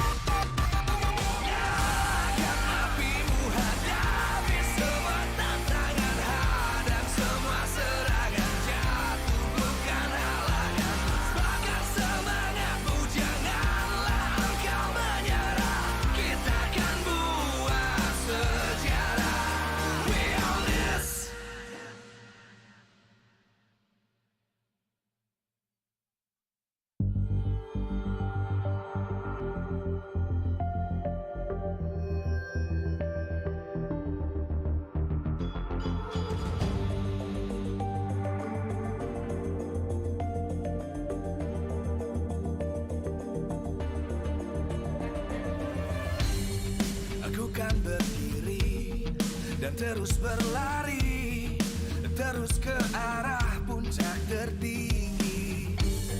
Ku takkan berhenti, hanya sampai di sini. Kemenangan abadi menanti. You know we won't miss if we unite our focus. And if you haven't noticed, we all live. Nyalakan apimu, hadapi semua tantangan, hadang semua serangan, jatuh bukan halangan. Bakar semangatmu, janganlah engkau menyerah. Kita akan buat sejarah. We all this, we won't miss. We all this, we won't miss. Saatnya beraksi, jalani ambisi. Aku kan menyawakan hari ini. You know we won't miss if we unite our focus. And if you haven't noticed, we all live. Nyalakan apimu, hadapi semua tantangan, hadang semua serangan, jatuh bukan halangan. Bakar semangatmu, janganlah engkau menyerah. Kita akan buat sejarah. We all this, we won't miss. We all this, we won't miss. We all this.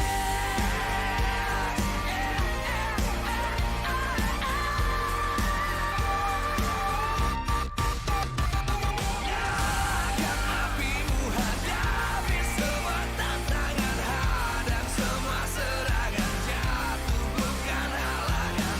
Bakar semangatmu, janganlah engkau menyerah. Kita akan buat sejarah. We all this.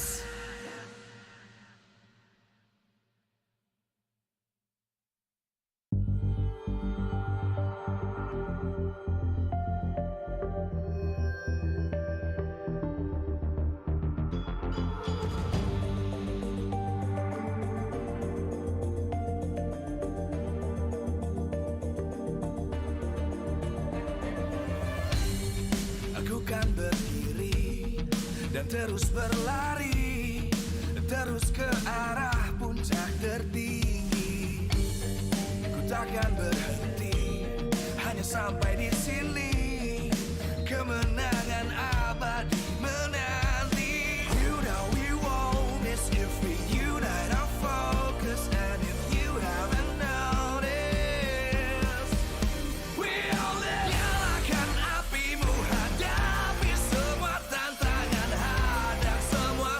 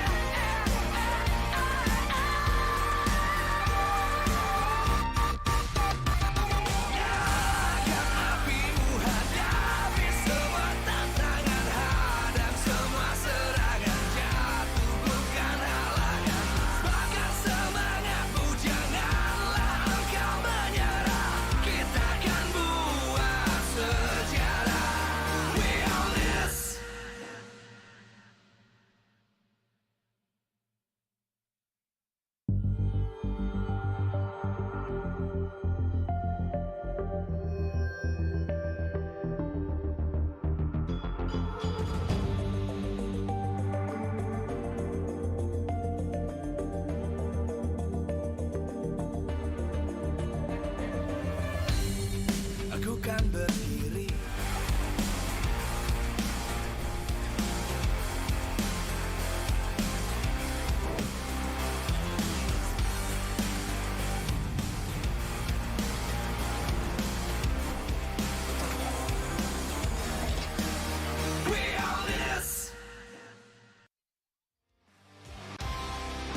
Live from MPL Arena, MPL Season 10 presented by Samsung Galaxy A Series. Official sponsor, Axe, Head and Shoulders, and Super App partner, Grab. 8 most prestigious teams in Indonesia will prove that hard work makes the dream work. Who will be the best? Let's see. We own this.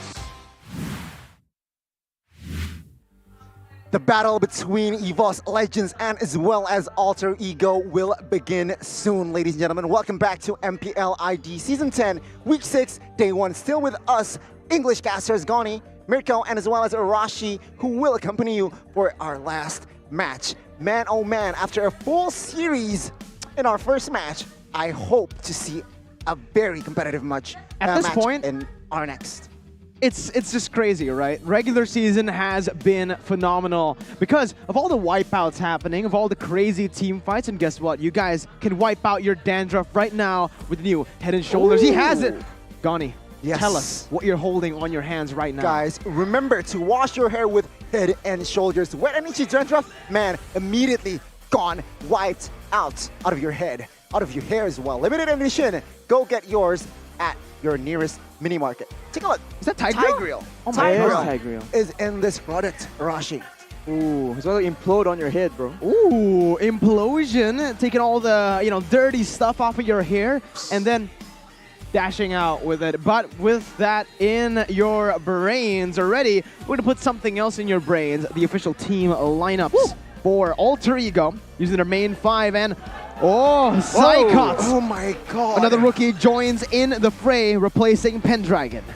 Wow. Wow. EVOS Legends here, taking a huge gamble, it seems like. Sure, Massive. Psychots has played an immense, important role in the MPL team, but is he ready for MPL? That is the main question. Whenever a player comes up from the MDL, it's a whole different ballgame, man. The levels are different. The meta, to a certain degree, is different as well. So Psychots, we have heard rumors. We've known that he is dominant. He has potential. But can he stand toe-to-toe against the big boys? They've been doing pretty well with their rookies. Sutsujin stepping up as a rookie, absolutely dominating in MPL ID in his first week of play, getting all the way to the top position for the MVP rankings. And as well as Taz. Both of these players have had phenomenal performances with the addition of Psychots coming in to the MPL. It's going to have an impact. We don't know if it's going to be a good impact or bad impact because, again, like Gani mentioned, sure, he's been dominating in the MDL, absolutely tearing it apart with his 100% win rate on the Paquito throughout the entirety of the regular season. But MPL is a different ball game entirely. The stakes, the pressure on stage, watched by a live audience, Arashi. The pressure, the expectations from the audience. People seem to underestimate that, but especially if you're a rookie coming in for the first time, that's a lot of pressure that you don't really account for.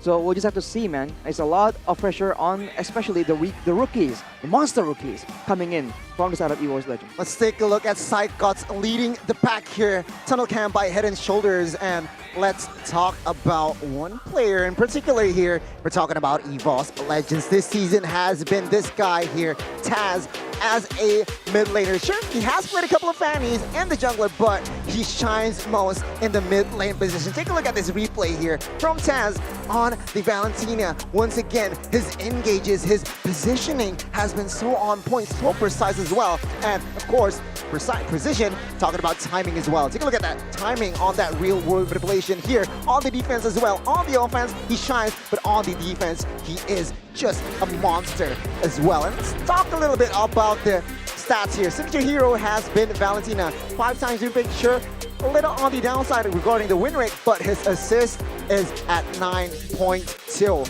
And kill participation, 69%. That's a perfect number as a mid laner here. And of course, a little quotation here by Taz. I am ready to take on AE because Bjorn believes in me. let's talk about EVOS Legends as they are entering the stage. EVOS Legends. Man, with this rookie monster lineup now, adding one into the fray, Psychots. I can't wait to see how he performs in the MPL because we've seen it time and time again. These rookies from EVOS Legends. They started it during Season 7, Arashi, with Fair6 stepping in the middle of the season. He brought the MPL title back to EVOS Legends. Now they're trying to capture the same thing they did all the way in Season 7 with 3 rookies. Well, EVOS Legends, they seem to be going with the young blood strategy. They want to make sure that the players are flexible, are passionate. Remember, that is the main consideration, right? You might have the experience, you might have the skill, but if you're not hungry for that victory, EVOS Legends does not want you on the main roster. So we can expect a hungry performance from the Blue Tigers. Right now, though, we have to see their opposition because on the other side, this is another team that has a lot of passion, a lot of skill, but unfortunately, they have not been able to find the same kind of success. They are going with their signature lineup. So it's a bit of a clash of, it's a contrast clash between the old and the new, as we've seen again and again in Season 10. Now let's take a look at Alter Ego now as Pi and Sally Boy leading the back there. Tunnel Cam by Head and Shoulders, ladies and gentlemen. Of course, he talked about a player from EVOS. Let's talk about Sally Boy, the jungler, because this guy, apart from when he was sick, he has performed immaculately this season. As a jungler, he's so versatile. He can play the assassins, he can also play the fighters here. He was on that Fanny, and now take a look at this Sally Boy. Paquito, always ready, always position timing as well, precise. And Sally Boy on that link, man, he is a force to be reckoned with. Stats-wise, 4 times picked up this Fanny with a 50% win rate. So stable, GPM of 650, not too bad as well as a jungler, but his average kill is almost at 4. So he doesn't forget about objectives, he also doesn't forget about the kills. I misread, said Sally Boy. Let's just welcome Alter Ego as they step onto the stage. He misses the EVOS Legend, literally wrecked. He's not going to be playing today, but again, if we're talking about Alter Ego, this is a team full of veterans. Coming into this up against a lot of rookies, they're going to have a little bit of an upper hand, Arashi. They know how it feels to play on the MPL stage. Heck, they know how it feels to play on the world stage as they represented Indonesia in the M2 World Championships. Experience is the advantage Alter Ego has right now, and we'll see if they're able to actually leverage that enough to shut down the the trajectory of this rookie monsters on the side of EVOS Legends, because they are on a roll. People have high expectations for this new EVOS Legends, especially with the new member. We're gonna see. It's gonna be the highest of highs, the lowest of lows. Will the new member actually surprise us all, or will he actually show again why rookies sometimes look a bit shaky in the first game? There you go. That's the big question that has yet to be answered, but we will find that answer very, very soon. Again, if we're talking about these matchups, man, we're going to have to take a look at the team head-to-head to see the official statistics by Head & Shoulders.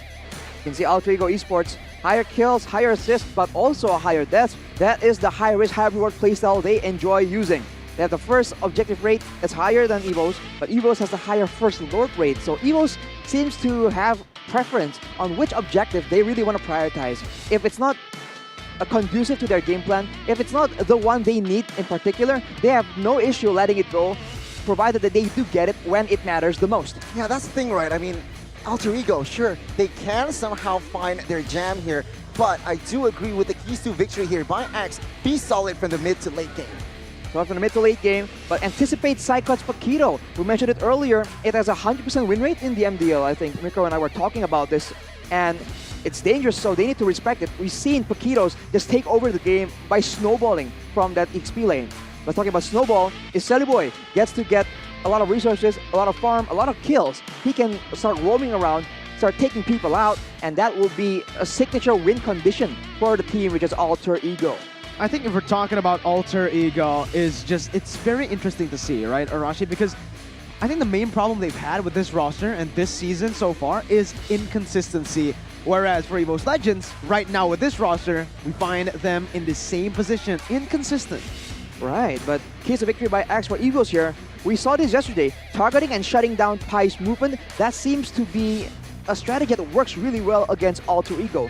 Limit Nino and Celeboy's comfort hero because those two are the main carries. But back to Pai, this man seems to be one of the most solid foundations for the team, and when he can't do anything, the team starts just looking just so much weaker than usual. Well, it seems like the audience here, they are still going for EVOS Legends by a margin, not a slight margin, not a landslide as well, but by a margin. But I do agree with you. I mean, the rookies, right? This is so distinct. I feel like the rookie is taking on veteran, but Psychots, the top notch of Paquito. Paquito 8 times being picked up in the MDL, are still at 100% win rate. Now, in the MPL, will he get the jitters is the question. We'll see. Right now on stage, he does look very comfortable, right? Again, he's playing in front of a live crowd. This time around, it's fully bought out. It's a full crowd here. So, rookies, coming up to the MPL, instantly received with a full house pressure. MPL arena. That's a whole lot of pressure, especially that right now we're talking about the statistics in MDL. Arashi, he's a dominant force in the MPL. I mean, in the MDL, but coming into the MPL, that just sets more expectations, puts more pressure on his shoulders to perform and to do the same here. Enough talk. Let's just jump into drafts here for the first game. Alter Ego taking on EVOS Legends. For the first game, Alter Ego will have the blue side here. The first pick, 1-1 and Kai has been banned. Meanwhile, EVOS Legends still respecting the potential from Celeboy that Fanny will be deleted. And to add to that, Julian as well. Wow, for both these teams, man, later on, the yelling on the stage is what a lot of the audience is waiting for, because that is what makes the game kind of spicy. And honestly, till this day, sometimes I'm still caught off guard by how loud the audience can get. So I can't imagine an MDL player playing in this atmosphere for the first time. It has to be absolutely nerve-wracking. But for Alter Ego here, will they respect that Paquito that has been talked about so much? Or will they take it for Pai? Because we've seen that it can be shut down. But no, they prefer not to go up against it. Okay. Alter Ego immediately respects Psychot's potential here on that Paquito. He banned it out. EVOS Legends, what are they going to prio here for the bans? By doing this, not only are they taking away a signature pick from the new rookie from EVOS Legends, but they're also forcing EVOS Legends to ban either the Valentina or the Beatrix this time. Remember, Fairness also still up for grabs, so there's just a whole lot to play with for Alter Ego. The thing is, though, EVOS might just go and play that game. We have 2 first picks. Exactly. We can pick up 2 prio heroes when you can only pick up 1. We'll ban something that's not prio, but is it wise to let go of the Beatrix? That's the only thing here. They say, yes, bring it on. We're going to ban the Masha, a hero that is widely known right now to be the counter of that Beatrix. Right, so maybe they're expecting Alter Ego to go with something different, and then they'll pick up that Beatrix from EVOS Legends will pick up that Beatrix instead. That might be a legit game plan we've seen being used again and again, but I think Alter Ego, they know better than to let that happen, because we've seen that Clover can perform very well on the Beatrix, but of course Nino on that Beatrix can also do a lot of work. That is going to be the question here. Alter Ego, what are they going to prior? Personally, for me, I feel like Alter Ego should just pick up the Beatrix, taking that potential from Clover away. Just let that Faramis and Valentina go. But no, they are going to prio Oodles' hero here in that Valentina. Now, EVOS, they can pick up the Faramis and as well as Beatrix. I don't think that's an even trade here. Yeah, the Valentina is a hero that we've seen a lot of teams let go up against Alter Ego. Arashi, the Julian has been the main pick for Udil, and it really does seem like he's only finding comfort right now in MPL with that Julian. Now that it's banned out, EVOS are fine with it. You can go for the Valentina. Beatrix is up for grabs. Clover has a pretty stellar win rate on the Beatrix. They also can pick up the Faramis, Arashi. Let's see. Of course, they can pick up the Faramis if they really want to go for that big teamfight strategy. But EVOS, if they want to go for the aggressive style we've come to expect, that might not be the option they go for. Balman and Faramis leaving the Beatrix available for Alter Ego. Beatrix. And as well as Julian, it seems like. Julian can be played. No, never mind. Julian was banned out. So I feel like they can definitely pick up the Beatrix and perhaps a good addition in the composition of Alter Ego. They need a sustained frontliner. Esmeralda, works very, very well here, especially the pilot is going to be Pi, and there you go, the Beatrix, and not the Esmeralda. Yes. Whoa. Cho.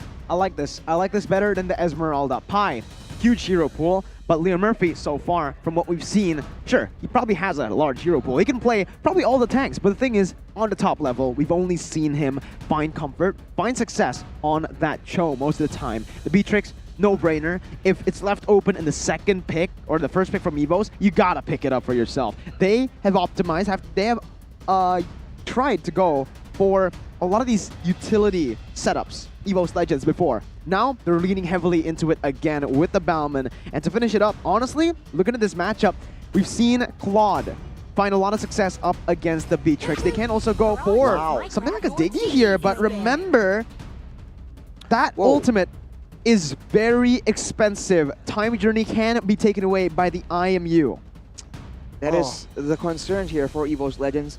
So this is most likely a mid lane Faramis and a roam Diggy.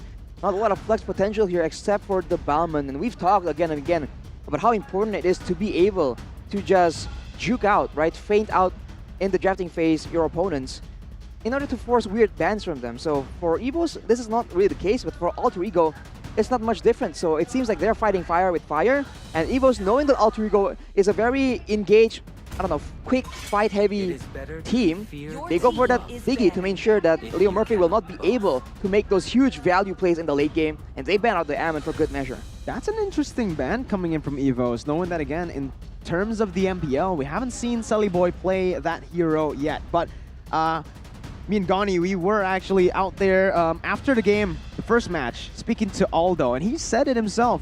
Amon is OP, so maybe the priority in the jungle has changed here, and EVOS Legends respect that. Looking at Sully Boy, though, expect Coach Casius to put him on an assassin, because on an assassin, he performs. He gets the job done. On the utility heroes, it's just not his style.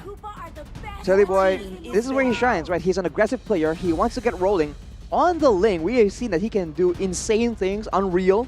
But of course, he needs to mix that up with how well he can synergize with his team. He cannot carry the game alone, especially when the opposing team has a Faramis and a Diggy. So, we'll have to see what exactly is the winning combination that Alter Ego has in mind. They ban out the Popo and Koopa, trying to deny EVOS Legends maybe macro gameplay, because Alter Ego, they're great in these messy fights, but EVOS, they can play the map really, really well. Also remember, Clover on that Popo and Koopa has found a lot of success, and he played Popo and Koopa to a very, very high level as well. So perhaps Alter Ego just did not want to face that fact, and that there you go. You talked about this, Mirko. Assassin potential from Sully Boy is just too high, and it seems like Zace also is aware of that, and there you go, the Ling ban comes through. Alter Ego with their last ban here. I feel like they should target another hero from Clover. Yeah, and on that note, I do actually want to touch on what Arashi mentioned earlier. EVOS Legends, sure, they usually play around the map. I would agree with you if it was Season 9. Season 10, though, we gotta be honest, their wave manipulation have been their main weakness, right? The map plays as well. In their losses against Orofire, both of the match losses in Leg 1 and Leg 2, it's all because Kabuki can actually split push and get the job done. One straight push over, going for the back door. So right now, with Psychot, that's something that they are looking to improve. But Alter Ego, limiting the hero pool of Clover, a very wise choice. But yes, the Claude, the Brody, 2 heroes still left open for EVOS Legends. And at this point, give him the last pick. Just go for Psychot's hero. A person right here that we can see, based on achievements, he's kind of a veteran himself, right? MDL Season 5 play-in, he was 7th place with Morph Team. Hero Esports 3.0, first place winner with EVOS Icon. And right now, they were standing in the first place standings in the regular season for MDL Season 6 before he was promoted to the MPL. Clearly, Coach Bjorn, Coach Zace will not pull him up here for no good reason. So we'll have to see, will he actually get his pick right now? Would it show what he intends to do in the lane? We expect something aggressive that can take control, but no, it will be the Claude picked up for Clover when it's almost a... I guess they really want to hide what Psychot is going to do. Maybe his hero pool is that large, and that is why it fits well with the flexible gameplay of EVOS Legends right now. They're taking a risk, I feel like, with Claude. Remember, you're taking against a Beatrix, and you're taking on against a Beatrix and as well as Cho. Claude, can have a good time, but then again, that way of dragging can be a nuisance if Leo Murphy plays it right. Alter Ego, what will he respond with this? I feel like Helker could come into play here. For Celibo, he likes the Assassin, and take a look at that. Claude, Diggy, and as well as Hermes can be a target for side of Alter Ego. I think they might actually just go and opt for something like a Lancelot, perhaps even a Hayabusa this time, but what the heck? Oh my goodness! First Yin of MPL ID! I did not expect this. I expected something different from Selly Boy. I expected an assassin. I expected a surprise. Yeah, I expected a surprise. But perhaps, but no. Yin? When is the last time we actually saw Yin in the MPL? It's Season 9. ages ago, yes. It's not even... Wow. This is the first time we've seen it in this season, as you mentioned. Wow. And in this composition, in a way, you can deny it. You can just delete someone, taking them away from the cult altar from the time journey. Unless the time journey works against that. I don't think it does. No, it does not. You still get teleported to his world, but for the Faramis, this is, I think, the main reason they picked up the Yin, right? He just wants to go, pick up the Faramis right before the team fight starts, and by doing that, it basically makes the cult altar irrelevant, but oh my god, it's Saikatsu's Benedetta. Ooh. It's also a signature pick for him. He played extraordinarily well in MP and MDL ID Season 6. So staying true to his comfort, going on this. Oh, I like it. I really like the Benedetta. I we'll like see. the draft. I like the draft in general here. A lot of somehow surprise picks from both sides. Surprise composition as well. And man, I am ready to start the match. EVOS Legends and as well as Alter Ego. Oh. Wow. Let's take a deep breath before we get into this, because there are a lot of surprises just in the draft itself. Arashi, we're getting ready to jump in, and Gani, take us into the portal. Land of Dawn, here we go. Let's begin our first match, our closing match for Week 6, Day 1, between Alter Ego and as well as EVOS Legends. Ladies and gentlemen, cast your votes. Spam in the chats, Ultra Champs or EVOS Roar. Once again, we're jumping in, but we are going to go into a pause just for a bit, ladies and gentlemen. Stay patient with us.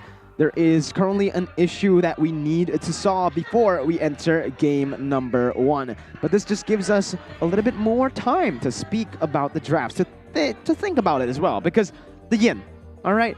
The Yin is something very unique, Arashi. It begs the question, is it a pocket strat? Is it a cheese strat? Is it something that Selly Boy has practiced before in scrims? Or was it an impulsive decision on the fly? Well, I think if it's on the fly, it's very, very risky. If you're only picking the Yin because it somehow fits to try and counter the composition of EVOS Legends, I feel it's a bit too costly, because we've spoken again and again about how well Alter Ego can play if they get their comfort heroes and they can play the way they're used to. So without that possibility, it's just a bit too difficult, I would think. But of course, Alter Ego is very welcome to prove me wrong. Okay, let's just jump right back to the Land of Dawn here, ladies and gentlemen. Selly Boy on that Yin jungler will have that high and dry, so expect a lot of damage. Isolated members from side of EVOS Legends will take extra damage from that emblem, and while Sitsujin, of course, on that Balman will have the Demon Slayer emblem, so perhaps more to guaranteeing the neutral objectives and as well as objectives. We'll see. For the side of EVOS Legends, they have the more objective-oriented team composition, but this is a weird split. Only one person from both desks have a different prediction. So Omwawa for Alter Ego, but Mirko for EVOS right now. And of course, it makes sense for both teams. I think it's a very balanced team. I just really want to see the Yin work out, man. It's so exciting to see. Are we witnessing the birth of a new counter, a new solution to all these annoying team fight heavy heroes like the Diggy, like the Faramis? I'm so excited as well here. Leo Murphy being a nuisance on towards Clover here. Dealing damage as well on that Concussive Blast as the emblem. And yeah, of course, Dreams will come and aid his gold laner here. It seems like a very slow tempo in the early game, ladies and gentlemen. Selly Boy and as well as Sitsujin will just focus on their farm here. Not looking for crazy pickups just yet, as 25 seconds to the turtle. I would think that Alter Ego will have more advantage They have more setup, they have more aggressive picks, they have the advantage of the Beatrix, whereas for EVOS Legends, it seems like they need to teamfight S5 later on in the game to get full value all out of this composition. So we'll have to see. It is a Petrify on side punch, but Force Blood taken by Sally Boy. Sally Boy already taking Dreams to another dimension. First Blood falls in the hands of Alter Ego Esports. We'll see though, with this momentum build up for side of Alter Ego, can they translate it to the neutral objective? Because Sutsujin is already on this turtle, and yeah, with that lethal counter and as well as Retribution, they will claim the first neutral objective. Top side though, Diggy and as well as Claude dealing a lot of damage there on towards Nino. Nino forced to flicker away and recall. And this is just the strength of the Diggy, right? Coming into the game, it doesn't really matter what gold laner you choose. If you have a Diggy constantly in that top side with you, in the gold lane with you, it just makes it almost impossible for the other laner to even do anything. Farming becomes a hassle for yourself, as Clover is going to be able to actually win out that lane right now. But again, it all comes down to how Sally Boy plays the Yin, the X factor for Alter Ego. If he can get those Prio members constantly Arashi, expect EVOS Legends to falter. They will falter without the main teamfight utility, like the Time Journey, like the Called Altar, as we've mentioned again and again. That seems to be the main intention. For Alter Ego right now, Nino was behind one level from Clover. As you mentioned, the Diggy can be a huge pain, which is why I think Alter Ego, they might want to push the pace here. They have more aggressive picks. They have a chance to shut down Sutsujin in the jungle. Although obviously that's a lot easier said than done. And now with the ultimates on the table, EVOS Legends can look to go for a huge team fight, provided Sally Boy does not get exactly what he wants, a quality pickoff. Alter Ego seems to look for an invade there on towards the purple buff, but Sutsujin with no Retribution perhaps?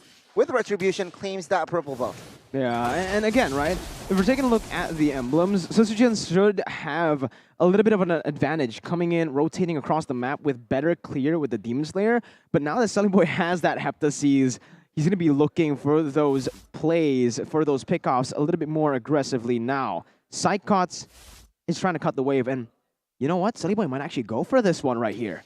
We'll have to see here. Oh, but side cycle 2v1 on the Benedetta. Electo final blow, and there you go. The dimension turn for Sally Boy, picking up a kill on the mid side as well. Pick Taz here. A very, very low Taz can escape as Sutsujin does not care. He is an Abalman. He is already on that turtle. And this is what creates so much pressure for the side of EVOS Legends. Psychot, he's used to going into those waves, cutting it. But now that you have a Yin on Alter Ego, you gotta be very careful.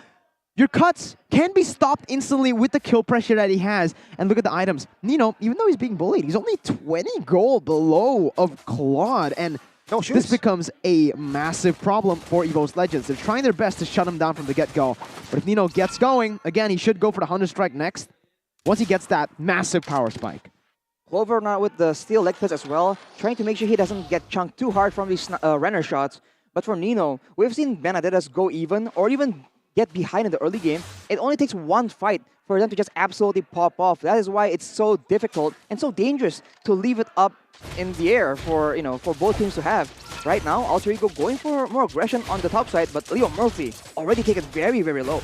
Leo Murphy here, peeling for his teammate as well there. He needs to back off. Silly Boy trying to look for a kill on towards Clover. And Clover, it seems like he is reading this very, very well.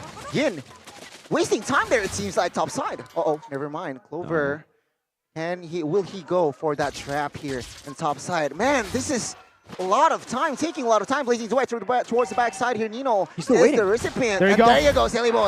With that, my turn jumps.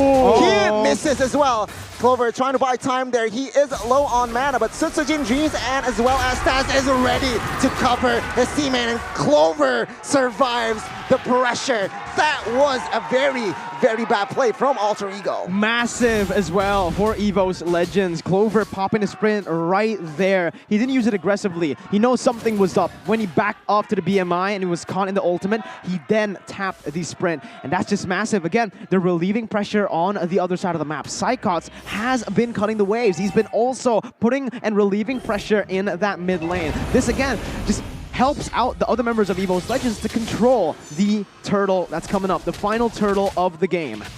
That's why it's so difficult right now, because for Alter Ego, now they're more aware than ever that there are outplays to the Yin pick-off potential, especially with so many mobile heroes on the side of EVOS Legends. They have to be very careful to make sure that the same thing does not get repeated, especially in the midst of a massive team fight. And again, this is just, again, classic Alter Ego. They lead in terms of kills, but they're not really able to convert on any objectives just yet. The longer the game goes, EVOS Legends will keep on scaling. Claude in those team fights will be insane if it's comboed with a Fairness and even a Time Journey. How are you going to cancel that out with so much disengage and so much added sustain? They're going to have to look for something crazy here, Alter Ego, if they want to turn the tides once again. EVOS Legends looking for a play top side here. Nino and Udil is now... Yeah, he gets away. He cannot defend the top structure there. EVOS Legends slowly but surely suffocating. Their macro is very, very high. And oh, Wave Dragon connects onto his Valman there. Well, Valman will not survive. Killing spree for Sellyboy. And now Call Alter also popped here. Dreams will survive though. But now Alter Ego responding with a very, very crucial pick. It's a good pick, but they can't really convert Cyclops. Oh my god, Udil gets caught here as Udil gets taken down in the mid side. Once again, Cyclops bringing his impact from the MPL to the MPL stage. Yeah, and that's the Petrify Benedetta that we spoke about back in the day before when Dyron picked it up. We expected him to go for the same Petrify. Leo Murphy though, going for Dreams. Yeah, Wave Dragon connects and Nino will have that kill. Clover will not be able to defend and will not be able to support with that blazing duet as Leo Murphy was so low, but he survives. And once again, EVOS, even though they're losing in terms of kills, we gotta look at the scoreboard. We have to look at the gold lead and even just the turrets in general. Arashi, EVOS Legends are still leading in terms of the objective game and in the gold lead because of that, right?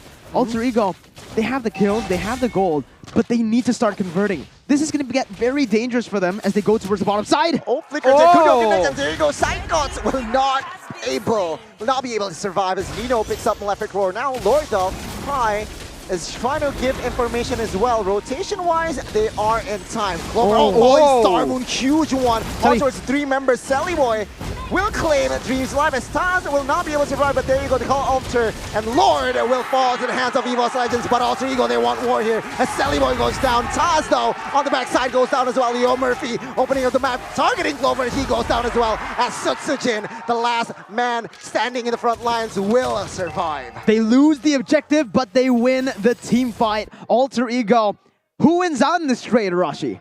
I think Alter Ego, considering the fact that they actually need to convert, it's a good step in the right direction, but EVOS Legends now can use that lore to get even more objectives. They have more pressure on the lanes, and in this early stage of the game, the death timers isn't that high, so it's not ideal for EVOS, but if this game gets dragged on any longer, it still benefits them. Look at the damage coming out from Dreams on that Diggy. It's already scaling so hard, and Sutsujin will be able to secure a lot more of those neutral objectives the longer the game goes on. And right now, the clash of styles is really, really visible. Pytho goes in, eye for an eye. Oh, cancel! Yes! Alecto, final blow there. A very splendid timing from Leo Murphy. Cyclops goes down in top side. Alter Ego, can they respond in the mid side as well as EVOS Legends looks for a play bot side.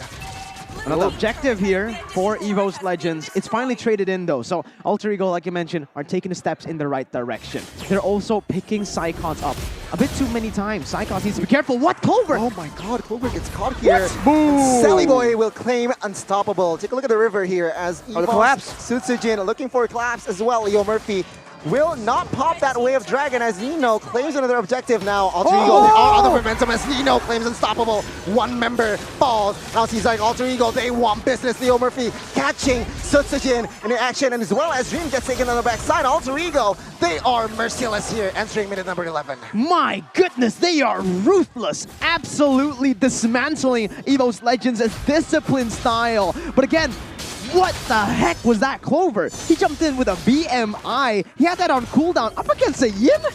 Wow. That's just dangerous, and he paid the price for it. Alter Ego.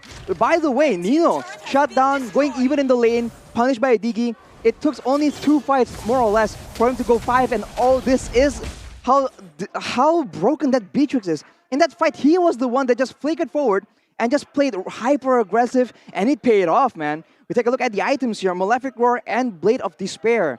I don't think anyone on the side of EVOS Legends is nearly tanky enough to accept that kind of damage. Yes, Sujin has done to Kiras, but I don't think it's enough just yet. He needs a lot more, and you can see Dreadnought armors being built all across the board for the members of EVOS Legends. They know the Yin is dangerous, they know the Beatrix is dangerous as well. And he's building towards what? He's building towards the Hunter Strike, right? So with that, once it's built up, oh man, Nino is going to be able to deal so much damage. Finally, Clover gets that Wind of Nature. With that, he is going to be able to survive. But I do feel like right now, Celebi can just turn that pressure on towards Taz in these team fights. If he wants to go for a pick, go for Dreams, go for Taz, those two members with the crucial ultimates, as both of the teams, again, are going on to the Lord. Psychot still top side. We need to see how this plays out. EVOS Legends need to look for an opening, or perhaps they might have to just react to an opening by Alter Ego.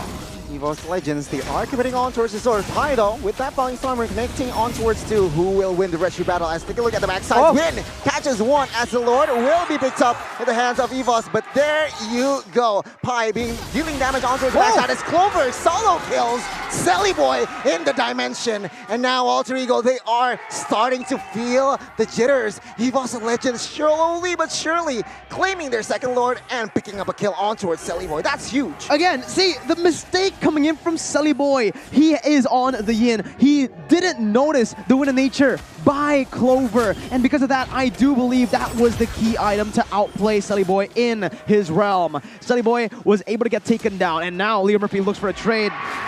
Not worth it, not worth it. Leo Murphy will not be able to do anything there with that Way of Dragon. As slowly but surely the Lord pushes the top side turret, and EVOS Legends will claim all turret top, inner, and as well as outer here. Alter Ego, sure, it's the 13-minute. They can clear, they can defend, but their base is little exposed. All right, if you look at Selly Boy's item, Hunter Strike, Malefic Roar, and the Heptasis, he has a lot of burst damage, but as Mirko mentioned, Wind of Nature will nullify the bulk of that. It just buys so much time that allows Clover to just walk around, because at the end of the day, Selly Boy is on Yin, he is an assassin, and his damage comes in big bursts and not DPS. So if the initial burst gets outplayed, Clover, he has all the time in the world to just keep kiting away and doing a lot of damage. So eventually, Selly Boy being only half HP, when he brings Clover over for that duel, he just gets taken out. Selly Boy needs to be a lot cleaner in when he gets that pickoff. No, I think he should just not go for Clover. He should go for Taz or Dreams perhaps here, because again, Clover can be dealt with by the other members there. Oh my god, what happened there? I think the time bombs, alarm bombs got the Yin.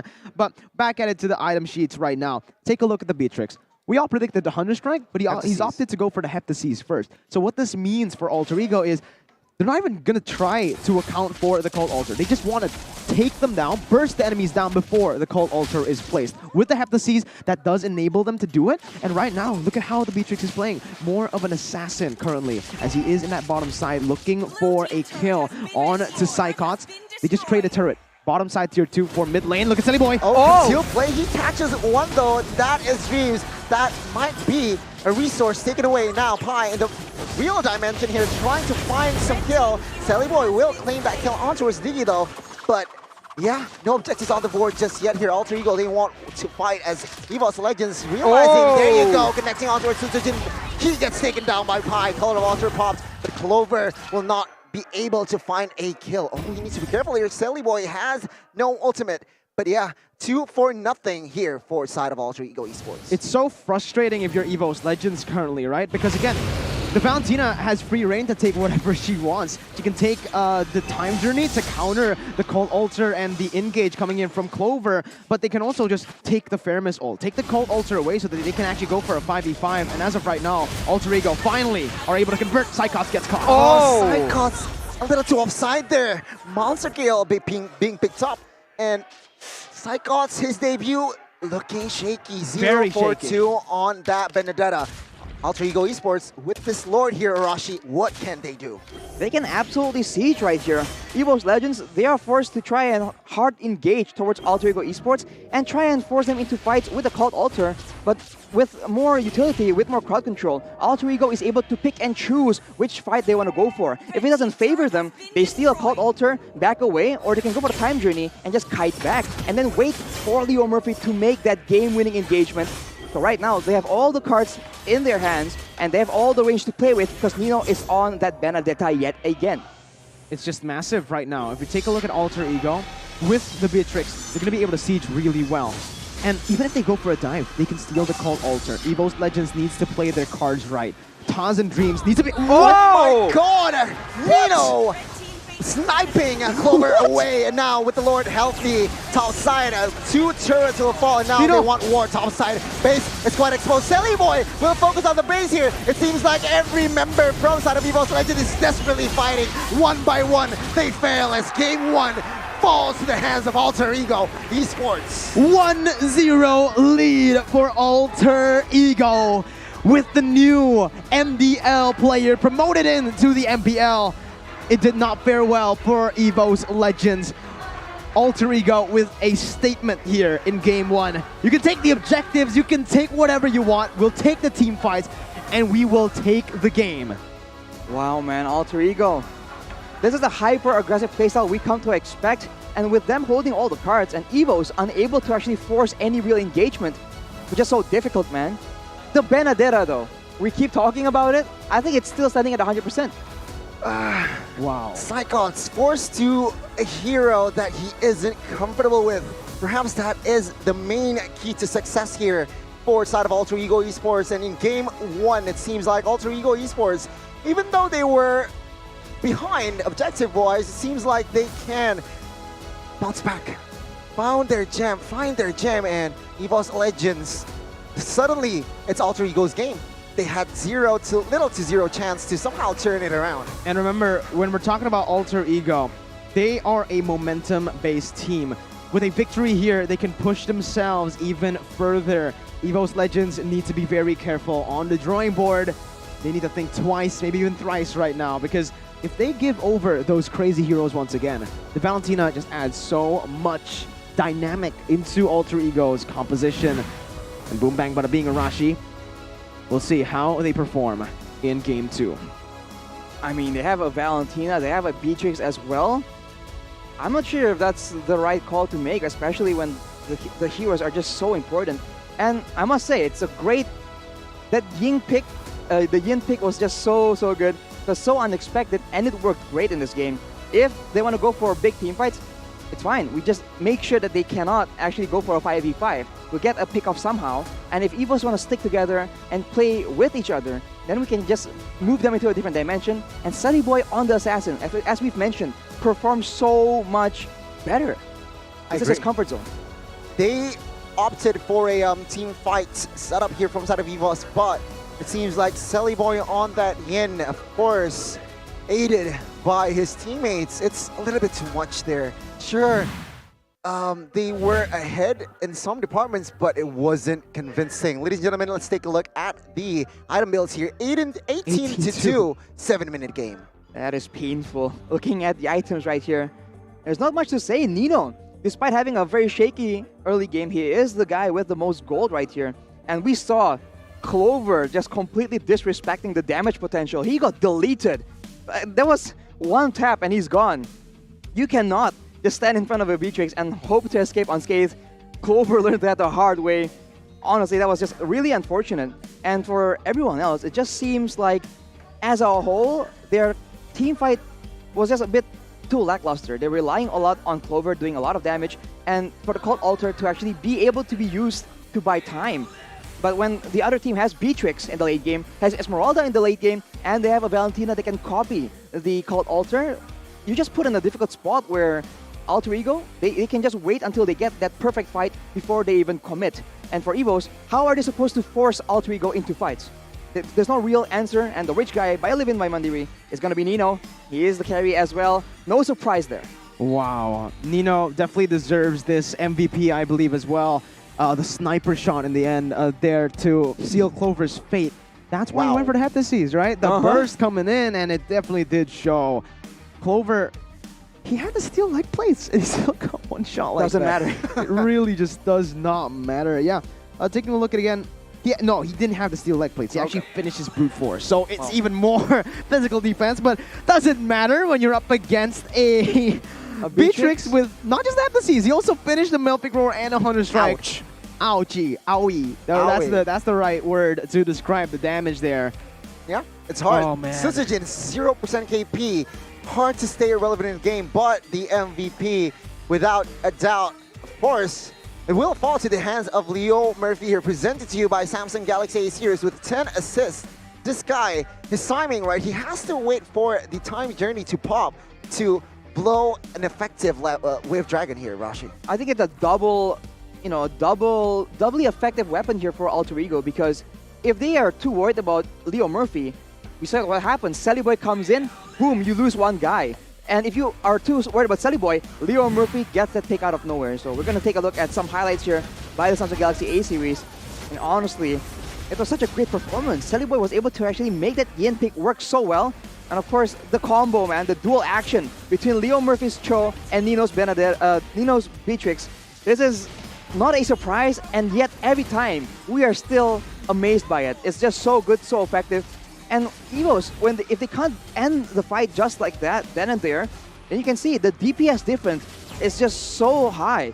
With Esmeralda and a Beatrix on your team, as well as a Valentina. Look at this play from Nino, man. He just goes in. He doesn't care. He knows his team is there to back him up. That shows you again, the coordination from Alter Ego is just so good.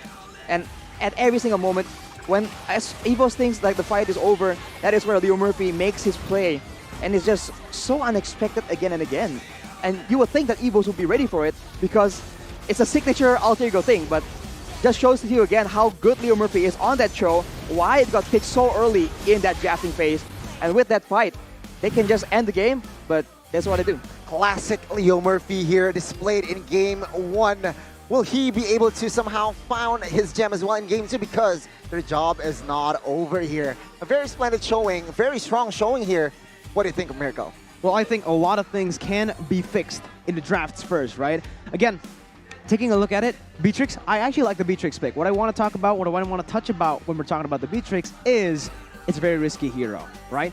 When you get ahead in lane, you do well. You actually are able to take the game into your own hands. Sometimes you dictate the game's playstyle and tempo. But if you fall behind, it's the opposite, complete opposite. You really can't really do anything. Even if you go for the wave cut, up against the Esmeralda, she can damage you, she can trade with you better, and she can even clear waves faster if you're behind, remember. And again, on the drafts, I think putting Dreams on the Diggy is a mistake, right? Dreams likes to take the game into his own hands with the playmaking heroes, just like you guys can take the games onto your hands with the JBL Quantum series, especially the new discounted offer that you guys can get that Gonny's going to talk about right here. You can't get up to, what, almost 100K of discounts, perhaps? That's a lot. Just scan this QR code now, GBL Quantum, ladies and gentlemen, to check and see the details. But producers, oh my god, there's a sub. There is a sub from EVOS Legends. They adapt immediately. Psychots, who was shaky in his debut, will be subbed off, and Pendragon will come in to somehow give an impact and find a reverse sweep for side of Alter Ego. Oh man, yeah. Pendragon stepping in. There is a substitution here, Arashi. Speaking of, I do feel like the Benedetta couldn't. You can't really blame the guy. It's hard. It was hard. You're up against a Yin. Every time you try to cut, Yin just comes down, ults you, and what are you supposed to do? Sure, you can cancel it with the eye for an eye, but there's no... You can't really react to the ultimate. You have to predict it. And Silly Boy, he knows how to think a few steps ahead. Speaking of, though, we're going to take a look at the game recap first. Here for game number 1, Alter Ego versus EVOS Legends. Again and again, we see it. The gold lane becoming more and more relevant in the current meta. It's the Beatrix and the Claude, 2 meta picks going head-to-head. And the end, though, the range difference, the burst difference coming in makes Nino superior in that situation. Clover was doing a lot of damage, and he has a very respectful item build. He has the Brute Force Breastplate as well as the Wind of Nature, so he was already very aware of the potential for the Yin from Sally Boy, and of course the burst from Benedetta, but I don't know, man, you just can't expect to survive when you just walk up in the front like that, so I don't know, he needs to be a bit more careful and for sure respect the potential from that Benedetta. And I wonder if EVOS will be thinking of actually letting it go again. We said it, you can gamble on it, but why, right? There are other heroes you can gamble on that is not nearly as punishing as the Beatrix. I agree. I mean, EVOS Legends, they had the chance to pick banned it Beatrix out. out. Yeah, they did. You're right. Yeah, Yeah, exactly. that's why. They opted to prioritize Fermis and as well as the other hero, which escapes me rather. But okay, there you go. The official lineup. Pendragon stepping in, and Psychots, the rookie, has to step down here in our second match. Alter Ego, though, with this momentum building up towards their favor, I want to see the drafts, right? Yeah. Will they bring an exciting hero like they did in Game 1 on that end? Take a look at Odil. This is here his chill. routine. Yeah. His routine pre-match here, chilling, and of course, in our secret lab. Ooh, No pressure, man. You can find comfort in the secret lab. He's feeling very relaxed, and so am I right now as I'm sitting on the same chair he's sitting on. The secret lab, Titan Evo 2022. Man, I'm finding it hard to speak just how comfortable it is right now on the secret lab. But you know, while you're on the secret lab, communicating becomes so easy with the JBL Quantum. Of course, the two headsets that are being used. Sound by is survival. Zace and Cassius. Sound is survival, Arashi. You're survival. You're survival, Arashi. Because you're wearing the JBL Quantum, Arashi. Exactly. We are all survivors here on the MPL. And now we have to see if EVOS can survive against Alter Ego. They are having their backs against the wall, but this is the more comfortable lineup that they have been used to. And we'll have to see. Coach Bjorn, he does a lot of great... Coach Zace, he just does a lot of adaptations on the fly. That is one of the big things that make him such a formidable coach. So we'll see. What solutions does he have for the second game? Because the Yin pick is very unexpected, and it can very well come again. Man, oh man. I gotta say though, Odil, Julian is picking up that Odil picking up that Julian 7 times, 85% win rate. That's a lot. Yeah. That's a lot. And I gotta say, the composition from the side of EVOS Legends in Game 1 were kind of thin, kind of squishy. Apart from that, of course, Falman, they're looking kind of sus. They were relying heavily on, again, the sustain that's provided in by the Daily Time Journey and obviously the Cult Altar. It didn't really work out in the end because of just how much Sunny Boy was able to snowball. We did see it in the keys of victory, Arashi. Don't let the man snowball. If he snowballs, that's kind of what you can get, right? Sully Boy, I have really just no words. He picked up a hero that's not meta. We haven't seen this hero since Season 9, ever. And now, we're going to take a look again. Will we see the Yin again for game number 2? Jump into drafts, ladies and gentlemen, between EVOS Legends and as well as Alter Ego. Game 2, EVOS Legends will have the first pick here, so already a switch. Already a very different ban as well from side of EVOS Legends. They opt for a Julian ban, and from side of Alter Egos is that a Kai. Ooh, I wonder if EVOS will try and not gamble, but trade that Beatrix for a 1-1. Right? We've seen the Clover is absolutely critical with that 1-1. So Alter Ego, if they want to, maybe, right, both teams don't ban these marksmen, they can like play around with these picks. They will have the opportunity to secure 2 instead of 1 though, and that might be something that's too expensive for the side of EVOS.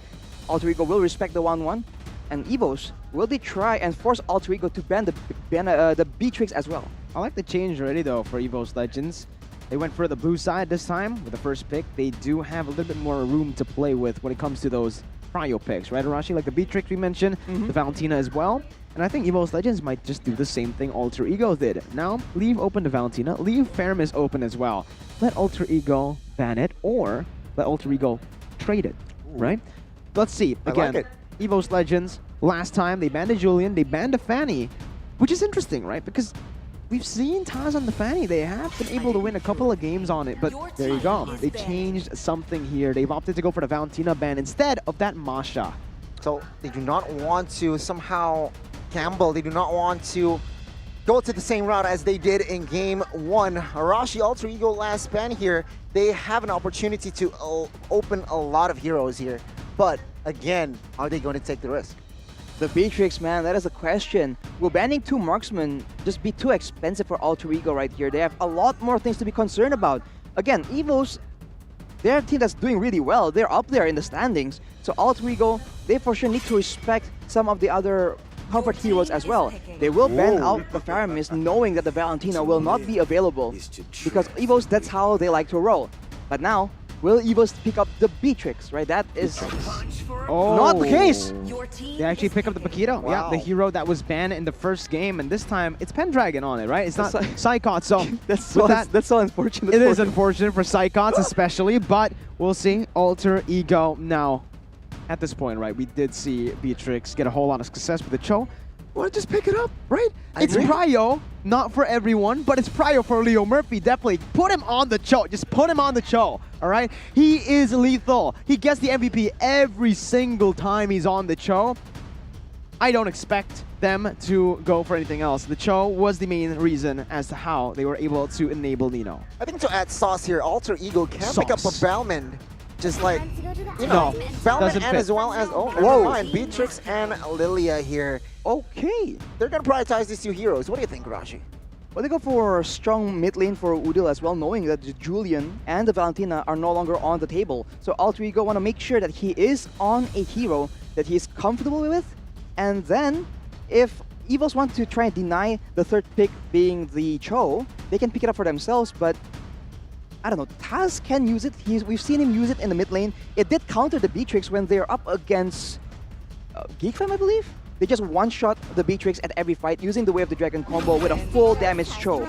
But that won't be the course of action they go for. They pick up the Melissa and they use the Masha to try and counter that Beatrix. But now, will the Cho actually make an appearance? It's pretty solid by EVOS Legends, but I do think that now that I like the Masha pick, actually. Never mind. Sure, it does remove the flex potential of the Paquito, but still, the Masha is a very solid counter towards the Beatrix. You can dive towards her, and you can basically make her a non-factor, but this only works if the Masha does well in lane, or even just goes even, right?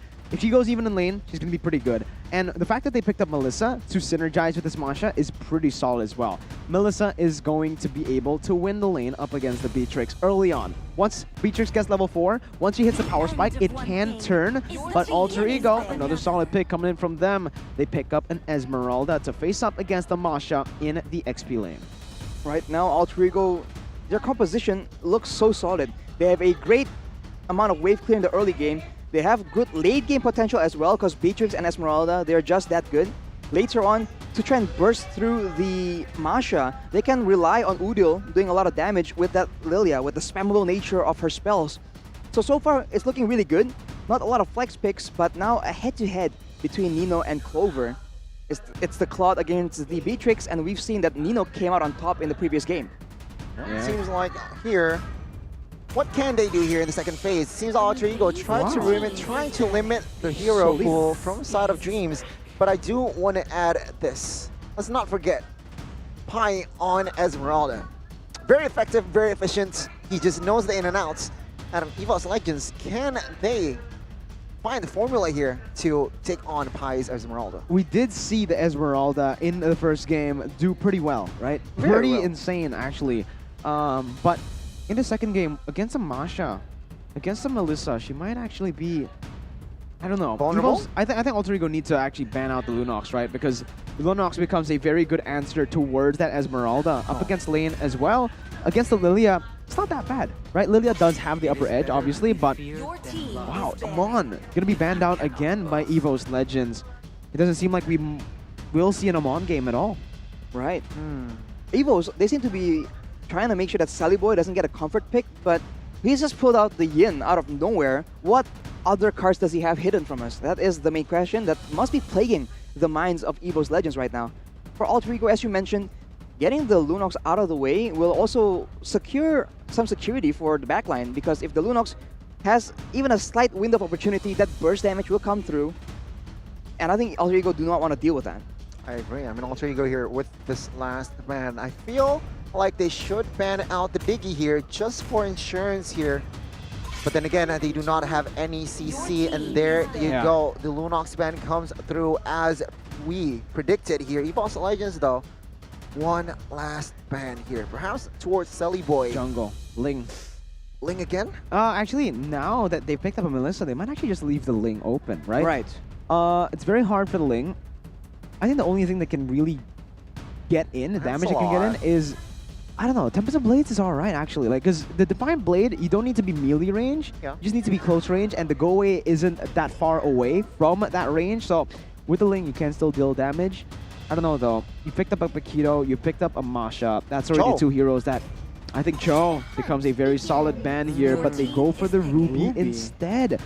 Again, I don't know. I think EVOS Legends are playing around that Melissa, knowing that she has the go away. The Cho can't really go for those crazy plays, but again, it's all going to come down to execution. On paper, yes. Clover, if he pops that go away, Cho can't really do anything to pick anyone off. But one slight miscalculation is all Alter Ego need, and I think they want to gamble that. They want to go for that gamble. They want to take that risk, pick up the Cho right here. A hero that's just, at this point, Cho is Leo Murphy. Leo Murphy is Cho. Or perhaps they can go for the Atlas route here. Last pick, force out of Alter Ego. I don't know. So they could secure Silly Boy's hero first, then see the response from side of EVOS Legends, and then they pick up an Atlas. We'll have to see. No, they will secure the Roamer first here as they pick up a Grox. EVOS Legends, what are they going to respond with? It's a Grok pick for Alter Ego.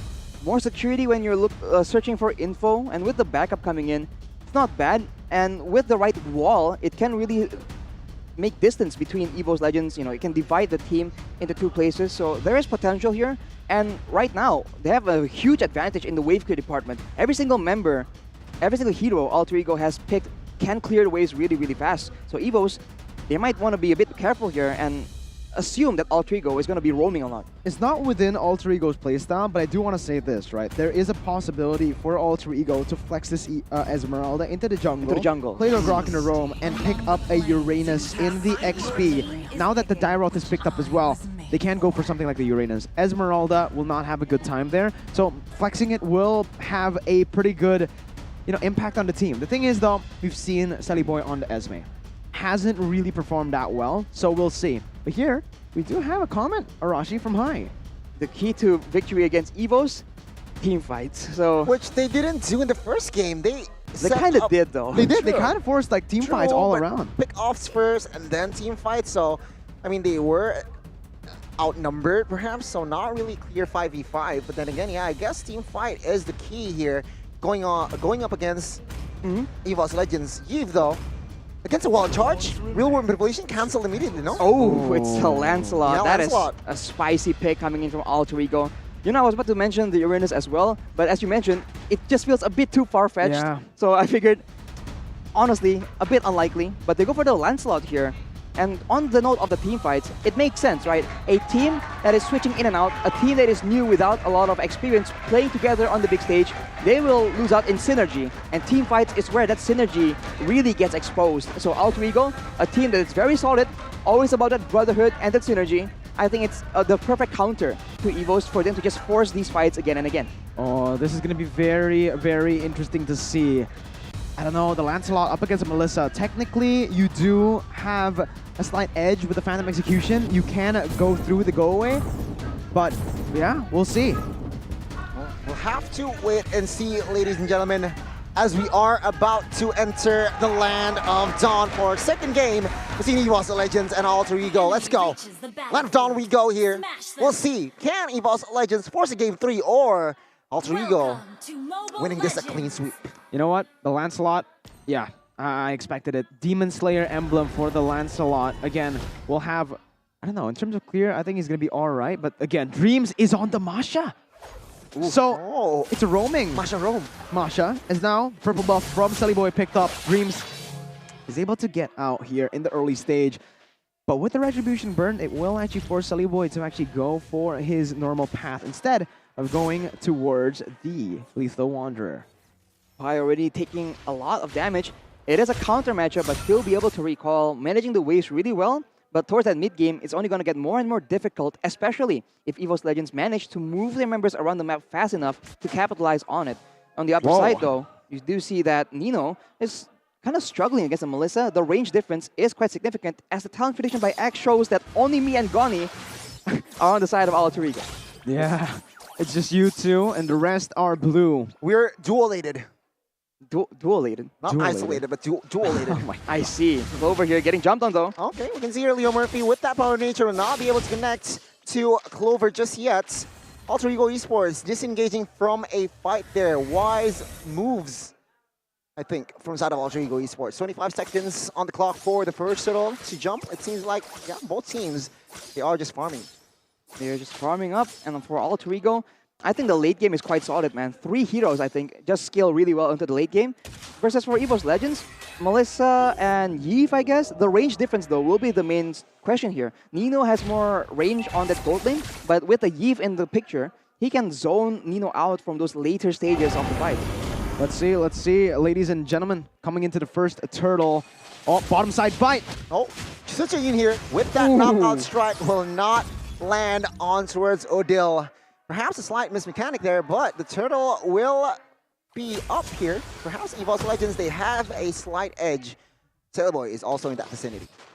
The ultimates are on the table for both these teams, and it does seem like at a glance, I think EVOS Legends have a stronger level 4, as Suzujin is able to just steal that gold buff away. Retribution still ready, and now they're just trying to set up, doing their best, but Leo Murphy and Udil, they're on the mid side. The wave clear advantage is still for Alter Ego, but they are not given an opportunity to use it by EVOS Legends. All right. Let's see, ladies and gentlemen, coming into the first turtle. Both teams have opted to go, actually, to not go for the turtle. They're just taking it, dancing it, playing with it so far. They don't really want to commit to it just yet because it's a bit too risky for both of them. And I don't know, Arashi. Alter Ego, they're a very fast tempo team. Now that they're playing it slow, it does feel like they are playing around EVOS Legends' tempo. Yeah, they're playing against, they're playing in a tempo that they're not used to, but at the same time, their composition really supports that as well. So I'm not sure if this is the right, the way to go, by all means. Leo Murphy, he will be able to secure the litho. They have vision advantage right now, but it's just, again, very slow.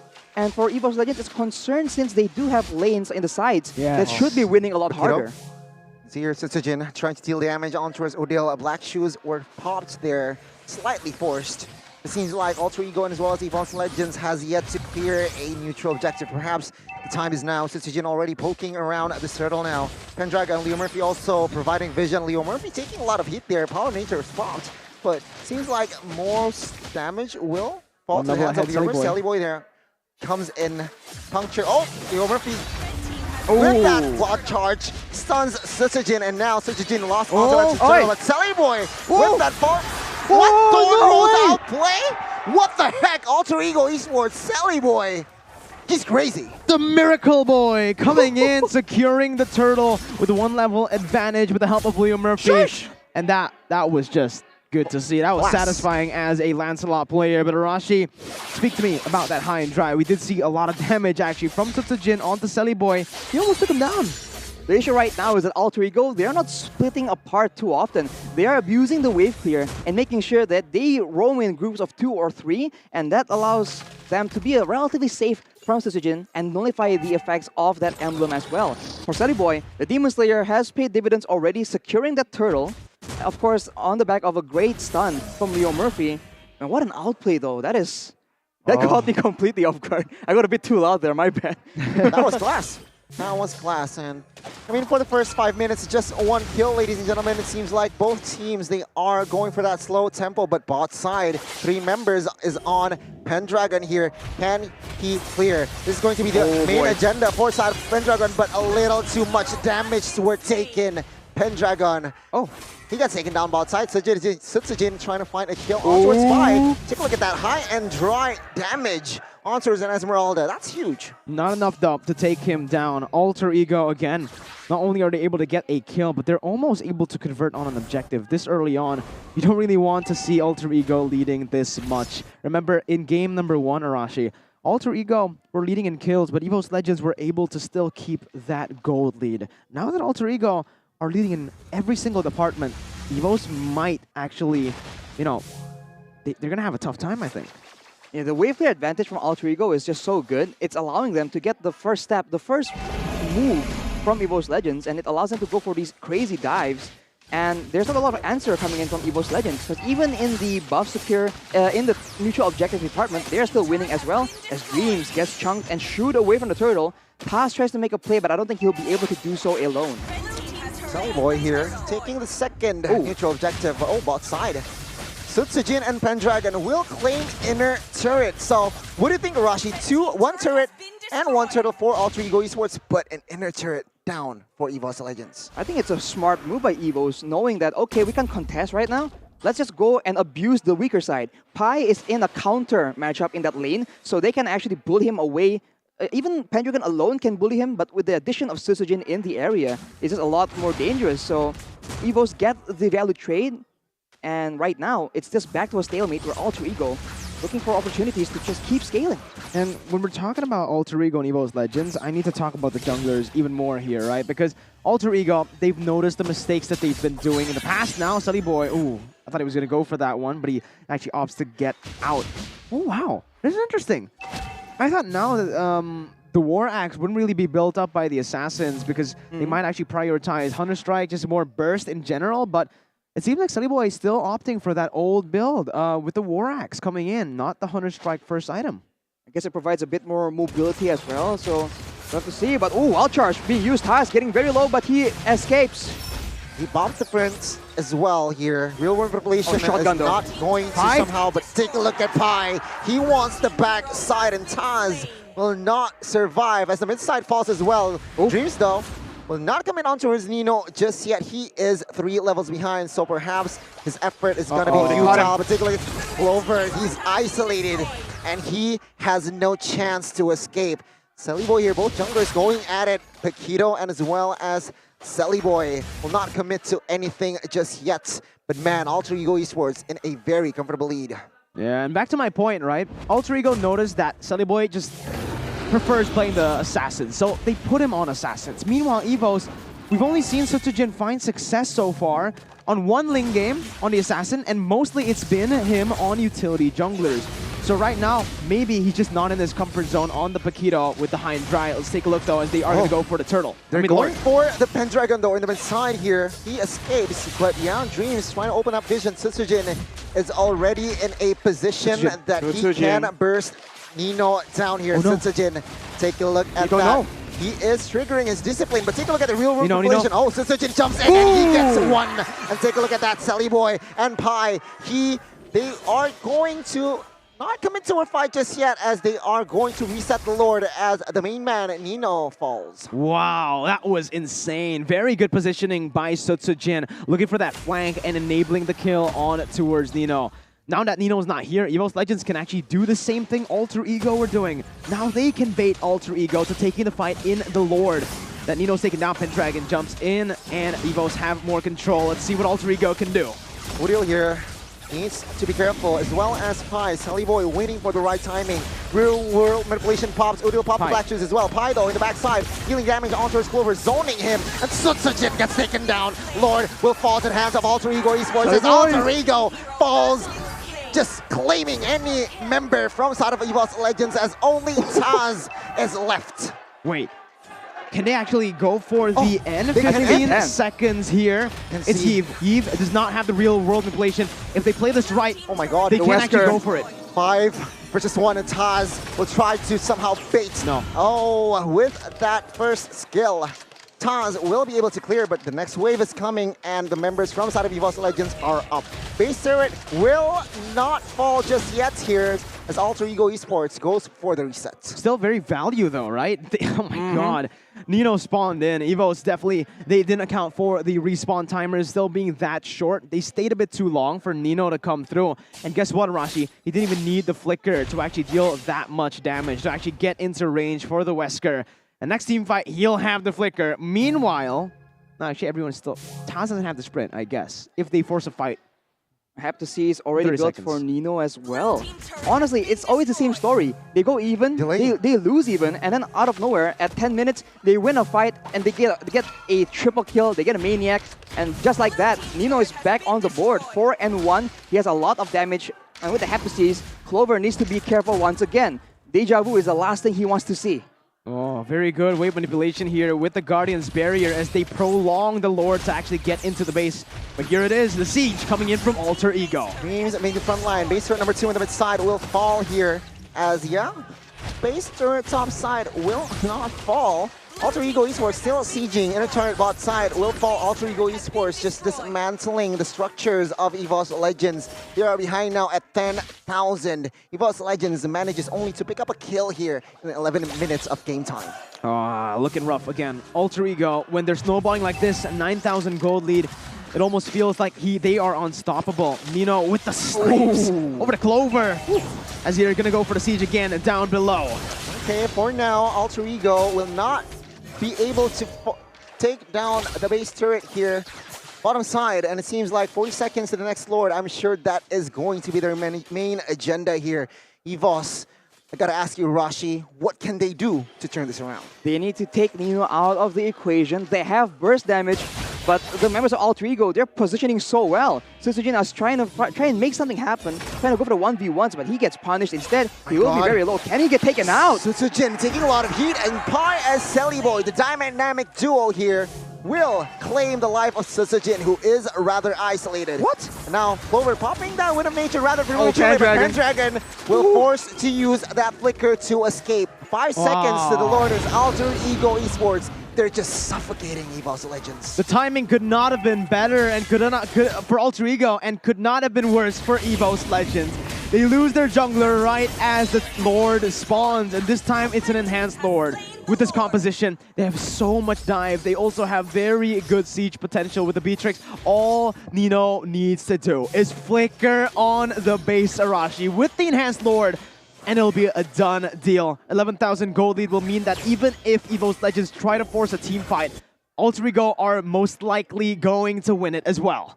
Alter Ego will need to make a massive blunder if EVOS Legends is to come back here.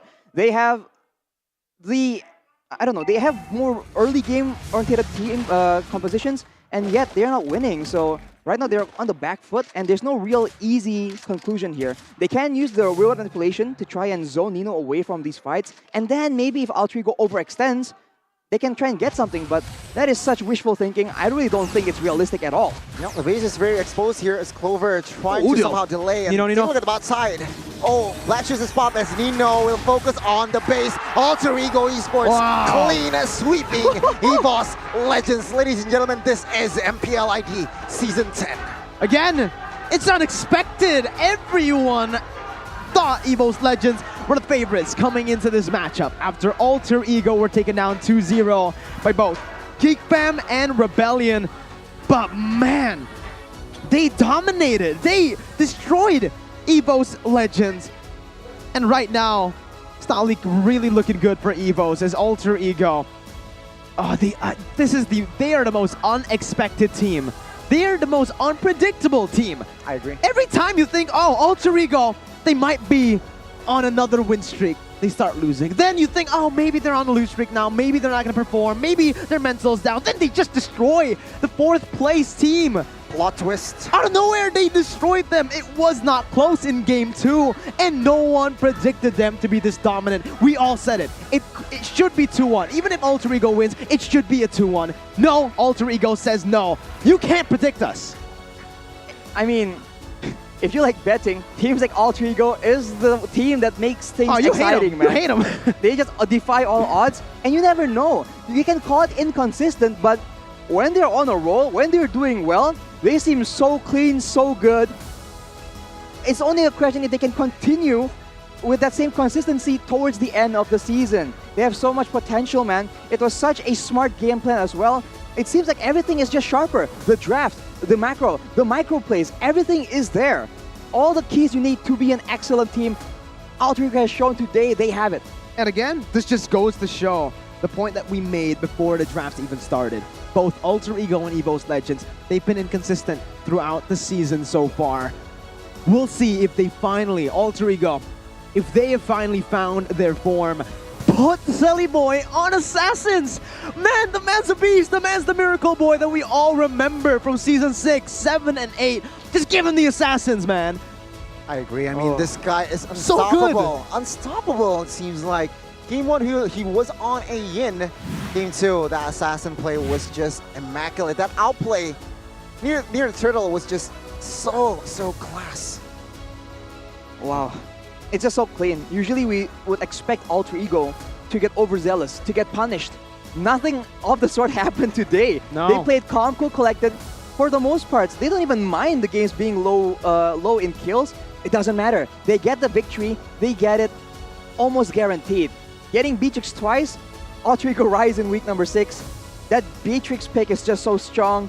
And Alter Ego, they know absolutely how to abuse it to its full potential. We've said it again and again, but I think particularly for Alter Ego, it is just that much better in the hands of Nino. We'll see. Again, coming into this, we're going to take a look at the item builds, the MVP highlights. Oh man, Beatrix as well. They left it 2 games in a row.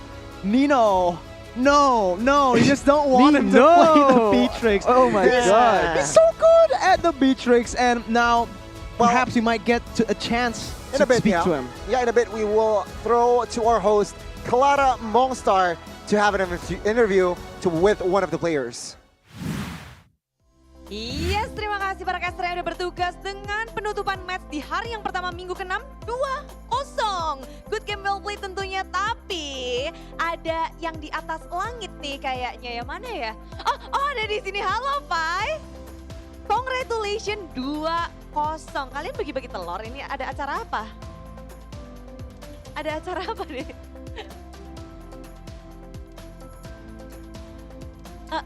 Bentar, kayaknya suaranya kamu nggak ada ya. Bentar ya, kamera ke Bude dulu ya. Karena kita bakal membenarkan Pai yang ada di langit. Memang sinyal susah itu untuk Pai ya. Tapi Pai, ngelihat kita... Oh, udah dikasih. Ada tangan ajaib ya. Jawab tadi, 2-0. Ada acara apa ini bagi-bagi telur? Iya, bagi-bagi. Kebetulan kita punya telur kan kemarin-kemarin, Iya. jadi dibagi-bagi aja. Dibagi-bagi aja ya. Tapi kalian bangkit di minggu ini dengan 2-0. Minggu lalu what happened, Pai? Buat minggu ini alhamdulillah dapat 2-0 ya. Kalau minggu lalu ya namanya timnya ya tim angin-anginan. Jadi aja anginnya. Oh gitu. Angin kemarin masuk angin. Kemarin masuk angin, Iya, sekarang week anginnya kemarin lagi bagus. Alhamdulillah bagus nih angin yang sekarang. Semoga terus ke depannya. Oh jadi tergantung angin ya untuk Pai. Maklum di atas langit, biasa dia. Tapi Pai, kamu luar biasa banget dengan permainan kalian yang 2-0 tadi. Kamu di laning tadi dengan melawan 2 orang yang berbeda. Mana tadi? Enggak gimana-gimana ya, gue sih berdua. Jago, ada perbedaan yang signifikan nggak mungkin dari playstyle-nya atau yang kamu baca? Bedanya, nggak ada bedanya mungkin sama-sama aku yang kalah sih sama 2 orang itu. Hei, di langit ya. Gitu, emang berat untuk lawan dua-duanya itu. Ya, aku kan juga cuman bisa SM-nya juga kan CB. CB. Tapi yang penting menang 2-0. Kalian berhasil untuk menaklukkan 2-0 terus-terusan. Dan dari Alter Ego sendiri, apa sih kunci kemenangan lawan Alter Ego? Untuk ngalahin EVOS Legends maksudnya. Kok ngalahin tim sendiri? Sorry. Kunci kemenangannya mungkin karena kita di week ini 1 match doang ya, jadi benar-benar all in buat lawan EVOS gitu. Preparationnya, jadi ya alhamdulillah menang gitu sesuai ekspektasi. Kunci kemenangannya karena prepare-nya buat EVOS doang. Oh gitu, tapi di leg 1 kalian juga menang loh. Oh itu hoki mungkin. Oh kalau leg 1 hoki, sekarang emang minggu ini cuma 1 doang preparasinya full buat EVOS. Oke, jawaban yang selalu aman ya, tuh diketawain di ruangan kan. Dan tadi kayaknya ada pesan-pesan juga dari tim Alter Ego untuk siapa tadi? Kayaknya ada yang lewat, ada yang neriakin kamu. Bukan itu si bocil katanya. Jangan lupa guys beli jaket ya. Ini jaket edisi gua pakai dari season lalu, jadi harus langsung dibeli aja limited edition. Gitu aja Bude. Oh gitu ya gitu. Udil kayaknya juga mau ikutan tuh, ramai tuh. Udil mau ngapain juga, kayaknya ramai banget kemenangan kalian untuk 2-0 ini meranjak naik di klasemen, tentu menjadi salah satu prioritas. Dan Pai, kamu kalau di XP laner sebenarnya paling gregetan tuh pas lawan siapa sih? Lawan Boots. Ya. Karena dia kan yang di klasemen atas kan. Ya gregetan aja ngeliat mukanya juga pengen nonjok.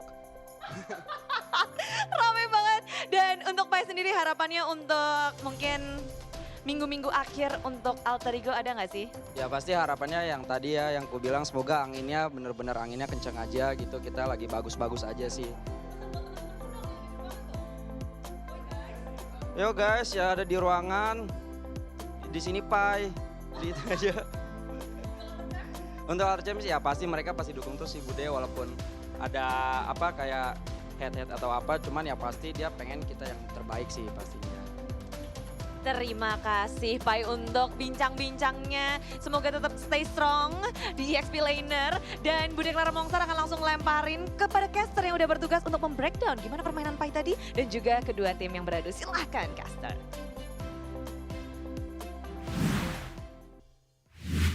Thank you very much, Clara, Mongstar, and Pai for that interview. Let's dissect game 2 here. Arashi, 9-1, 13-minute game. I love the guy, man. Pai is great, but we have to go back to the game for now. More about Pai later. EVOS Legends only 1 kill off the back of that very intelligent play from Sitsujin. But other than that, they got completely shut out. They lack the engage tools to try and catch members of Alter Ego, especially when Leo Murphy is just in the front being completely oppressive. At the end of the day, it's the same story. Beatrix struggling and then getting triple kill. That's just how it is at this point. He has almost full items, going for a bit more physical defense, knowing he's against a Dairoth and a Masha as well as the Paquito. But it's still the Heptasea's Blade of Despair, Malefic Roar, able to actually one-shot anyone who just comes too close. You know, you can't get close when you're going up against the Beatrix. Of course, Sally Boy on the Lancelot. As Mirko mentioned, the War Axe seems to have fallen out of favor for a lot of players, but not for Sully Boy. This is the playstyle he's used to. Maybe the extra bit of mobility is what he's looking for. But looking at the post-game stats, the rich guy by Living by Mandiri is going to be Nino on the Beatrix. Again. I don't doubt... Oh, the carry. Hang on. I was about to say I don't doubt it's going to be Nino, but no, it is going to be Udil. And I forgot, whenever Dreams is just walking up trying to be menacing, the same way Leo Murphy is, Alter Ego, they send Udil out, they spam out that spells, and just like that, within a span of a few seconds, he loses like 1 or 2 HP bars, and he's out of the equation. So that Masha pick effectively gets nullified by the side of Alter Ego Esports. The sandbag is going to be Dreams, as Mashas often do, and the forgotten one is Udil. Wow. And not much to say, man. Pandrake and Clover and Dreams have 0% kill participation. That is difficult to accept. It's a bitter pill to swallow. And again, right? It is. It's, you know, there's no easy way to put it for EVOS Legends, but here, there is an easy way to put this. The MVP presented to you by the Samsung Galaxy A series.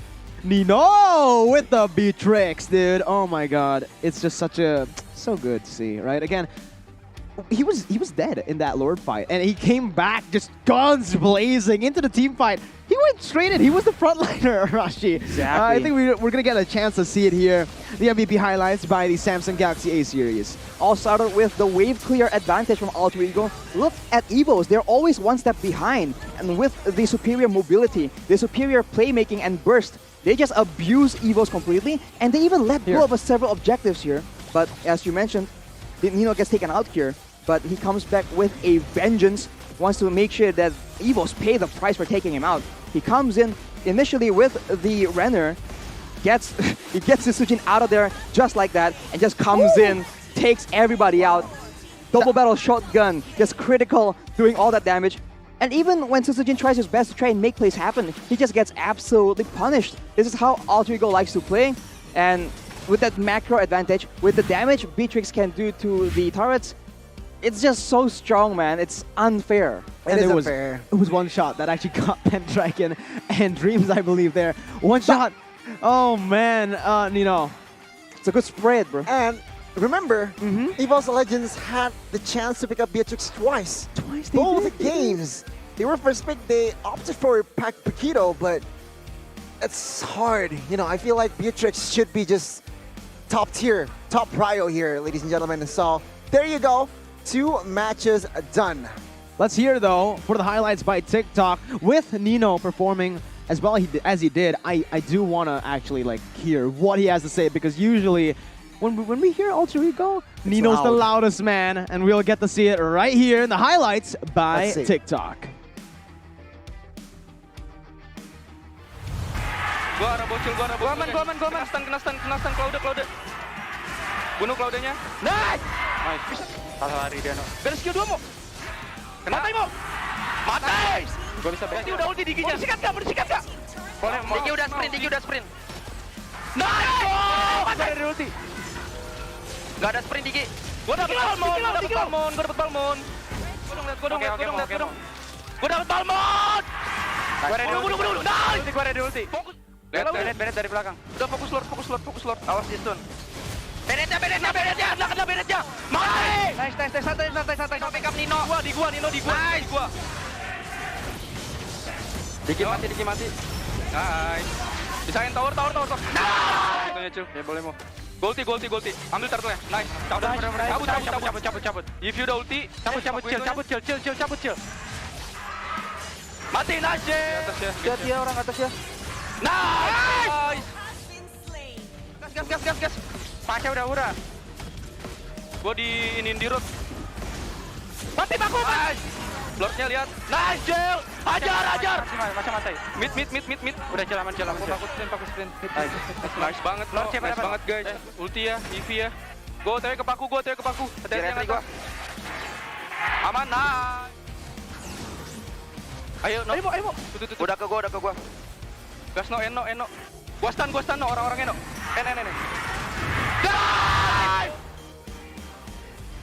A very clean execution, sharp communication as well there from the side of Alter Ego. Seems like, yeah, they're pretty chill. They just know what they're doing, and it's clear 2-0 victory against EVOS Legends. That is a very tough challenge. If we didn't expect Sully Boy to make that play, well, the teammates didn't expect it. They were like, yo, Sully, get out, oh, never mind. Okay, look at that. Yo, that was pretty cool, you know? Luckily, they had the JBL Quantum so that they can communicate very, very well with each other. And Sully Boy was like, guys, chill. I'm Sully Boy. I'm on an assassin. Come on, man. Miracles happen. Miracles happen with Sully Boy, and perhaps with the JBL Quantum. With JBL, of course, here. JBL Quantum special offers. Perhaps you can get discount as well. Just scan this QR code here below Arashi to check and gone. The chance. Just tap back on your Samsung phone, you know? And if you guys want to play like a pro, obviously you need the JBL Quantum because those sound cues are really, really good. Especially when we're talking about comfort in game, you need it, right? So with the JBL Quantum, you get to hear so much. With the comfort outside of the game though, you need to be sitting on a good chair, right? Come on. If you're sitting on just a bench, it ain't gonna cut it, man. Nope. You need the Secret Lab gaming chair, the Titan Evo 2022. Fully magnetic, fully adjustable. The best chair in the world. Look at this, Johnny. Huge comfort, huge flexibility as well. I mean, you can use it anytime, anywhere. Yeah, it's so on point, Rosh. It's absolutely on point. There's no chair we'd rather have, right? Because we are here the whole day just for you guys. And I mean, if we can appreciate it, so can you, man. Like, it's just logical. Just check it out. Check it out. Check it out. JBL Quantum, Secret Lab. Check it out. Perhaps you might love something here. And of course, you are investing as well with JBL and as well as Secret Lab. And perhaps you want to invest in gold as well. Just check Uber S Gold X MPL Season 10. Starting from 100,000, you can invest. Think of the future, ladies and gentlemen. Check out ubslifestyle.com and UBS Lifestyle e-commerce and Bleebly UBS Lifestyle. Thank you very much. Well, ladies and gentlemen, don't miss out. Investment is the future. You know, you gotta invest in the future. You have to have that kind of foresight to be able to win your late games in Mobile Legends as well. So get used to it in real life too. There you go, Rashi. Thank you. Did you lose Thank you for that. What happened? Very lovely explanation there. But yes, ladies and gentlemen, check out JBL Quantum, Secret Lab, and as well as Uber S Lifestyle. You know, to upgrade your life. And if we're talking about upgrade, you should upgrade your phone as well because this phone is just awesome. Samsung Galaxy A7 III 5G. Arashi specs. 8 GB of RAM, 256 GB of memory. It's just a 108 megapixel camera. And of course, the display is just 120 refresh rates.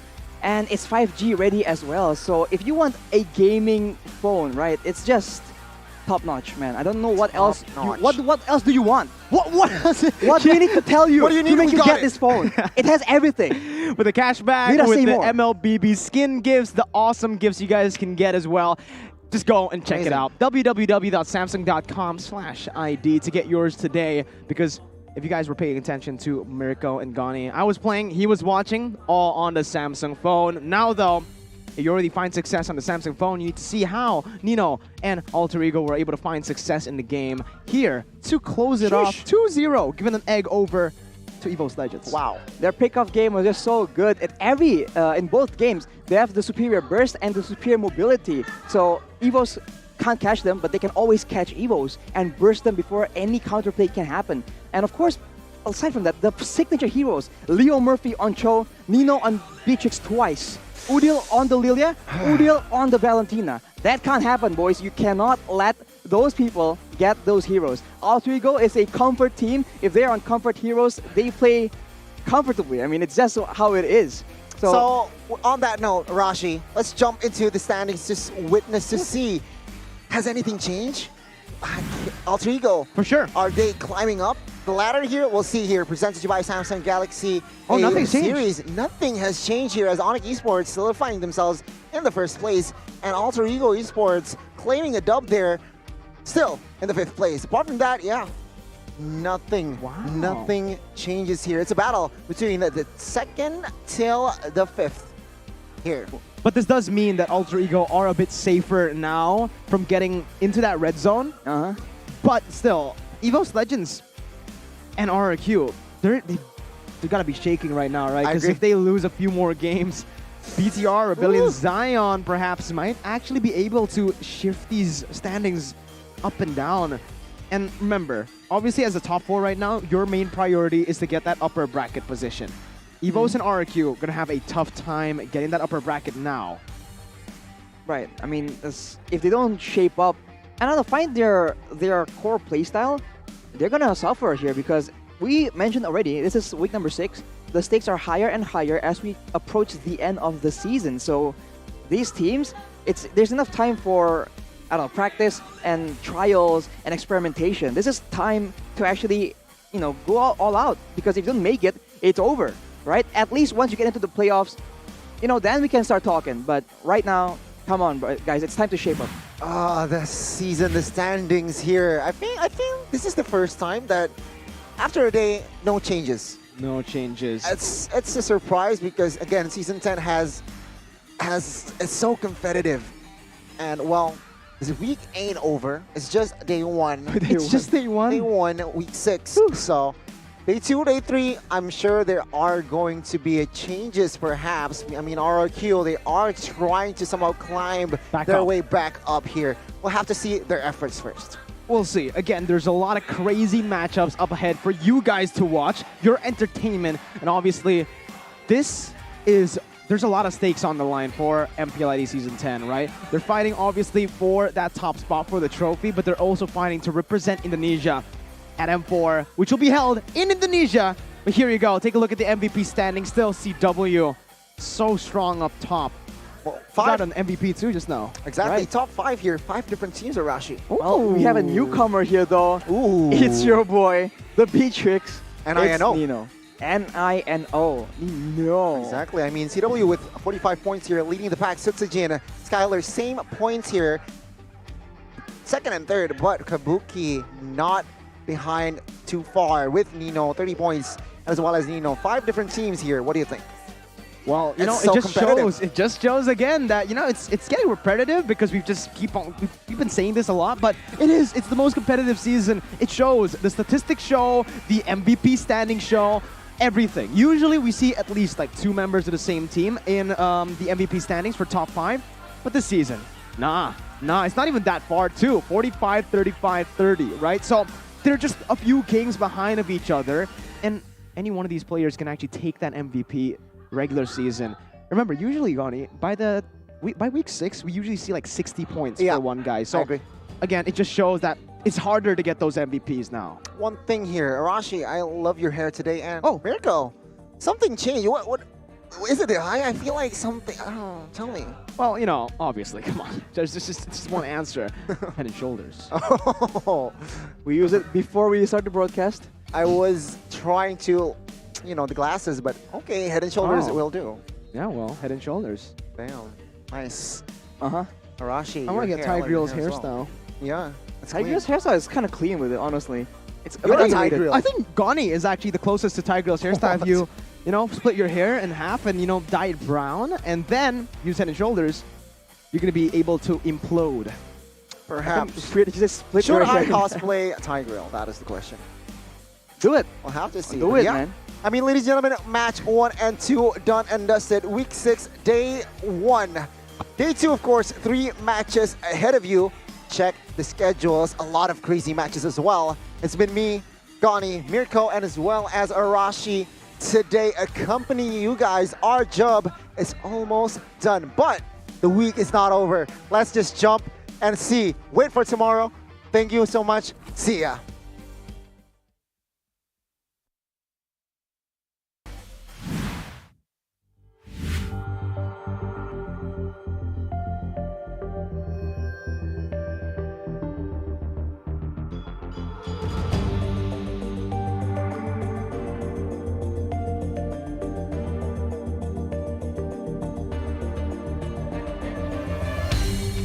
Aku kan berdiri dan terus berlari, terus ke arah puncak tertinggi. Ku takkan berhenti, hanya sampai di sini. Kemenangan abadi menanti. You know we won't miss if we unite our focus. And if you haven't noticed, we all live. Nyalakan apimu, hadapi semua tantangan, hadang semua serangan, jatuh bukan halangan. Bakar semangatmu, janganlah engkau menyerah. Kita akan buat sejarah. We all this, we won't miss. We all this, we won't miss. Saatnya beraksi, jalani ambisi.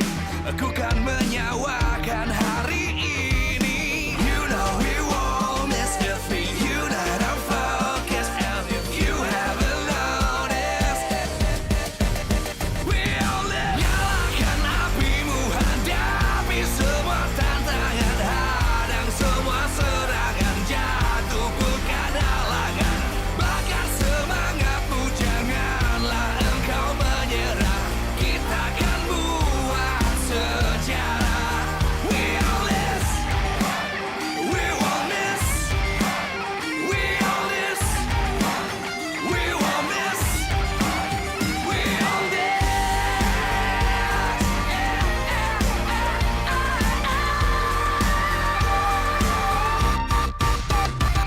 Nyalakan apimu, hadapi semua tantangan, hadang semua serangan, jatuh bukan halangan.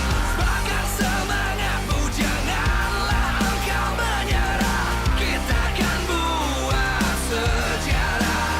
We all this.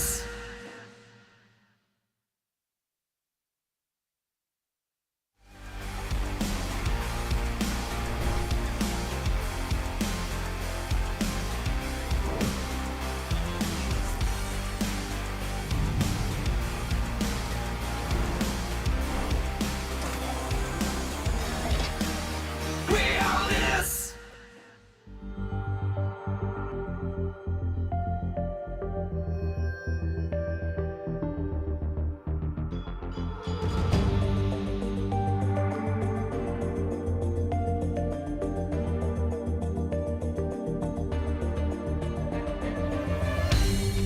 Aku kan berdiri dan terus berlari, terus ke arah puncak tertinggi.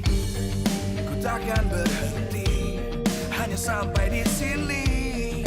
Kemenangan abadi menanti. You know we won't miss if we unite our focus. And if you haven't noticed, we all live. Nyalakan apimu, hadapi semua tantangan, hadang semua serangan, jatuh bukan halangan.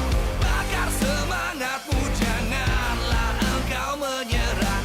Kita akan buat sejarah. We all this, we won't miss.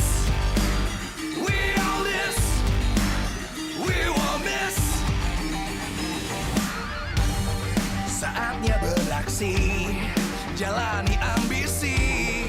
Aku kan menyawakan hari ini. You know we won't miss if we unite our focus.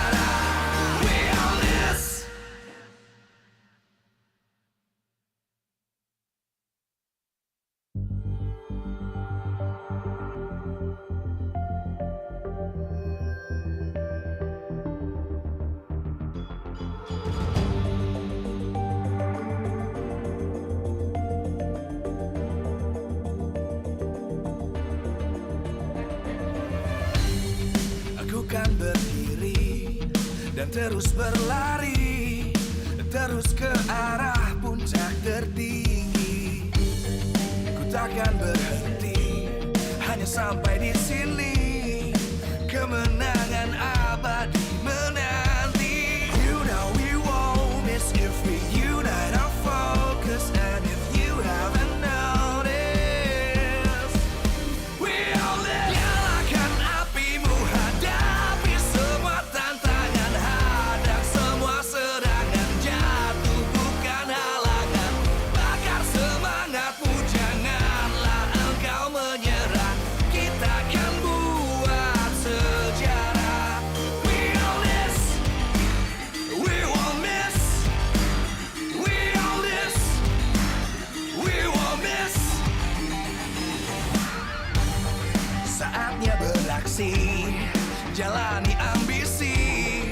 Aku kan menyawakan hari ini. You know we won't miss if we unite our focus. And if you haven't noticed, we all live. Nyalakan apimu, hadapi semua tantangan, hadang semua serangan, jatuh bukan halangan. Bakar semangatmu, janganlah engkau menyerah. Kita akan buat sejarah. We all this, we won't miss. We all this, we won't miss. We all this.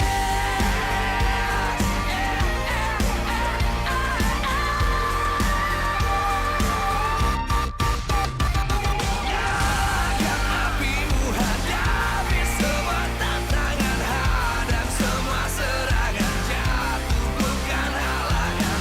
Bakar semangatmu, janganlah engkau menyerah. Kita akan buat sejarah. We all this.